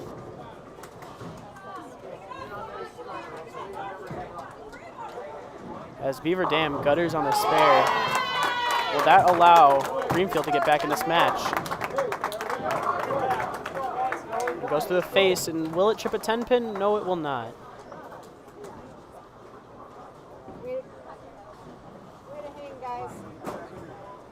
So the second match goes 192 to 222. Match tied at 1. And Jackson Carter chops what seemed to be a 3-6. And honestly, for some of these teams, one open is all it takes for the other team to win that game. And that's just what happens. And another shot through the face for DC Everest. The pattern's starting to open up more for some of these guys with higher revs. So they need to move left. Deacon Kobach is doing it. And he goes through the face again, leaves a very, very awkward split there. He leaves the Greek Church without the 4-pin.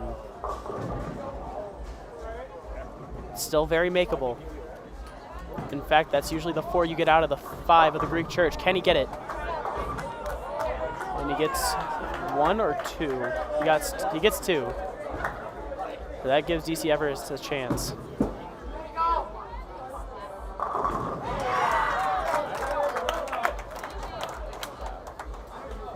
You figure it out. It's easy.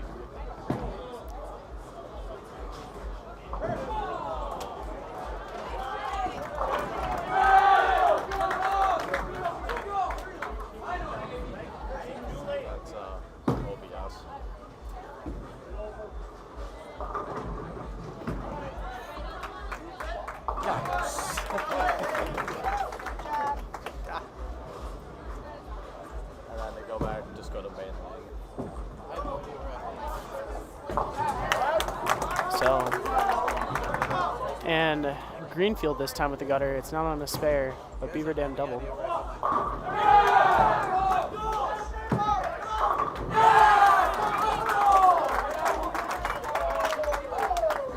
And again, this girls' match is a lot closer than I'm sure either team wants it to be. But it looks like Beaver Dam is going to take a lead in game 2.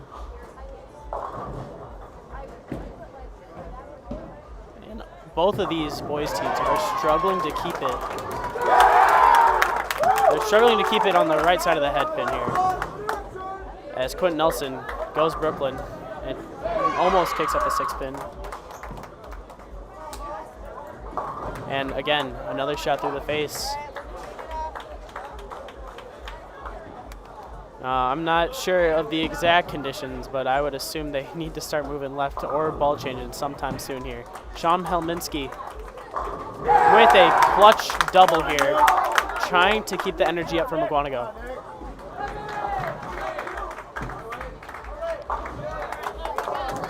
As Beaver Dam, their 4-9 goes through the face. Leaves a 3-6-10.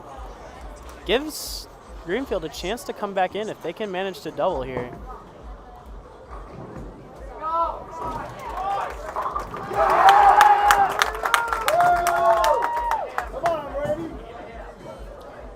Brady make this a 4-bagger. Can he adjust?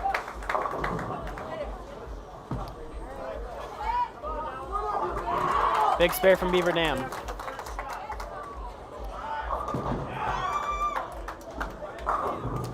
And a big strike from Greenfield to match.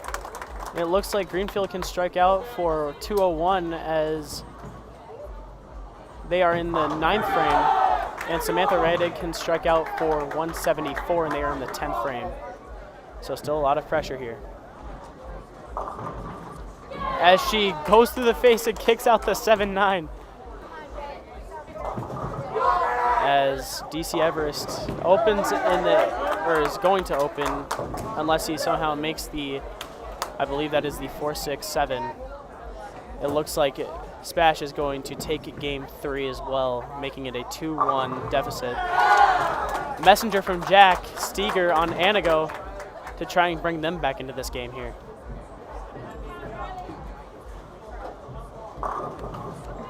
And Samantha almost goes Brooklyn again, leaving a 6-pin.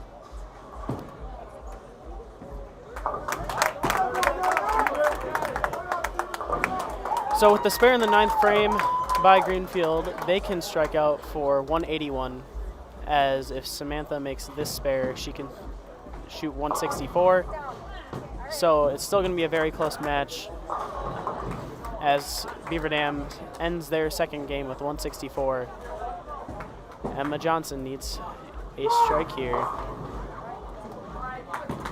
to make this game, and she does.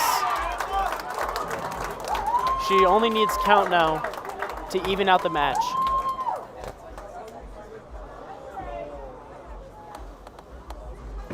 And you can see right now that that gutter on the spare definitely costed them. And a chop spare from Anago gives McGuanago some breathing room. And as I say that, master of the curse.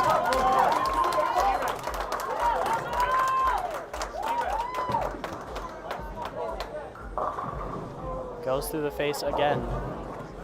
Seeming to be a trending topic here. And that DC Everest Spash match is looking like a blowout the more and more you look over, as it looks to be 140 to 195, which is unfortunate, but DC Everest is not out of it yet. They still have two more matches and 2 more games that they can win, and they can take out Spash, but they're going to need a lot better spare shooting for them to do that.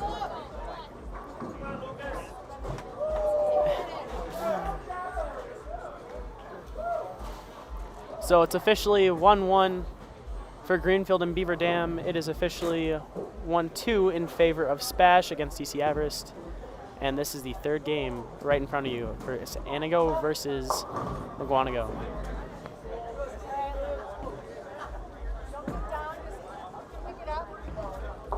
All right, that's good count.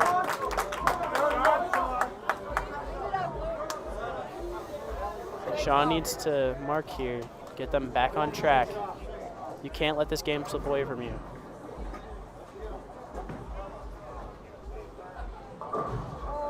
And he somehow does not kick out the 2-pin.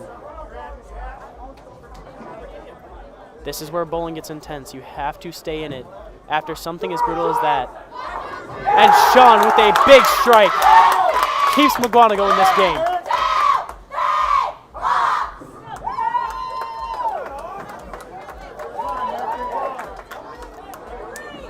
Where good turns into great is to see how long you can stay in a match after it seems like you've lost, especially after chopping a spare. Something as deadly as chopping a spare can really take your mind off of what actually ends up happening in the match. I can tell you that from personal experience. Nick Sobiak with a big double. Come on, Brady, one time. Jack Steger trips the 4-pin. Tries to keep him in this game, but it is almost certainly in McGuanago's hands. Knock on wood, I'm not jinxing another one.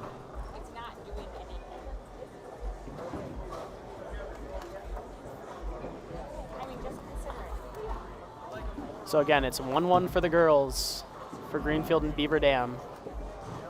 Greenfield taking the second game and Beaver Dam taking the first. Brady Lauber with a big strike clinches game number 2. 3. They clinched their second game of the match. So McGuanago is now up on Anago 2-1. Spash is up on DC Everest 2-1. And this is where, if you're McGuanago, you have to win this next match because you cannot go into that last game with no momentum, especially against a top 3 team in the state.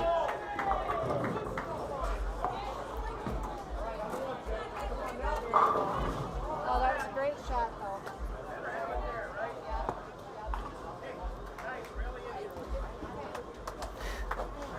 Mucktown is indeed here to stay. Brady Lauber is very impressive.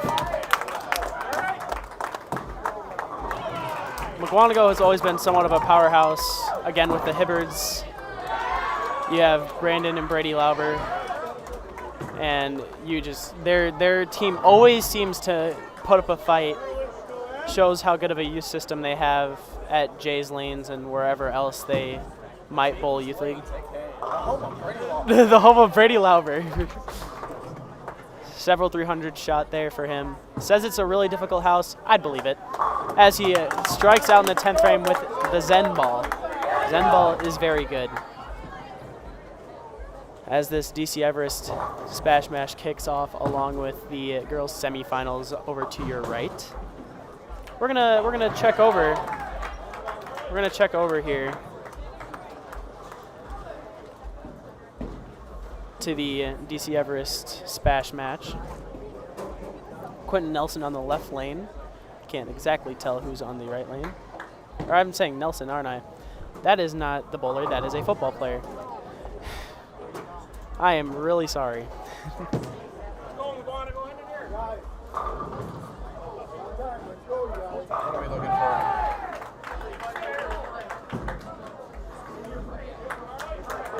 That is Quentin Messias, not Quentin Nelson.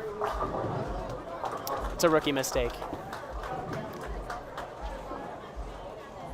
It seems that both teams enjoy the lanes they're on as of right now. So if you're DC Everest, it's obviously win or go home, but if you're on this lane, you have to be thinking, if you win this, how in the heck do you deal with your going through the face problem that you had on the left lane? As Spash, a lot of revs on that team, a lot of revs, so they're used to moving left. As Brady or Brody, I'm not sure, goes through the face here. As DC Everest goes with a double to match exactly what Spash is doing. Deacon Koback, big shot. Kicks out the 10 pin, but the 6 pin is there to stay.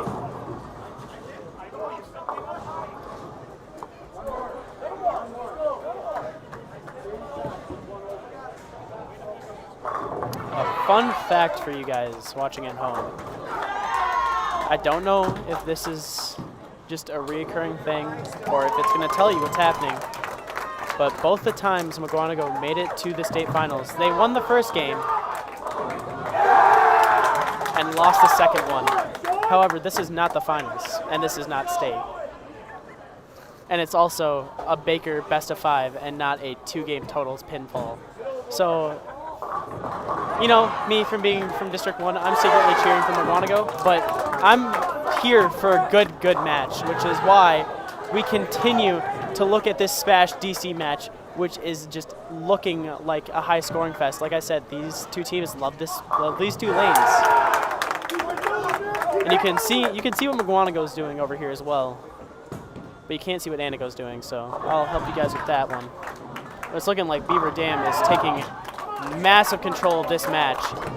And with a strike from Alexis Vandekolk, it looks like that one's already over in the 6th frame. As they have a triple going into the 7th, and Greenfield has 69 going into the 6th. It looks like Beaver Dam is going to take a 2-1 early lead in this game. Unless something dramatic happens, I think that's going to be the case. And another big strike for DC Everest. They need a spare there, and they convert. Go, boys.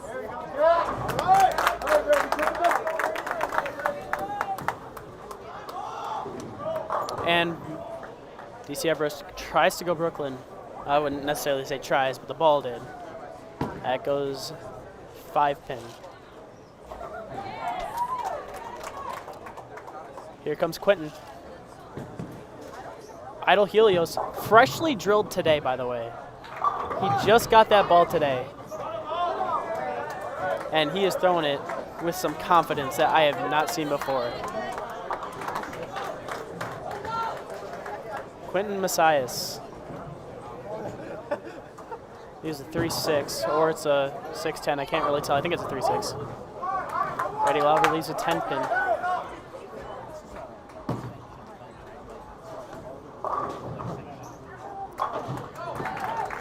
And this third game for the girls is looking more like a blowout. However, it is still a very close match because this is not total pinfall, as I've said many a time before. And Brady misses the 9-pin to the right and gives Anago a big chance to capture some momentum.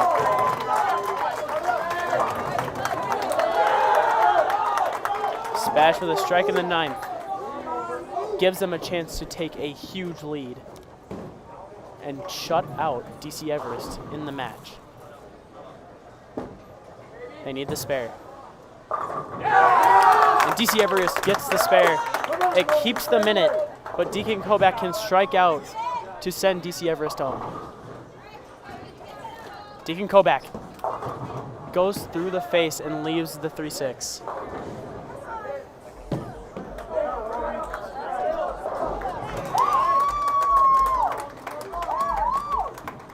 Greenfield girls can strike out for 155, and the Beaver Dam girls are already there. So that game is officially 2-1. And Aiden Walter coming back with a power walk after that strike. Says, we're still here. We're not out of it. However,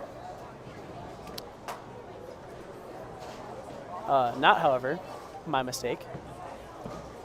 Just needs some count here. And Aiden Walter will shut this game out. As Sean Helminski leaves the 3-6-7-10.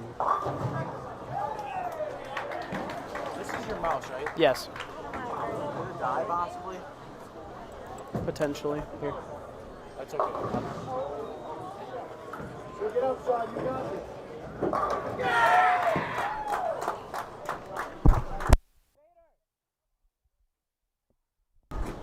All right. So, Cale catching me in Run a tournament, but not a mouse. yeah. DC Everest strikes out, or not strikes out, but leaves at 207. DC Everest winning that, so it's 2-2. Aiden Walter is just making sure that Spash knows his name by the end of the day. So, going into this last few frames, McGuanago can take out Anago with very, very close there, if you were paying attention. Wow. Nick Sobiak needs to reset the lane as the 6-pin was not there. Brian Bedfeller doing the score correction. That a boy, Brian. That a boy. That a boy. So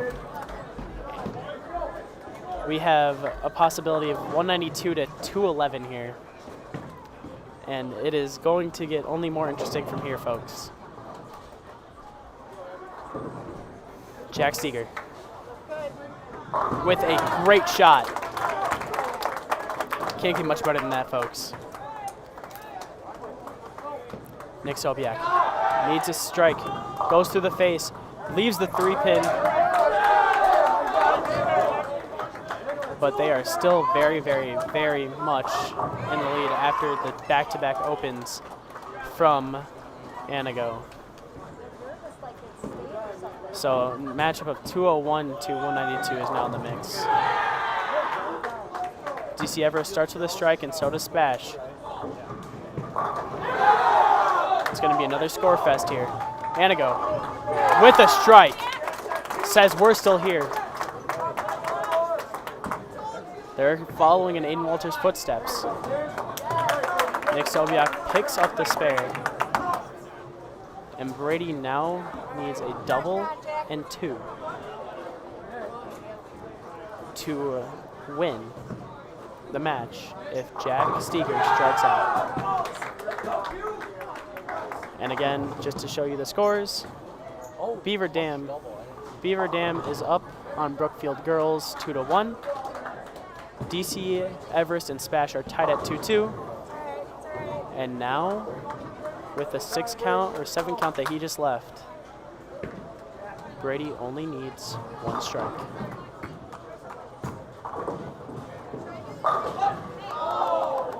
He stones an 8-pin. Oh my. Brady needs it. He gets it! Big shot from Brady Lauber. He needs 9 pins to send Anago home after Anago put on a clinic in qualifying. Colton Thielman absolutely boned an 8-pin on the front 3. And with this shot, Mugwanago can send a huge message to the rest of the state saying, we don't care what's happened in the past. We're here to stay. And Brady Lauber gets 8. So no matter what, they are tied. Brady Lauber needs 1 pin to send Anago home. Oh my.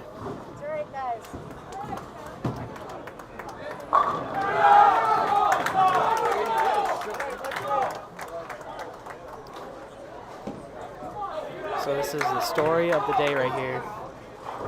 Brady needs 1 pin.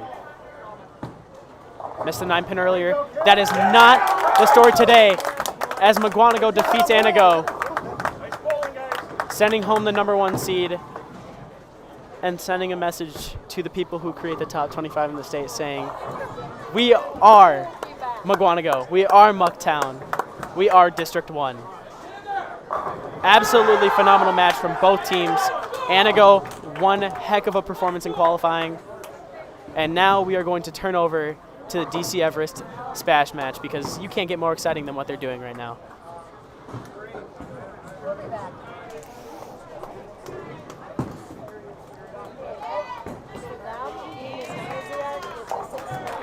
Oh yeah. Keep in mind, look at how you could say inexperienced Anago is right now. Again, 3 freshmen, 4 sophomores, and they are bowling like this. 203 over 2nd place. It's just insane how good this team is. You can never really count them out of a match, and Mugwanago just never stopped applying that pressure. And unfortunately, it was just too much for that team to handle.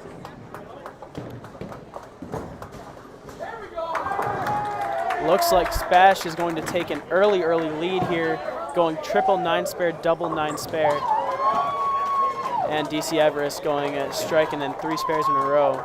Aiden Walter needs to start this strike train, and he needs to start it now. Can he get his team back on the map? He can. Great shot from Aiden Walter here. Finally starting to get into that wheelhouse of him looping the lane, kind of like what Trey Hendricksmeyer was doing, what I was saying earlier. Quentin Messias goes Brooklyn, sends a messenger at the 6th pin, and Quentin Messias strikes.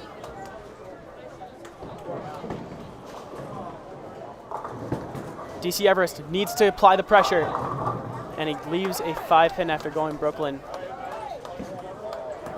And if I am wrong, that if they strike out here, if Colton can strike here, I'm almost certain that puts DC Everest away this early in the match.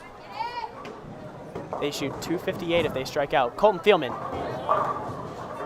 Talman, maybe. I don't know his last name. Bones a 9-pin. Absolutely great shooting from him today. DC Everest makes the spare.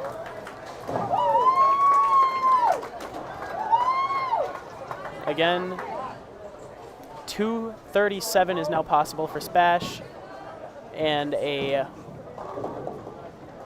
236 is possible for DC Everest. However, again, Spash is 2 frames ahead, so you never know here.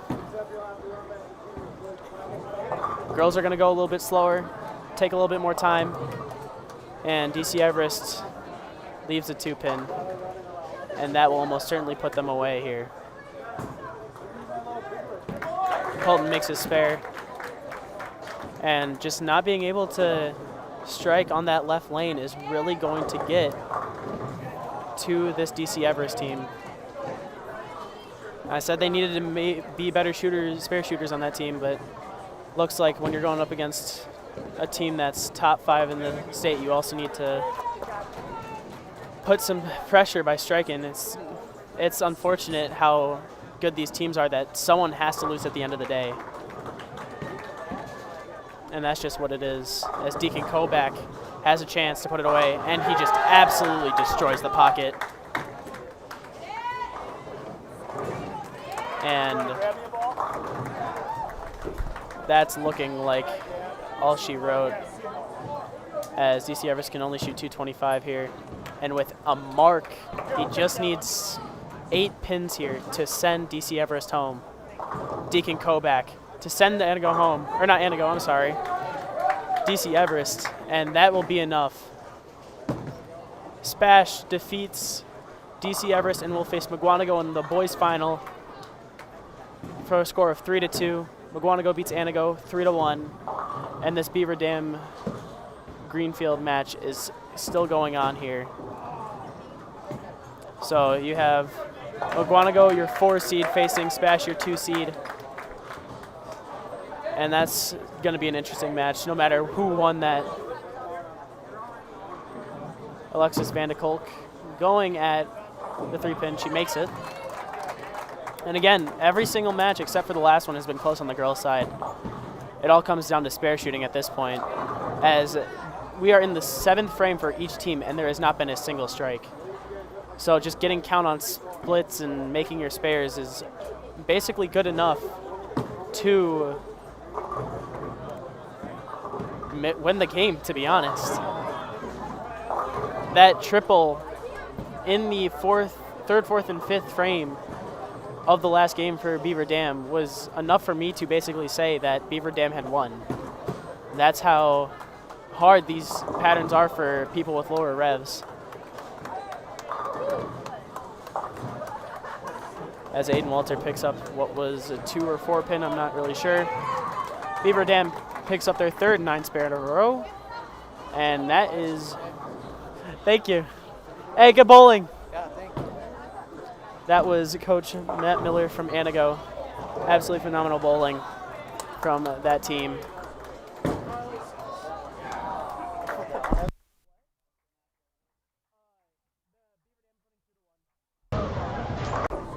And it looks like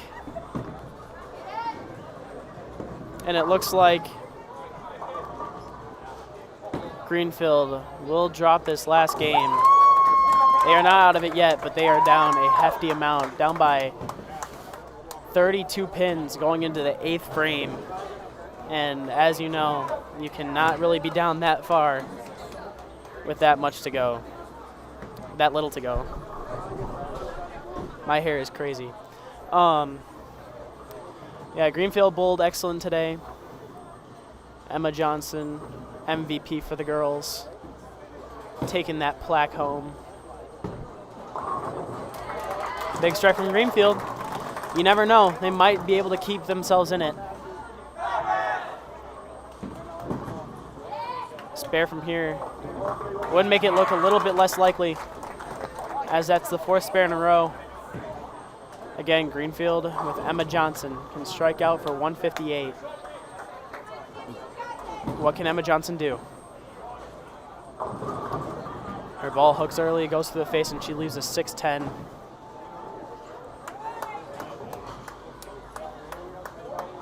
And they can strike out for 138, so Samantha Radich might not even have to do anything to shut them out here. As Rudy goes for the shot, gets a 6 count, and that is still not enough, but we are almost certain at this point that Greenfield will be taking home the 3rd place prize here. And it is official. Beaver Dam moves on, beating Greenfield 3-1, and they will face Mara Jewitz and her Banger and Holman on 10 and 11, while McGuanago and Spash will face on 6 and 7.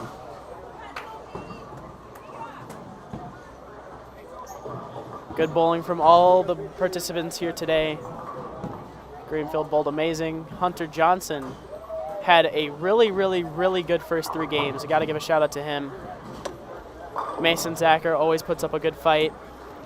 He's a sophomore 2-hander from Greenfield. Isaiah Armstrong, as we mentioned before, really comfortable on some of these sport shots. And here we are. Sabre Bowl in Monesha, Wisconsin. Dan Patterson always puts up a good tournament. We stand Dan Patterson here. We love that man. So we're just waiting for this match to finish up here, and then Vater will announce what will be going on, and we will head into the finals matches for both the girls and boys here in a second.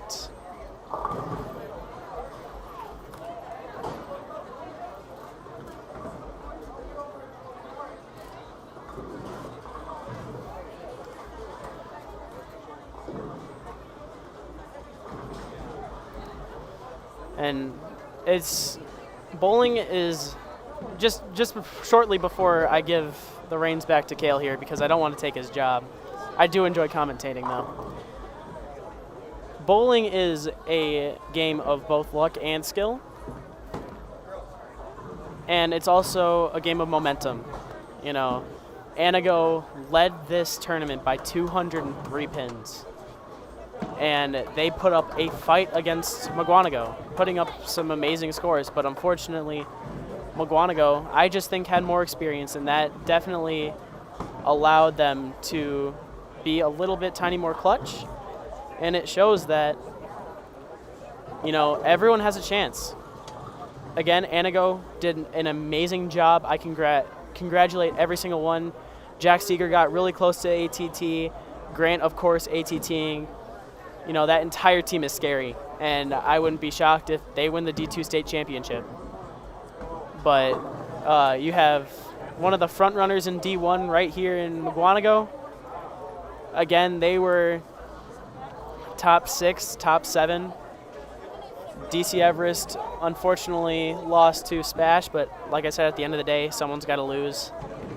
And when you have this many amazing teams here, someone's heart is going to be broken at the end of the day, and it just happened to be Anago's and DC Everest. But it looks like we are transitioning into the finals pairs, as Vater is going to announce the finals in just a second.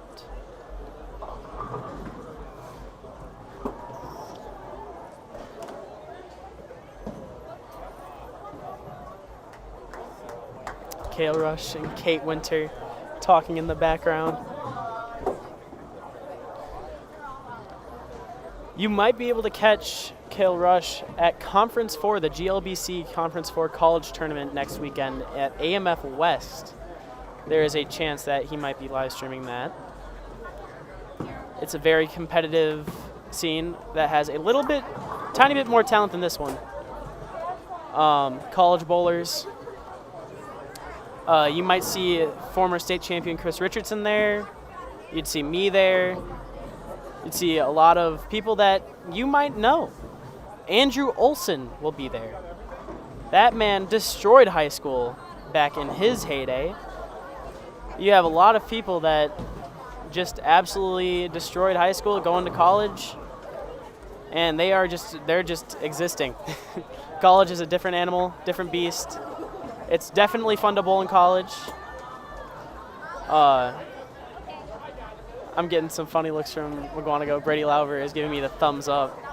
Let me put the thing on Brady Lauber talking to Steven.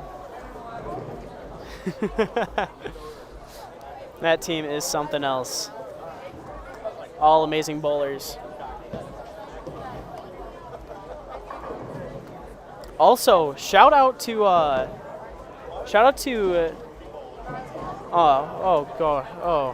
no, what's his name? Josh Opiola. I don't know why I couldn't remember his name. This man, So they're starting practice now. But Josh Opiola had the front 9 today. Second game, and threw an excellent shot and just left the 7-10. It's one of the most unfortunate leaves you can leave here in bowling, and we will be switching back. We have the girls here right in front of us on 10 and 11, and the boys to the left of us on 6 and 7. But Josh had an amazing game. He won MVP. He never let up. What was Josh's low game, Vater? Low game.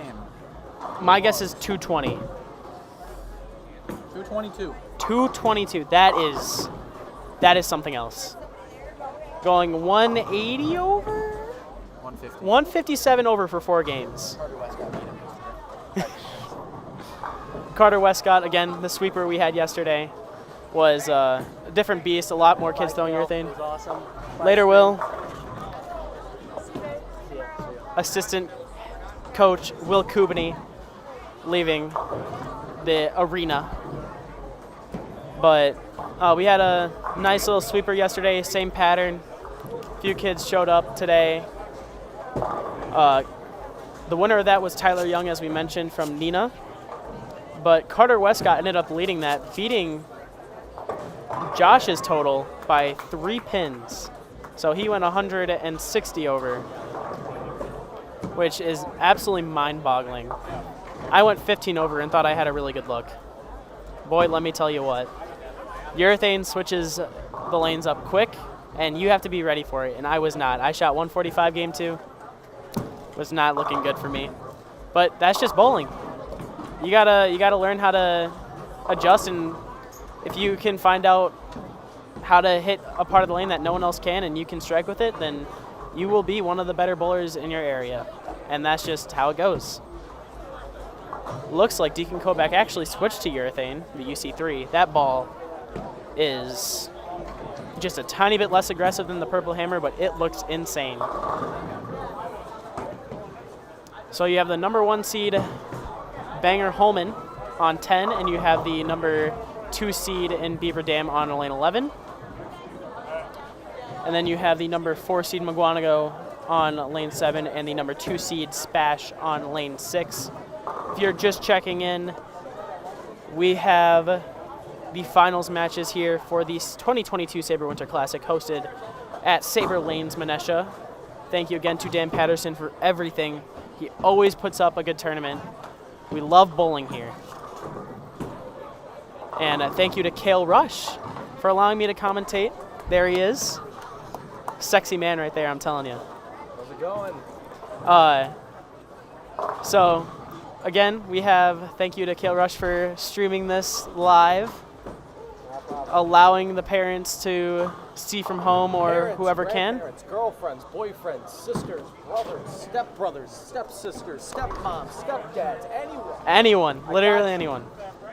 But yeah, it even allows some of the bowlers to go back and see some of their shots. If they throw a crazy messenger, let's say they leave a 6-10 and they just a pin comes flying and knocks it out, boom. If we got it on stream, you got it now. That's one of the things I enjoy about streaming. And of course, thank you to Robert Vater for even thinking of this idea in the first place. Like I said when I was with Cale earlier, I feel like we should be doing even more of these types of tournaments. the Midwinter Classic and the Sabre Winter Classic. I hope our tournaments that are run annually. I know I will be here firsthand to help run this as many times as I need to. These types of tournaments are always fun. They're always competitive, and I just kind of hope that, you know, maybe we can even do one in the spring after state. Maybe get some teams here that we want some of these teams to come here. Oshkosh West had a dance. They couldn't come. Sheboygan North dropped out. We want those teams to come because you have Sheboygan North, who I'm pretty sure is the 10 seed, and Oshkosh West is the #1 team in the state right now. If you can get that many teams to come in and bowl in a tournament like this, it allows people to regain a passion for this sport and high school bowling in general. It allows people to maybe even go to their own school and ask them to start up a new bowling program, or maybe even just join the one that they have now. Just things like this, starting things like this is what allows the sport to grow into what it is today. And Phil Brylow, he did that. He did it a lot earlier with the Midwinter Classic. You had the Top Gun Invitational Tournament, which they need to bring back. That tournament was always fun to watch. And it's just, these tournaments need to come back. Like, they need to come back. I know when I was in high school, I really wanted to do the Top Gun Invitational, but unfortunately, the last year they did it was the year before I joined high school. But yeah, if we can just like get these types of tournaments started and get them some good advertisement, teams like Spash, teams like McGuanago, teams like DC Everest, teams like Anago can show off how good they actually are, how much better they are than their opponents. And it can persuade other teams to get more competitive, to get more passionate about the sport, to get more serious. And hopefully, at the end of the day, our goal is to reach the potential, the max potential that we have in these kids. Because it's just amazing how good some of these kids are. Brady Lauber, Deacon Koback, Josh Opiola, like these kids are insane. They are insane at bowling. And if they keep bowling, if they can keep showing how good they really are, then you never know what can happen. I think it is. Best out of, is the championship best out of 5 or 7? Best out of 5. It's best out of 5 still, right? So, if you guys did not hear that, the finals matches are still best out of 5. So, first to win 3 will move on to, not move on, but they will win these 2 plaques right here. You got the boys plaque right here and the girls plaque right here. They get to take it to their school and say, hey, we won this.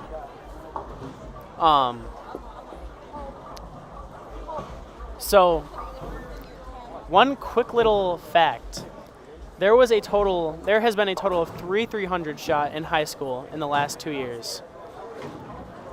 One was at high school state, where Marinette shot 300 against Anago. One was Spash, actually, who shot it this year. And the other one was Wauwatosa West. Wauwatosa West shot 300 against Menominee Falls last year, the state champions, after they had already lost the match, which is always kind of funny to mention and bring up. We had already lost the match because it's always a best of 9. We had already lost the match. I'm pretty sure Menominee Falls had already won 6 games, and we shot 300. So that was definitely one of my top moments. Again, Wauwatosa West qualified this year for state. Since they aren't co-opt, they are now D2, and they have qualified to state for the first time in 3 years, in the 3 years that they have existed. So good luck to them, and good luck to everyone else who made it from that district, which I believe is Menominee Falls, Oak Creek, McGuanago, which is over here. Oak Creek was also here. They didn't bowl their best, but you never know. And I believe there was one more. Whether it was Pius or Sussex Hamilton, I'm not sure. But we have 1 minute, 1.5 minutes remaining in practice. Cale is talking about how he hit a deer and got a concussion.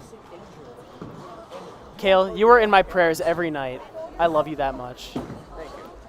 Is your head okay? My head's fine. Okay, good. I'm doing better. Don't worry. I also prayed for him. He just doesn't even tell Mama Vader. Okay. I saw some of the videos. I was just like, what happened? He hit it here. We think he has a kickboxer. And that's getting uploaded like privately. No, because I didn't even know that. That's true. Oh, and we are going to go into some of these comments that I have apparently ignored because I forgot. Thank you, Richard, for the compliment. I do appreciate it. And Sauk Prairie had a 300 Vader. I knew that. You did not. You don't tell anyone anything sometimes. I did not know that. Was Congratulations I supposed to tell you that? Yes. I thought Spash was the only one. So Sauk Prairie, if anyone is listening from Sauk Prairie right now, congrats on the 300. I did not know. 300s are incredible. Kyle's talking it up because his team shot 300 last year. My team did shoot 300. Hey, that's 296. Oh my God, Cale. you and me at Russia. And again, I can't say this enough. Dan Patterson is an amazing human being. We love him to the bottom of our hearts. And it's just amazing how much he cares for the youth. He did this at Bolero. He's doing it here and at Buzz Social. The JBST at Buzz Social in 2 weeks. Be there or be square if you can. If you're an adult, I don't really think you can be there. But the JBST there, I can't wait to go to Buzz Social. Dan Patterson keeps this place nice and tidy. I can't wait to go there for my first time. And yes, Team Baker 300 is an auto qualifier to nationals. Unfortunately, my team did not go to nationals because we had Lake Michigan Cup that weekend, and I thought that Lake Michigan Cup is a better event than nationals in my opinion. It's not an opinion, it's fact. Yes, Madison Sun Prairie was the only team that we ranked in the top 25 for boys in the entire D4, but Sauk Prairie was still right there. We definitely considered them, and now that they shot 300, they're definitely up there as well. It's still very competitive, and we are getting started here with Spash and McGuanago, and Spash and McGuanago, and we have Banger and Holman versus Beaver Dam on 10 and 11.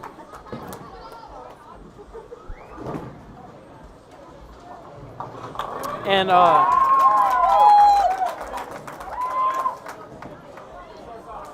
okay, so Pius. Okay, thank you, Ralph. I do appreciate that. Pius makes it for state for D2, and Sussex made it for D1 in fill percentage. All right. Pius has Christian Peterson, who is a phenomenal spare shooter. His strike percentage was very low, but that spare percentage makes up for what he lacks in power. He is a very consistent spare shooter, and I give a lot of props to him and that Pius team. And Sussex as well, losing a few matches early on because they didn't have their full team. And making it come back to fill percentage. They won the division last year, and that division had Menominee Falls and Wauwatosa in it. To give you guys an example, so McGuanago averages 204, and they are a top 7 team in the state, right? Well, we had 3 teams. We had Sussex Hamilton, who made it to state this year. We had Wauwatosa West, and we had Menominee Falls, who won state that year. We all went 9 and 3 and averaged at least 200. That was how stacked that part of District 1 was. And I believe, I don't know how wrong I am, Yvonne might correct me here, but I think that Wauwatosa West in 2020-2021 was one of the only teams to shoot 300 and not qualify for state. I don't know how many teams have done that, and it's not really a positive achievement, but hey, it's a first, and that's all that matters.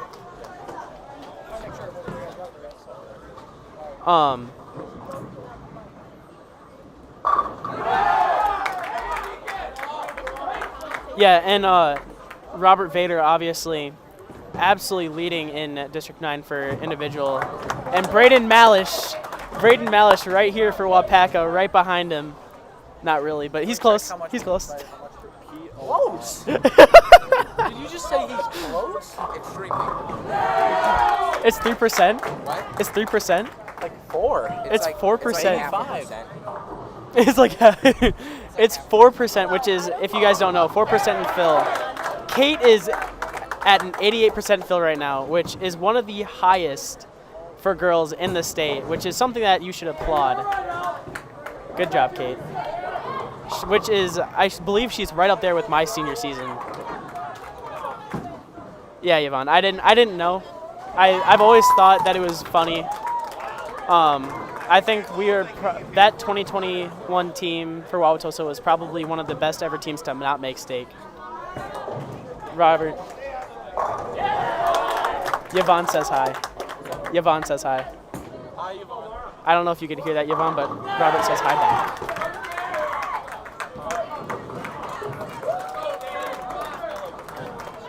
There's a lot of crazy and interesting stats that from high school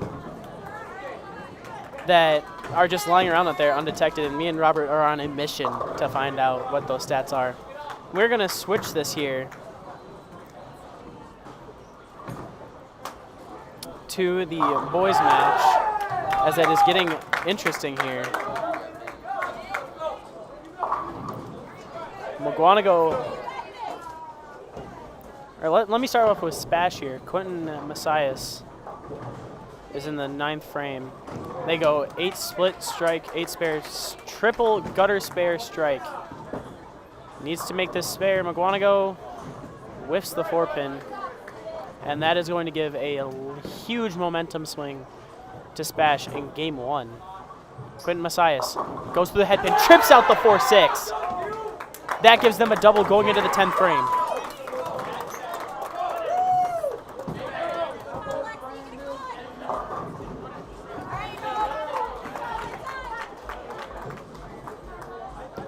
And it looks like Beaver Dam is going to take an early lead here, just from the fact that they have one less open. But I don't want to jinx anything too soon here. Alexis Van de Kolk on lane 11. And the shot. And she strikes!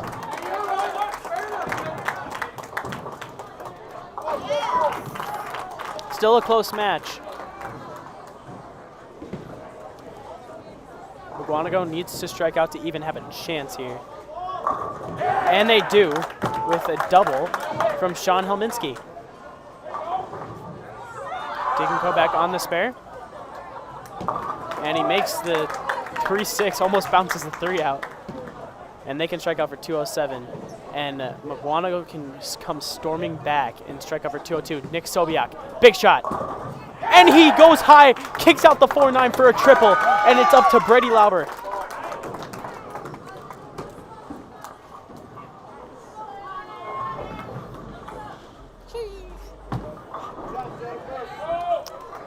And Deacon Kovac, big shot. He gives it a strike, which forces Brady to double, or to get at least one here. A double for Banger. Holman gets them back into this match. Brady Lauber, standing on the left lane, needs to strike here. Throwing the Zen. Can it hit? It can! Big shot for Brady Lauber.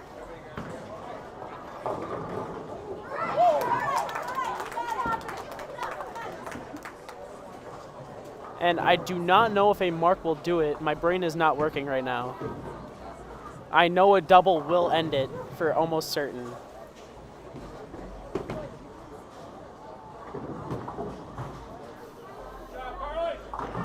And this Beaver Dam Banger match is extremely close now after a double.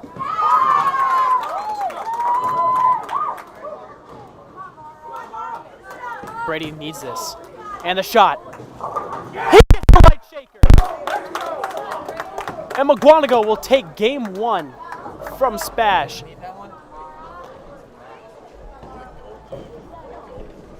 The back 5 after a horrid start by the terms of McGuanago, allows them to take game 1. Mara with a huge strike. Allows them to strike out for 193 against Beaver Dam. Brady on his last shot. Just needs a little bit of count. Doesn't even matter. He gets a washout, but that's still good enough as it's 218 to 207. McGuanago takes game 1. And as we flip back here to the girls' side, very close match here. As this game can turn 190 to 193, Mara needs this strike. Misses left, and she leaves this 6-9-10. So now, Sammy Radig, I hope I'm pronouncing her last name right, needs to step up in the 10th frame to take game 1.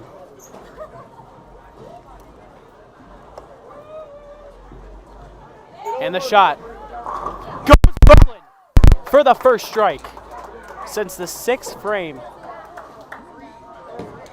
Mara needs all the count she can get here, and she picks it up, getting a final score of 183 here. And this means that Sammy Radig needs to strike here. Needs a strike in 4 to take this first game. Anything less than the first strike or the second strike here will be a loser. And the shot needs to go. And it does not carry. And Banger Holman will take game 1. If she picks this up, it'll be 180 to 183. Spash starts with a strike here.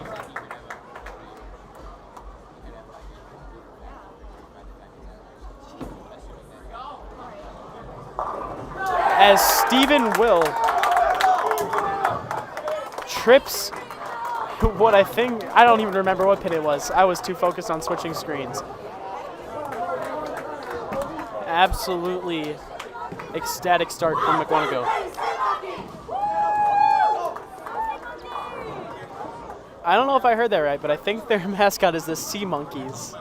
That's crazy. That has to be one of the most interesting and out there mascots that I've seen. Logan Burge, ATT for today. Venom Shock holds and allows them to get a double. And a good spare allows Spash to stay in it early. Again, these matches can, as a lot of people end up saying, you cannot win a match in the first few frames, but you sure can lose it. So just staying up with the competition is what they need to do here.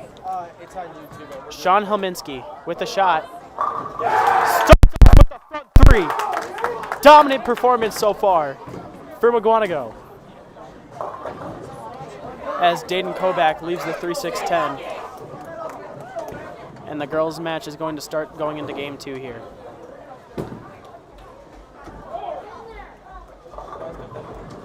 And Alexis Vandekolk trips the 2-4-5 for the first strike of that match. Nick Sobiak trips this. Everyone's tripping stuff today. That tripped the 6-7-10 off of the big 4. Dayton chops the 6-10 off of 3-6-10. Nick Sobiak needs to pick up this 4-pin. Gives them some good breathing room here. And he will do just that, showing why he made the All-Star team. Excellent spare shooting today by Nick Sobiak. Quentin Messias with the idle Helios. Great shot, almost blowered 7. The 7-pin ends up falling. Trying to get back on that strike train is Spash. As the anchors, 2 of the top bowlers in the state are right there, Brady Lauber and Deacon Koback. I'm surrounded right now by easily 4 of the top 10 bowlers in the state right now, and Brady blows by a 4-pin. Robert Vater, Braden Malish, Brady Lauber, and Deacon Koback. All excellent, excellent, excellent youth bowlers here. miles ahead of where I was at their age, which is only 1 year.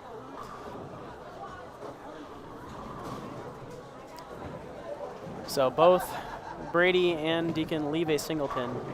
Brady's shot being a little bit better than Deacon's, but that doesn't really matter, as it's the same score on the screen. Brady hooks at it, and he misses it. Brady is not having the best of luck with hooking at these single pins, as Deacon picks up his 2-pin.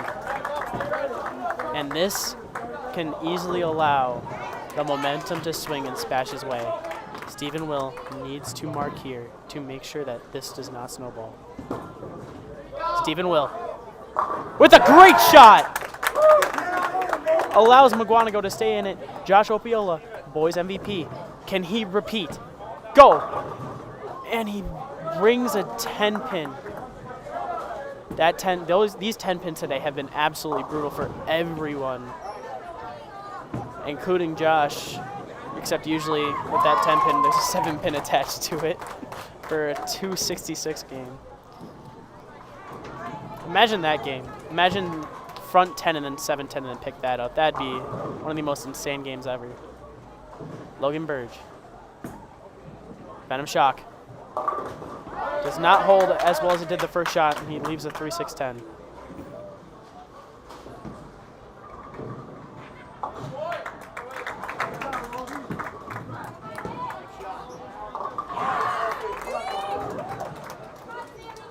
And here we have the girls' side of things, with Banger striking just in time.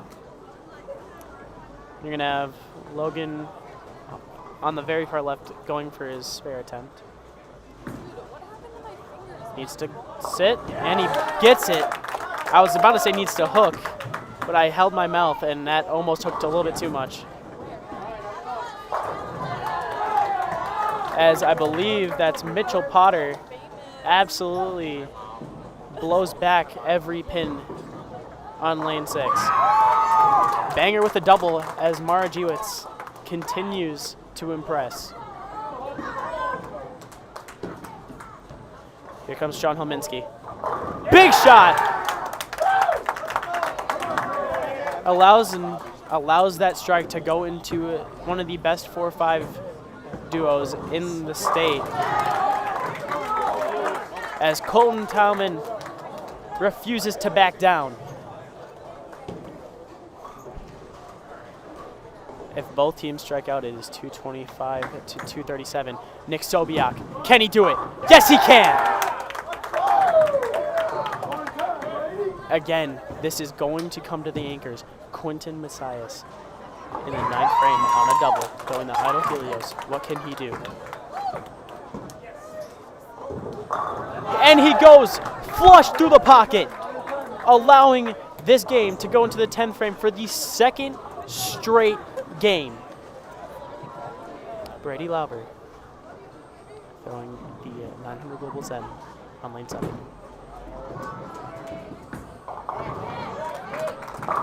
Big shot for Brady Lauber. Deacon Kovac on the 6th lane. Can he replicate? He can! Brady just needs this strike here.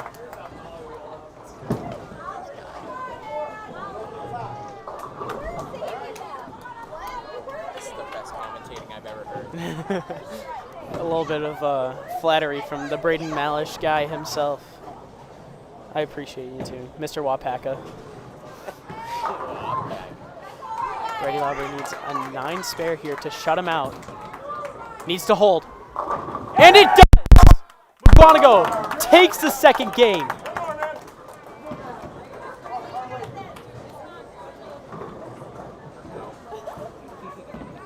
Deacon Kovac goes through the face and leaves the 2-4-6-7. And that will give McGuanago the win.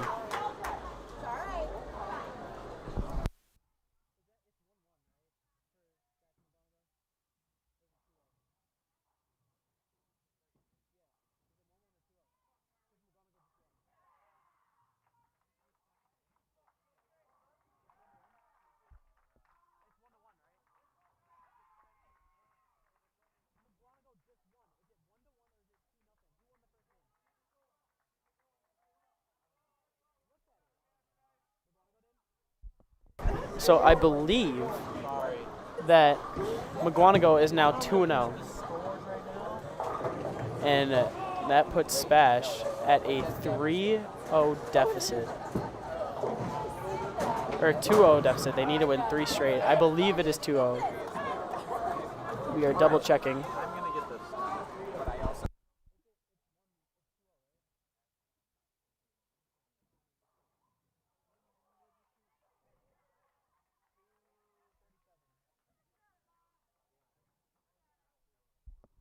And excuse me for forgetting, but McGuanago is now up 2-0.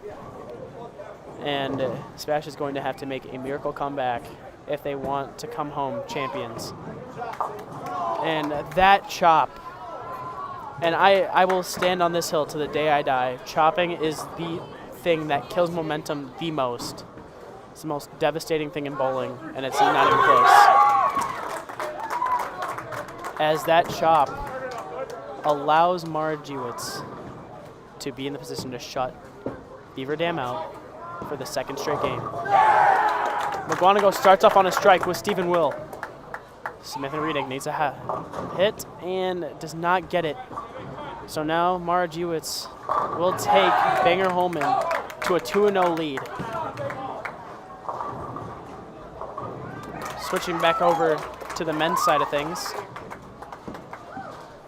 We have Logan Burge, I still don't know how to say his last name properly, on lane 6 here, on a strike. Needs to hook. And he gets it! That ball moved, holy. And Potter replicates it. Double on both sides of the both lanes. It's getting excited. Wouldn't you say that, Braden? Aren't things getting exciting? Getting excited? It's getting exciting. Yes. Yes. I would agree. And Kate is saying that she's cold. As every woman says that every time ever. Speaking up, I have no idea where to put my sweatshirt. It's heating up. Yeah. It's heating up as Sean Helminski triples. Here comes Quentin Messias. Goes Brooklyn. Cannot kick out the 3-pin. McGuanago is looking to end things here. Nick Sobiak. They use what I believe is a ring 10 or a flat 10. I do not know. But that will end the 300 chance at 3 frames.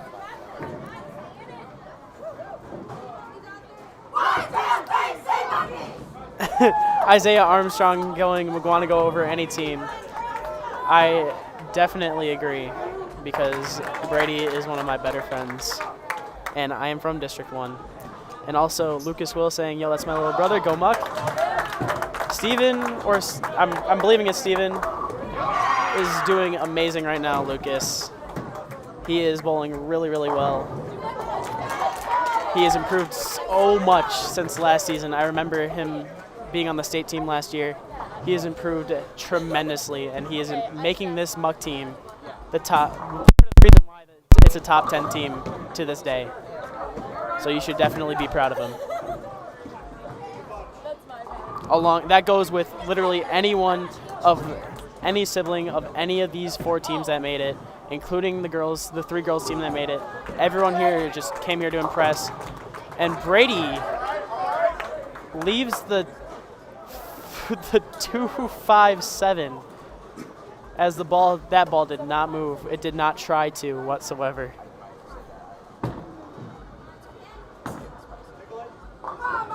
And Colton Tileman picks up the 6-10. Brady has a very difficult spare here, but I wouldn't be surprised if he makes it. It goes the same for if Deacon left it, if Josh left it. Anyone here, I wouldn't be surprised if they made it. Incredible amounts of talent here. And he makes it. Like I said, I'm not surprised. Brady Lauber, incredible amount of talent. On lane 7, Deacon Koback leaves the 3-6-10. That urethane's hooking a little bit too early for him. And just like what happened in the semifinals, people need to start hitting that transition again. Stephen Will with a strike. Again, continuing to impress. Deacon Kovac with the spare.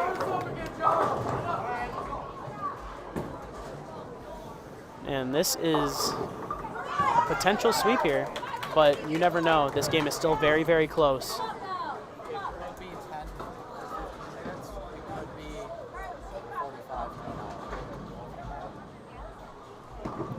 And Logan Berg trying to make this end faster. And he knocks the 7 down. I did not see the 10 pin stay up. Got very lucky there. Josh Opiola with a great shot. Keeps them in this match.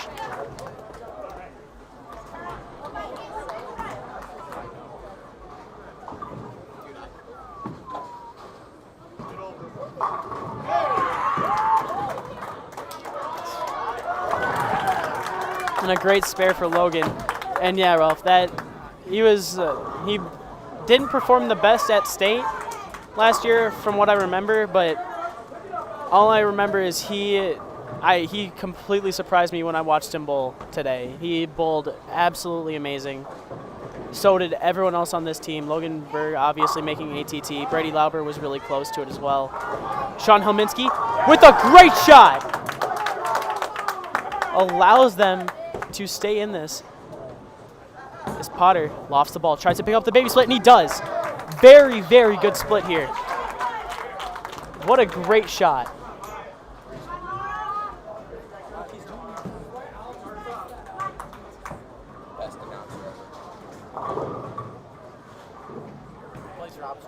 Nick Sobiak. Great shot! A double going into Brady Lauber, which has seemed like it has been a double going into Brady every single 10th frame this match so far. Quentin Messias needs to strike here to keep themselves in this match. Can he do it? And it goes left, and he goes Brooklyn, kicking out the 6-10. Keeps Spash's hopes alive.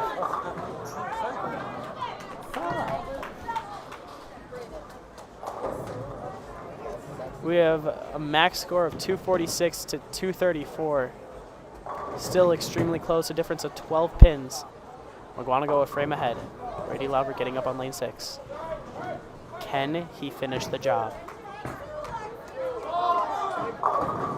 Yes, he can! Big shot by Brady Lauber. Needs one more strike to shut this thing out. And Colton Tileman with a strike.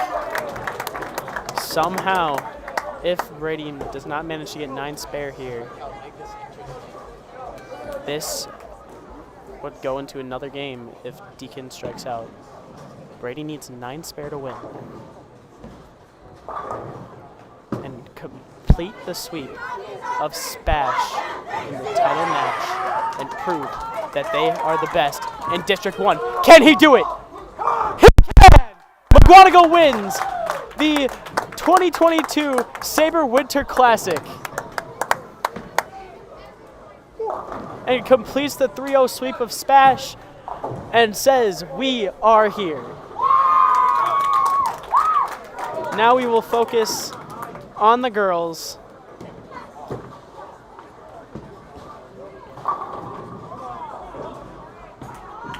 Where there could be another 3-0 sweep here.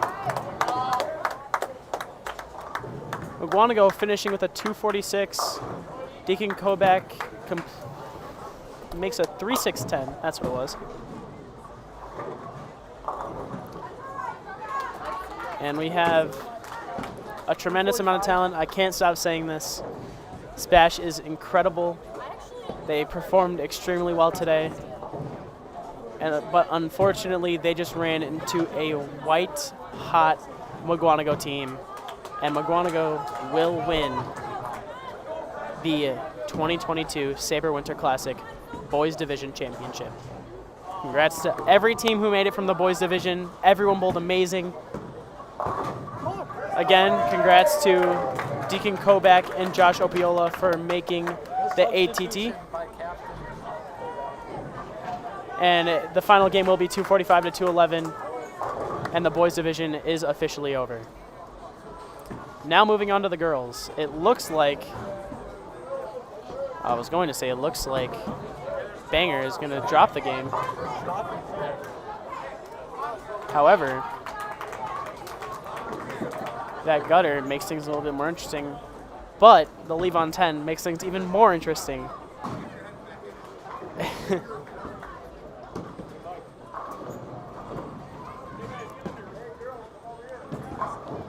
And can she get count here? She can. There's still hope here for Banger Holman to complete the sweep. She needs to spare here, and she does not, getting only 7. Striking out for 147 is the max here. They can tie. Needs to strike, and she leaves a flat 10. This gives Samantha Redig for the 3rd straight game to give a match win to Beaver Dam.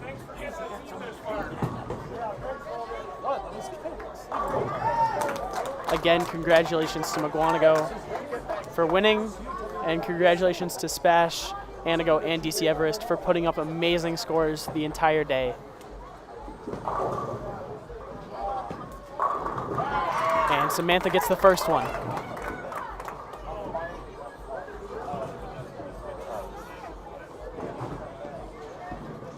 Mara Jewitz cannot strike, and this game goes to Beaver Dam, and it is now 2-1 in favor of Banger Holman.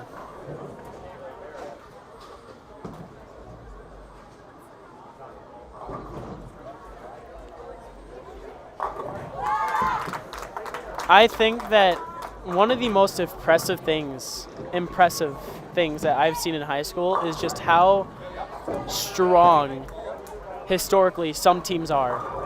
I mean, you had that monster rain from Sun Prairie. You have McGuanago that has always been a powerhouse. Oak Creek has always been a powerhouse. You know, it's just like Amherst has always been a powerhouse. Like, it's just a lot of these teams have stayed dominant for so long. Appleton North is still a very, very, very good team. Hashtag Cale Rusch used to be there. What up, my guy? I made the team. I made the team. I started that company. You know how much I sacrificed? You know another powerhouse? Wapaka is not a powerhouse, Brayden. Beaver Dam and Banger Holman. Banger Holman actually, they made the finals and lost to Sheboygan South and Sheboygan Falls, which was Melanie Hilbert and Kelly Whipple's team, and that team was just absolutely stacked. I didn't really think that Banger Holman had a chance, to be honest, but they definitely made that go to the second game, and they made it close. Beaver Dam, I had no idea. I'm gonna be straight up honest, Yvonne. I know one of the West Bends have always had a good team, I think, for girls. Throwback to your sophomore year where you almost had like the perfect state. I know Sun Prairie has always had a good girls team. No, you screwed it up.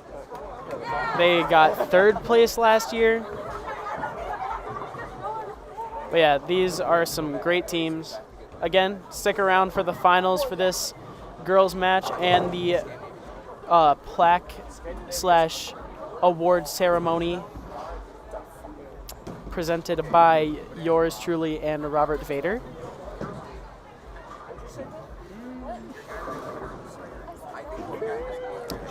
Mr. Robert Vater. Can I get in the booth? Yeah, here, I'll scoot over. Would you like to talk about it? Yeah, here. Go ahead.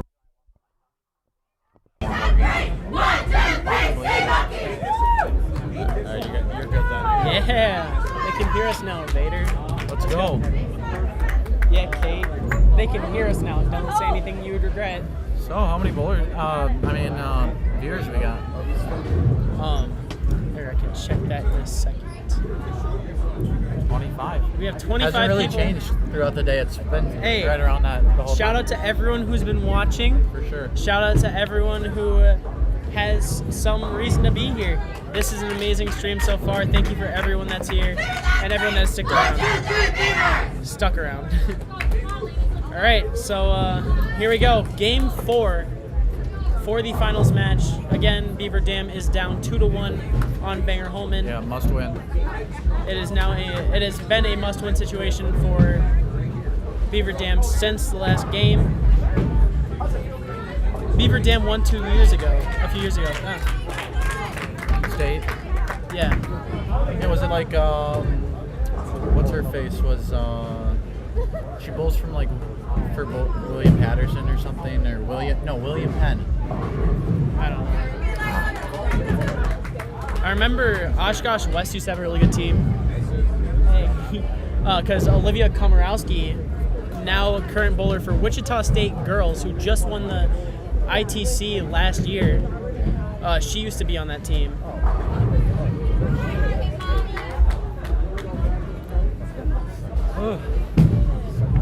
And Beaver Dam. Alexis makes the spare.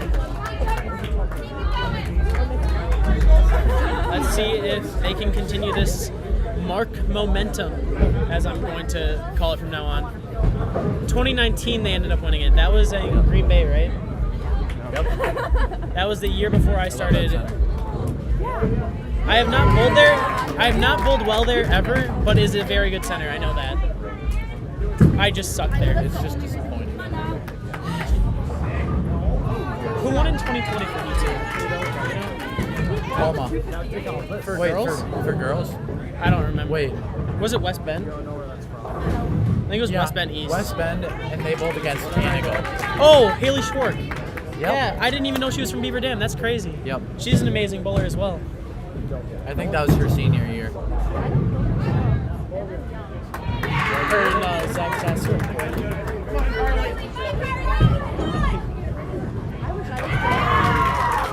Haley Schwartz was on my pair when my first ever JBST. A Schwaben, yeah. That was the year before I started bowling in high school.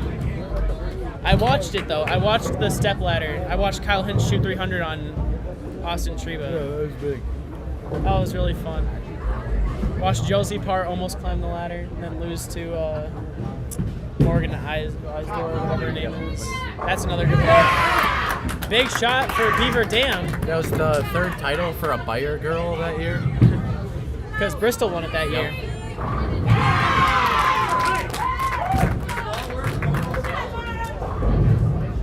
Yeah, we couldn't have done this without all the help here with Cale, Dan from Sabre, and Vater having the idea to start this in the first place. What's Yvonne asking? Can you be on your staff too? What's she referring to? I do not know. Yvonne, can you elaborate on that? Oh, can I be on your staff? There you go. Oh, for the Sabre Winter Classic. Hey, we need to make this a seasonal thing. Yeah. I was thinking we could do one in the fall. Yeah, and do then one in the fall. winter. Yeah. But maybe not. We'd probably go to a different center because that would make it more interesting. Yeah. Do it at Bolero. You know what though? That would be really close for a bunch of District 1 teams. Exactly. So we'd probably get a decent amount of teams then. Yeah. I like this area because It's in the middle. it's right in the, It's right in the middle. That's one of the reasons I came. We could do it at like Ledgeview or Super Bowl. Yep. Yeah, I think Super Bowl would probably be better, to be honest. Because that way it's like halfway for D9 and D1, which are the two of the best districts. We need to get D3 in here, D3A.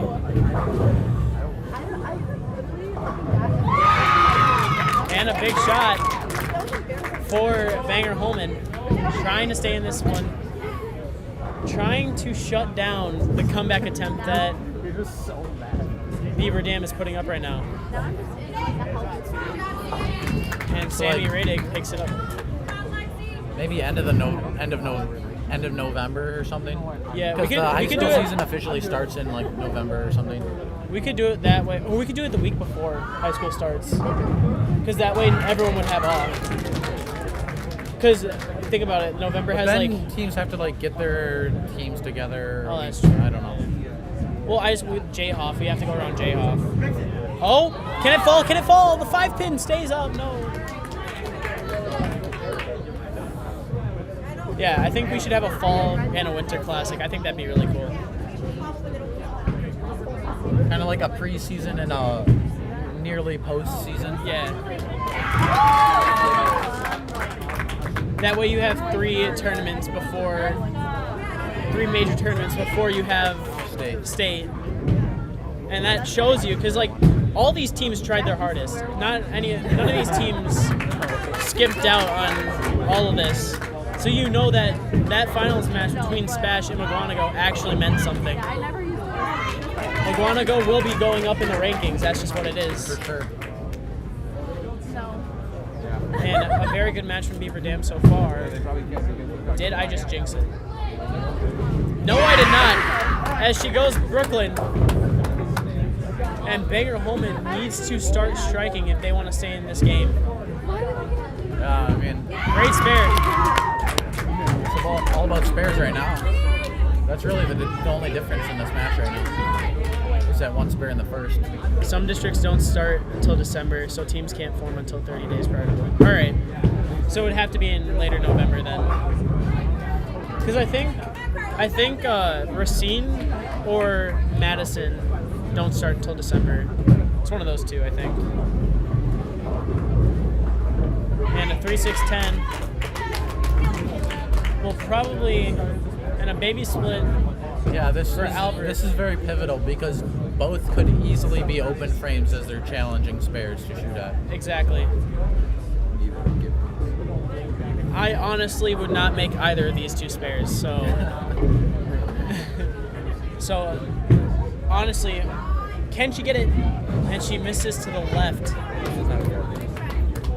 And Albert going for the baby split, which is honestly one of the hardest splits in the game that people consider a makeable spare.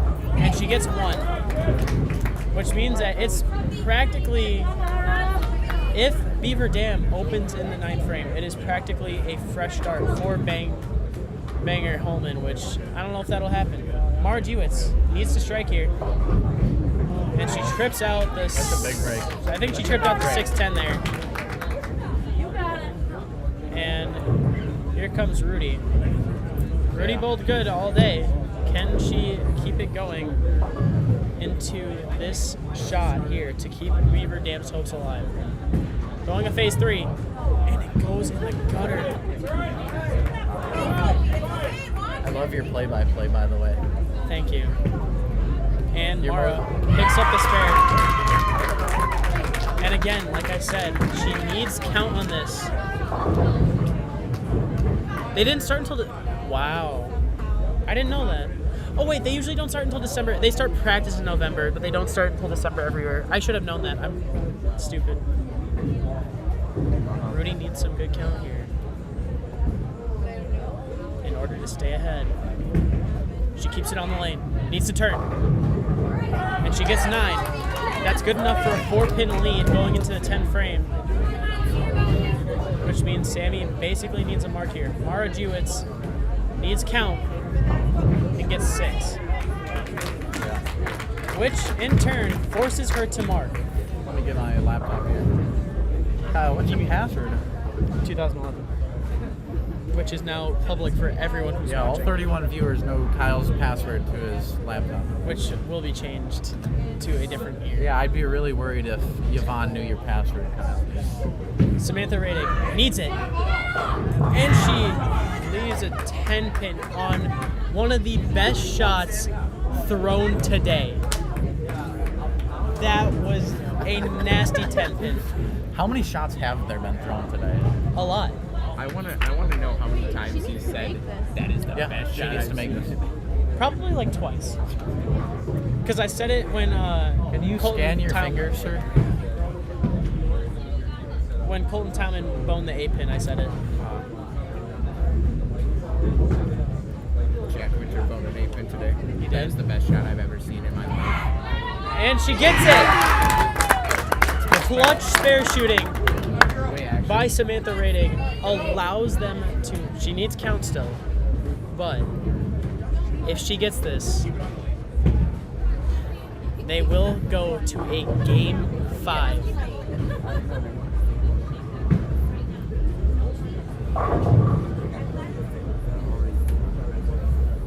Got to keep the foot behind the foul line, as Rob Stone and Randy Peterson always say, and they will win game number 4 and make this a 2-2 match. And she does just that, and she strikes to win the game 174 to 166. Cannot do much better than what she just did there. Braden, would you have made that 10-pin? I don't think you would have. I wouldn't. Would I have made that 10-pin? The first shot I saw you today was you missing a 7-pin. No, I was missing a 10-pin. No, I saw you miss a 7-pin. That was my first shot I saw you. I missed a lot of 7-pins. To be fair, I did miss a lot of stuff at the Super. They're hard to make. I suck. Okay, but on a real note, spares are hard. Spares are very hard. Overrated. Spares are not overrated. They are hard. Overrated. I think too they're difficult. overrated, Braden. It's way easier to strike than make 4 pins. You could say that. I don't think that's true. Statistically, for Braden Malish, that is true. Statistically, in high school math. Not actually though. Yeah, no. Yeah. How many? Okay, what's your percentage on 4 pins this season? 20, 50%. Oh, you got I got it it up because got it I up. made a couple. And you're probably striking like 68 or something, or 70 something. 72, low 70s, yeah. We are now heading in to the final game of the Sabre Winter Classic in 2022, the first one ever. And I think this tournament ran really, really smoothly. What would you say? Yeah, I mean, I think it went well. We didn't really have any major problems on like the tournament directing staff's side. Yeah. Obviously we had, lane breakdowns, but that's going to happen at every tournament. Yeah. Yeah. The scores, scores were entered in pretty fast. I feel like scores were given to us really fast by the coaches. So I gotta say thank you to all the coaches here today for not only participating in this event, but for also cooperating with us extremely well. For this being a first-time tournament, and for Vater and I being first-time tournament directors, this tournament ran really smoothly. I think a lot of these teams would definitely participate in this next year if we had it, or even the Fall Classic if we had it, which I definitely would probably look into doing. And a great first shot by Alexis, banging a 7-pin and a 4-6.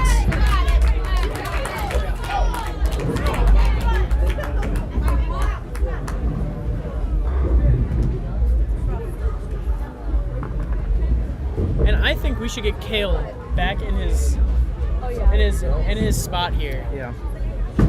Cale, get your cute little butt over here. Now I'm welcome back. Now I'm welcome back. Yeah. Vater needs to focus on this.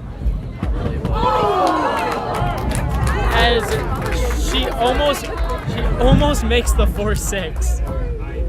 Oh my goodness. Don't switch it yet. Now I'm back. I wanted to see the 4-6, Cale. I wanted to see a replay. I don't As Molly gets up on lane 10. Can she strike to help them gain some momentum? Absolutely she can. What kind of a question is that? Gets out of trouble. After the spare, she'll strike the next frame. Gets out of trouble, tripping the 9-10, leaving the 3. As the 3-pin is missed on the right lane. Yours is slow. Why is the color different so much? Molly needs the spare to keep them in this game and allow them to even take a lead. Can she do it? She can. That's the right one. Albert Boldwell all day. He did. I didn't mean to do that. You sicko. Maybe that's why I think I'm so popular. Yeah, Carly Albert placed 7th for ATT, and a great shot for Banger Holman. Carly Albert Boldwell all day, and nothing should be taken away from her. That's why you put filters. Needs to sit, and she leaves the 2-5, one of the most dangerous spares to throw at besides the baby split. And another great shot by Banger Holman, and they're gaining momentum, they're getting louder. This is what high school is all about, getting loud, making good shots, picking up your spares, and getting that momentum. I am in the booth. I'm right here. My job got taken. And she barely misses that 10 pin. And the winning ticket number.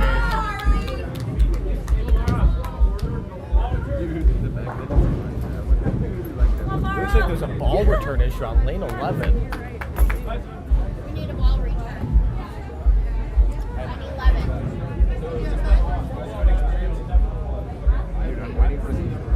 That's literally. Wait. And Cale, Yes. how are you doing today, sir? I'm doing good. Always check up on the people you care about the most. I'm not Cale, how are you doing today? I'm not answering just because he's forcing it to ask me. But I'm doing good. How about Thank you? you. I am doing swell. I'm a little bit tired. Stayed up till 1:30 because of the Bash brothers known as Braden Malish and Robert Vater. But, you know, got a little bit of sleep. The sleepless duo. That's all. Sleepless duo. The sleepless duo. One of them right here. That's me. I called you and Braden Malish the Bash brothers. The Bash brothers. Why is that? Because it kept me up all night. All night? I'm joking. He kept me up till See, 1:30. Robert, when you go to college, you will understand that sleep is like the most valuable thing you could ever get. Oh, I know. But like, why would I sleep when I have stuff to do? I'm saying when I get used to it. You know? That stuff included WIBT points and Vader sweeper points. No. And We that weren't doing is the WIBT. reason why the 2-5 is impossible to make. You could make it in front of my eyes and I'd still say it's impossible.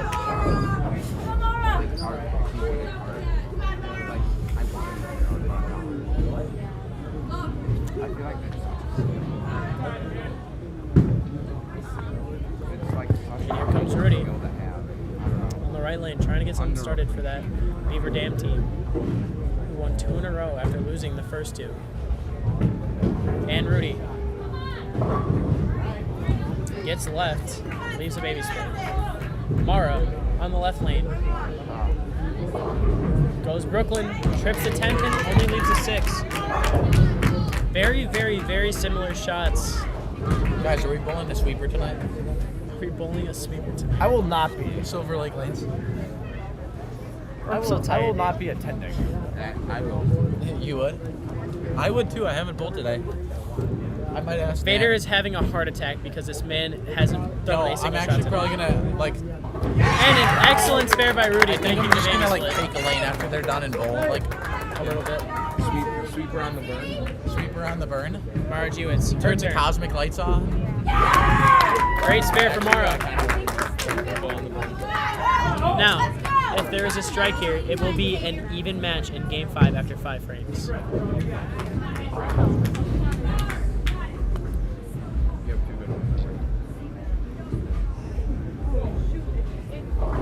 And it does not happen as the 2-pin decides to defy physics. And hope. Leaving the 2-2. Oh, speaking of physics, Cale? Catchphrase? Re-release the physics. There it is. There, yeah. See, I knew it. I need you to look here. Oh, let me fix my hair. We're taking a picture for Papa Vader over here. Everyone needs to be really still. We're doing a panorama.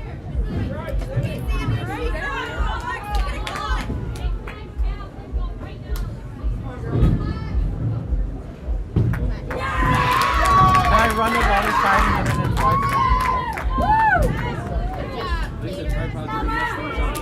Good. Cale's interfering with a good picture. Alexis Vanderkolk needs it. Great shot and rings a 10 pin.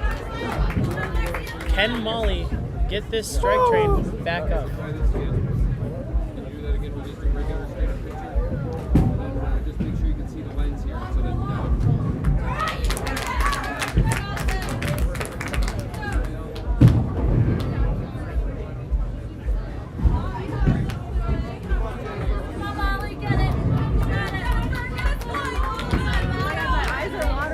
Shout out to Papa Vater for excellent photos, as always. Molly with a 1-2-8 to pick up. Can she do it? Very important spare here to try and stay ahead. Can she do it? And she picks up the 2-8, gets count. And the 1-2-9 is now, or 1-3-9, excuse me, is left on lane 11.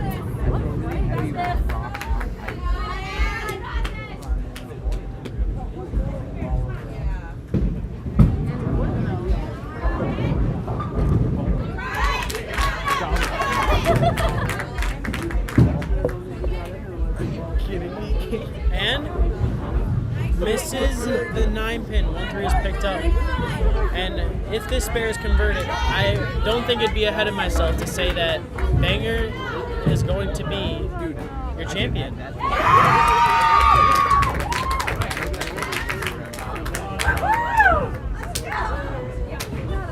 Unless Kaylee Albert has something to say about it, can she prove me wrong? And a 9 pin.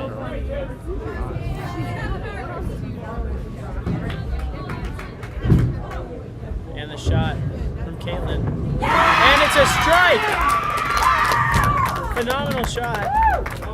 In clutch, crunch time. Kyle, my favorite thing is when you ask a question, wait for the ball to be thrown in, and then you answer it. Yeah. True.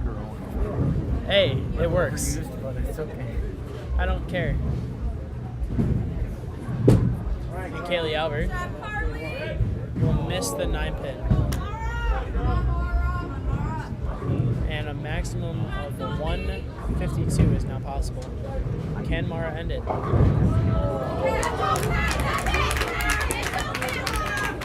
And this just got interesting.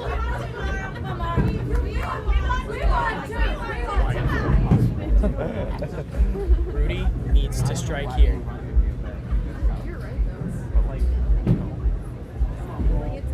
And does not end up happening. It's the maximum of 42.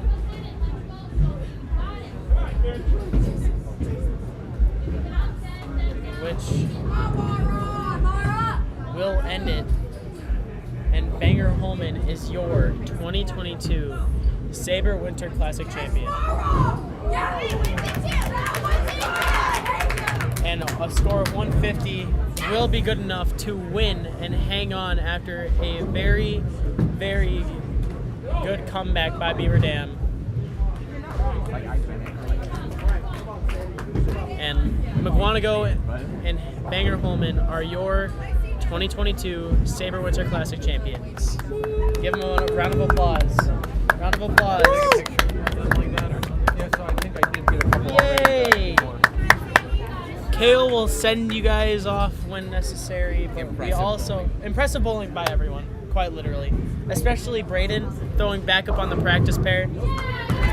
We love Braden. Get in here. We love Braden. We stand Braden here. I was gonna bowl. He was, but then Kate kind of dipped on him. I'm getting a very, very flabbergasted look from her. That's because I had to clutch up for my team. And get your ATT. Yep. Congratulations to Kate Winter for Winter. Kate Winter. That's her name. Kate Winter. ATT. Yay. Congratulations to everyone who got ATT. Impressive stuff. She has one more ATT in her career than mine. That means she's a better bowler. Her field percentage is higher, and she has an ATT. I can't do anything. Welcome to the ATT club. Oh, I know where that hand's been.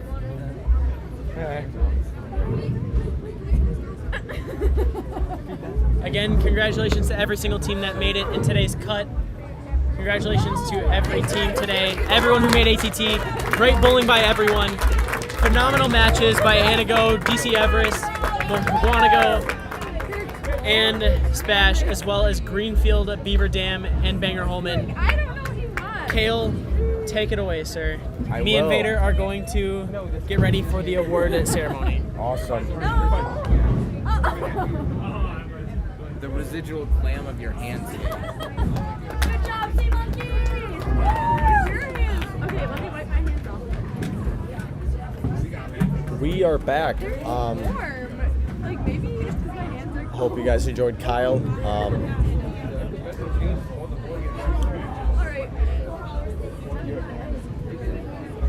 Yeah, that's why Danny Carlson, he like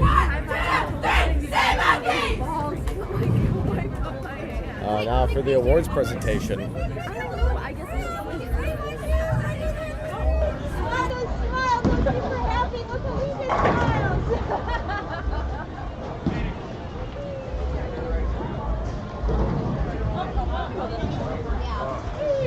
Hey, Al's got to get in there too. Ow. Oh, I'm sorry. I'll be out.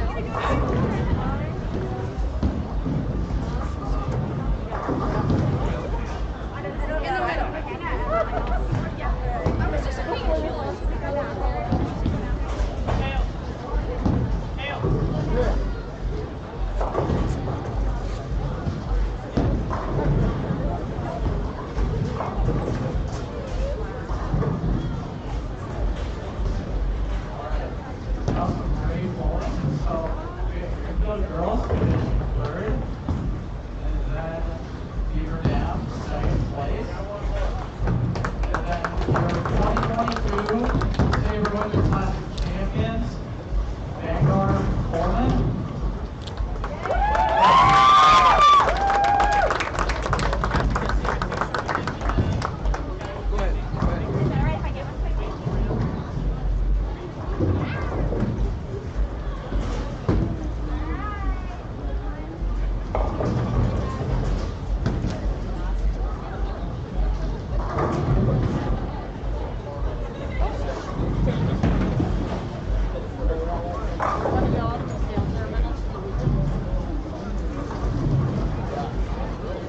Stay there, guys. Stay there. Hold on. Stay there.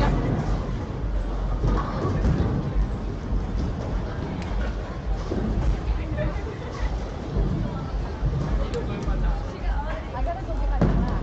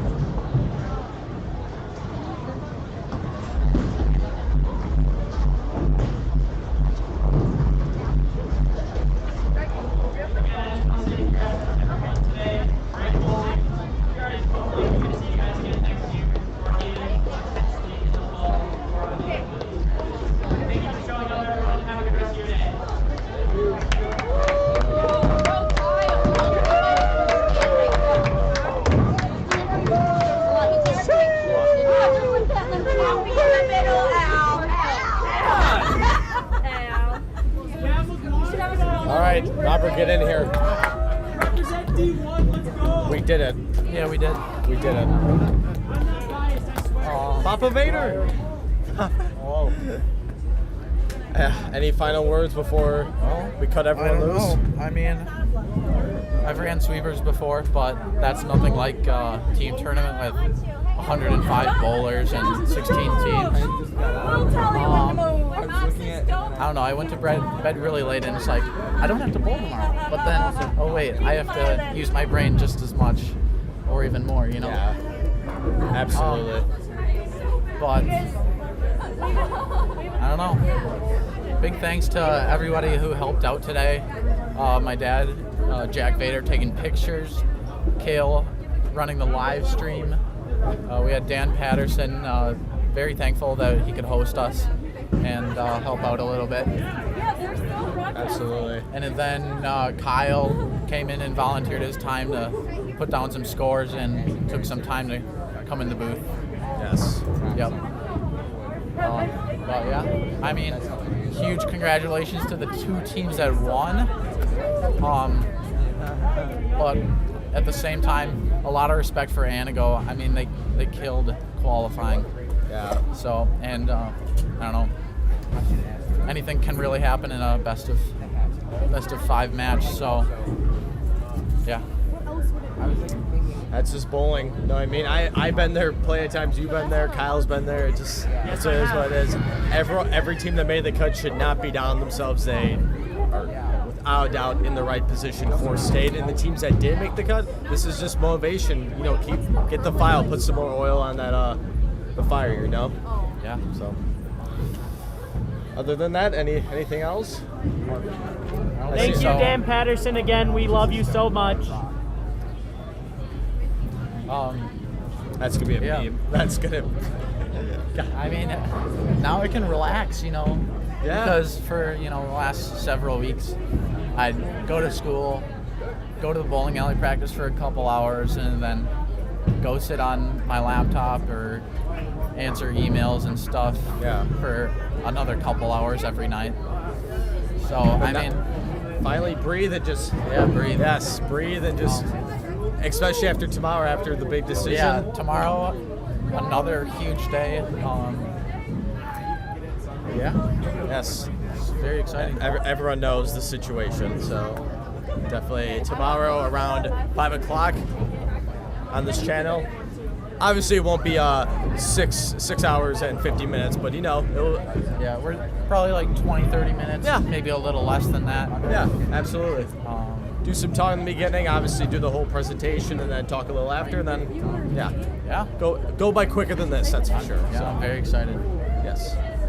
Well, other than that, that's it. Yeah. I'll get packed up, you'll get packed up, and then once again, thanks to Sabre, thanks to Robert for letting me do this opportunity, thanks to Kyle for volunteering his own time doing miscellaneous background work, and of course all the athletes that came out and bowled in the 2022 Sabre Winter Classic.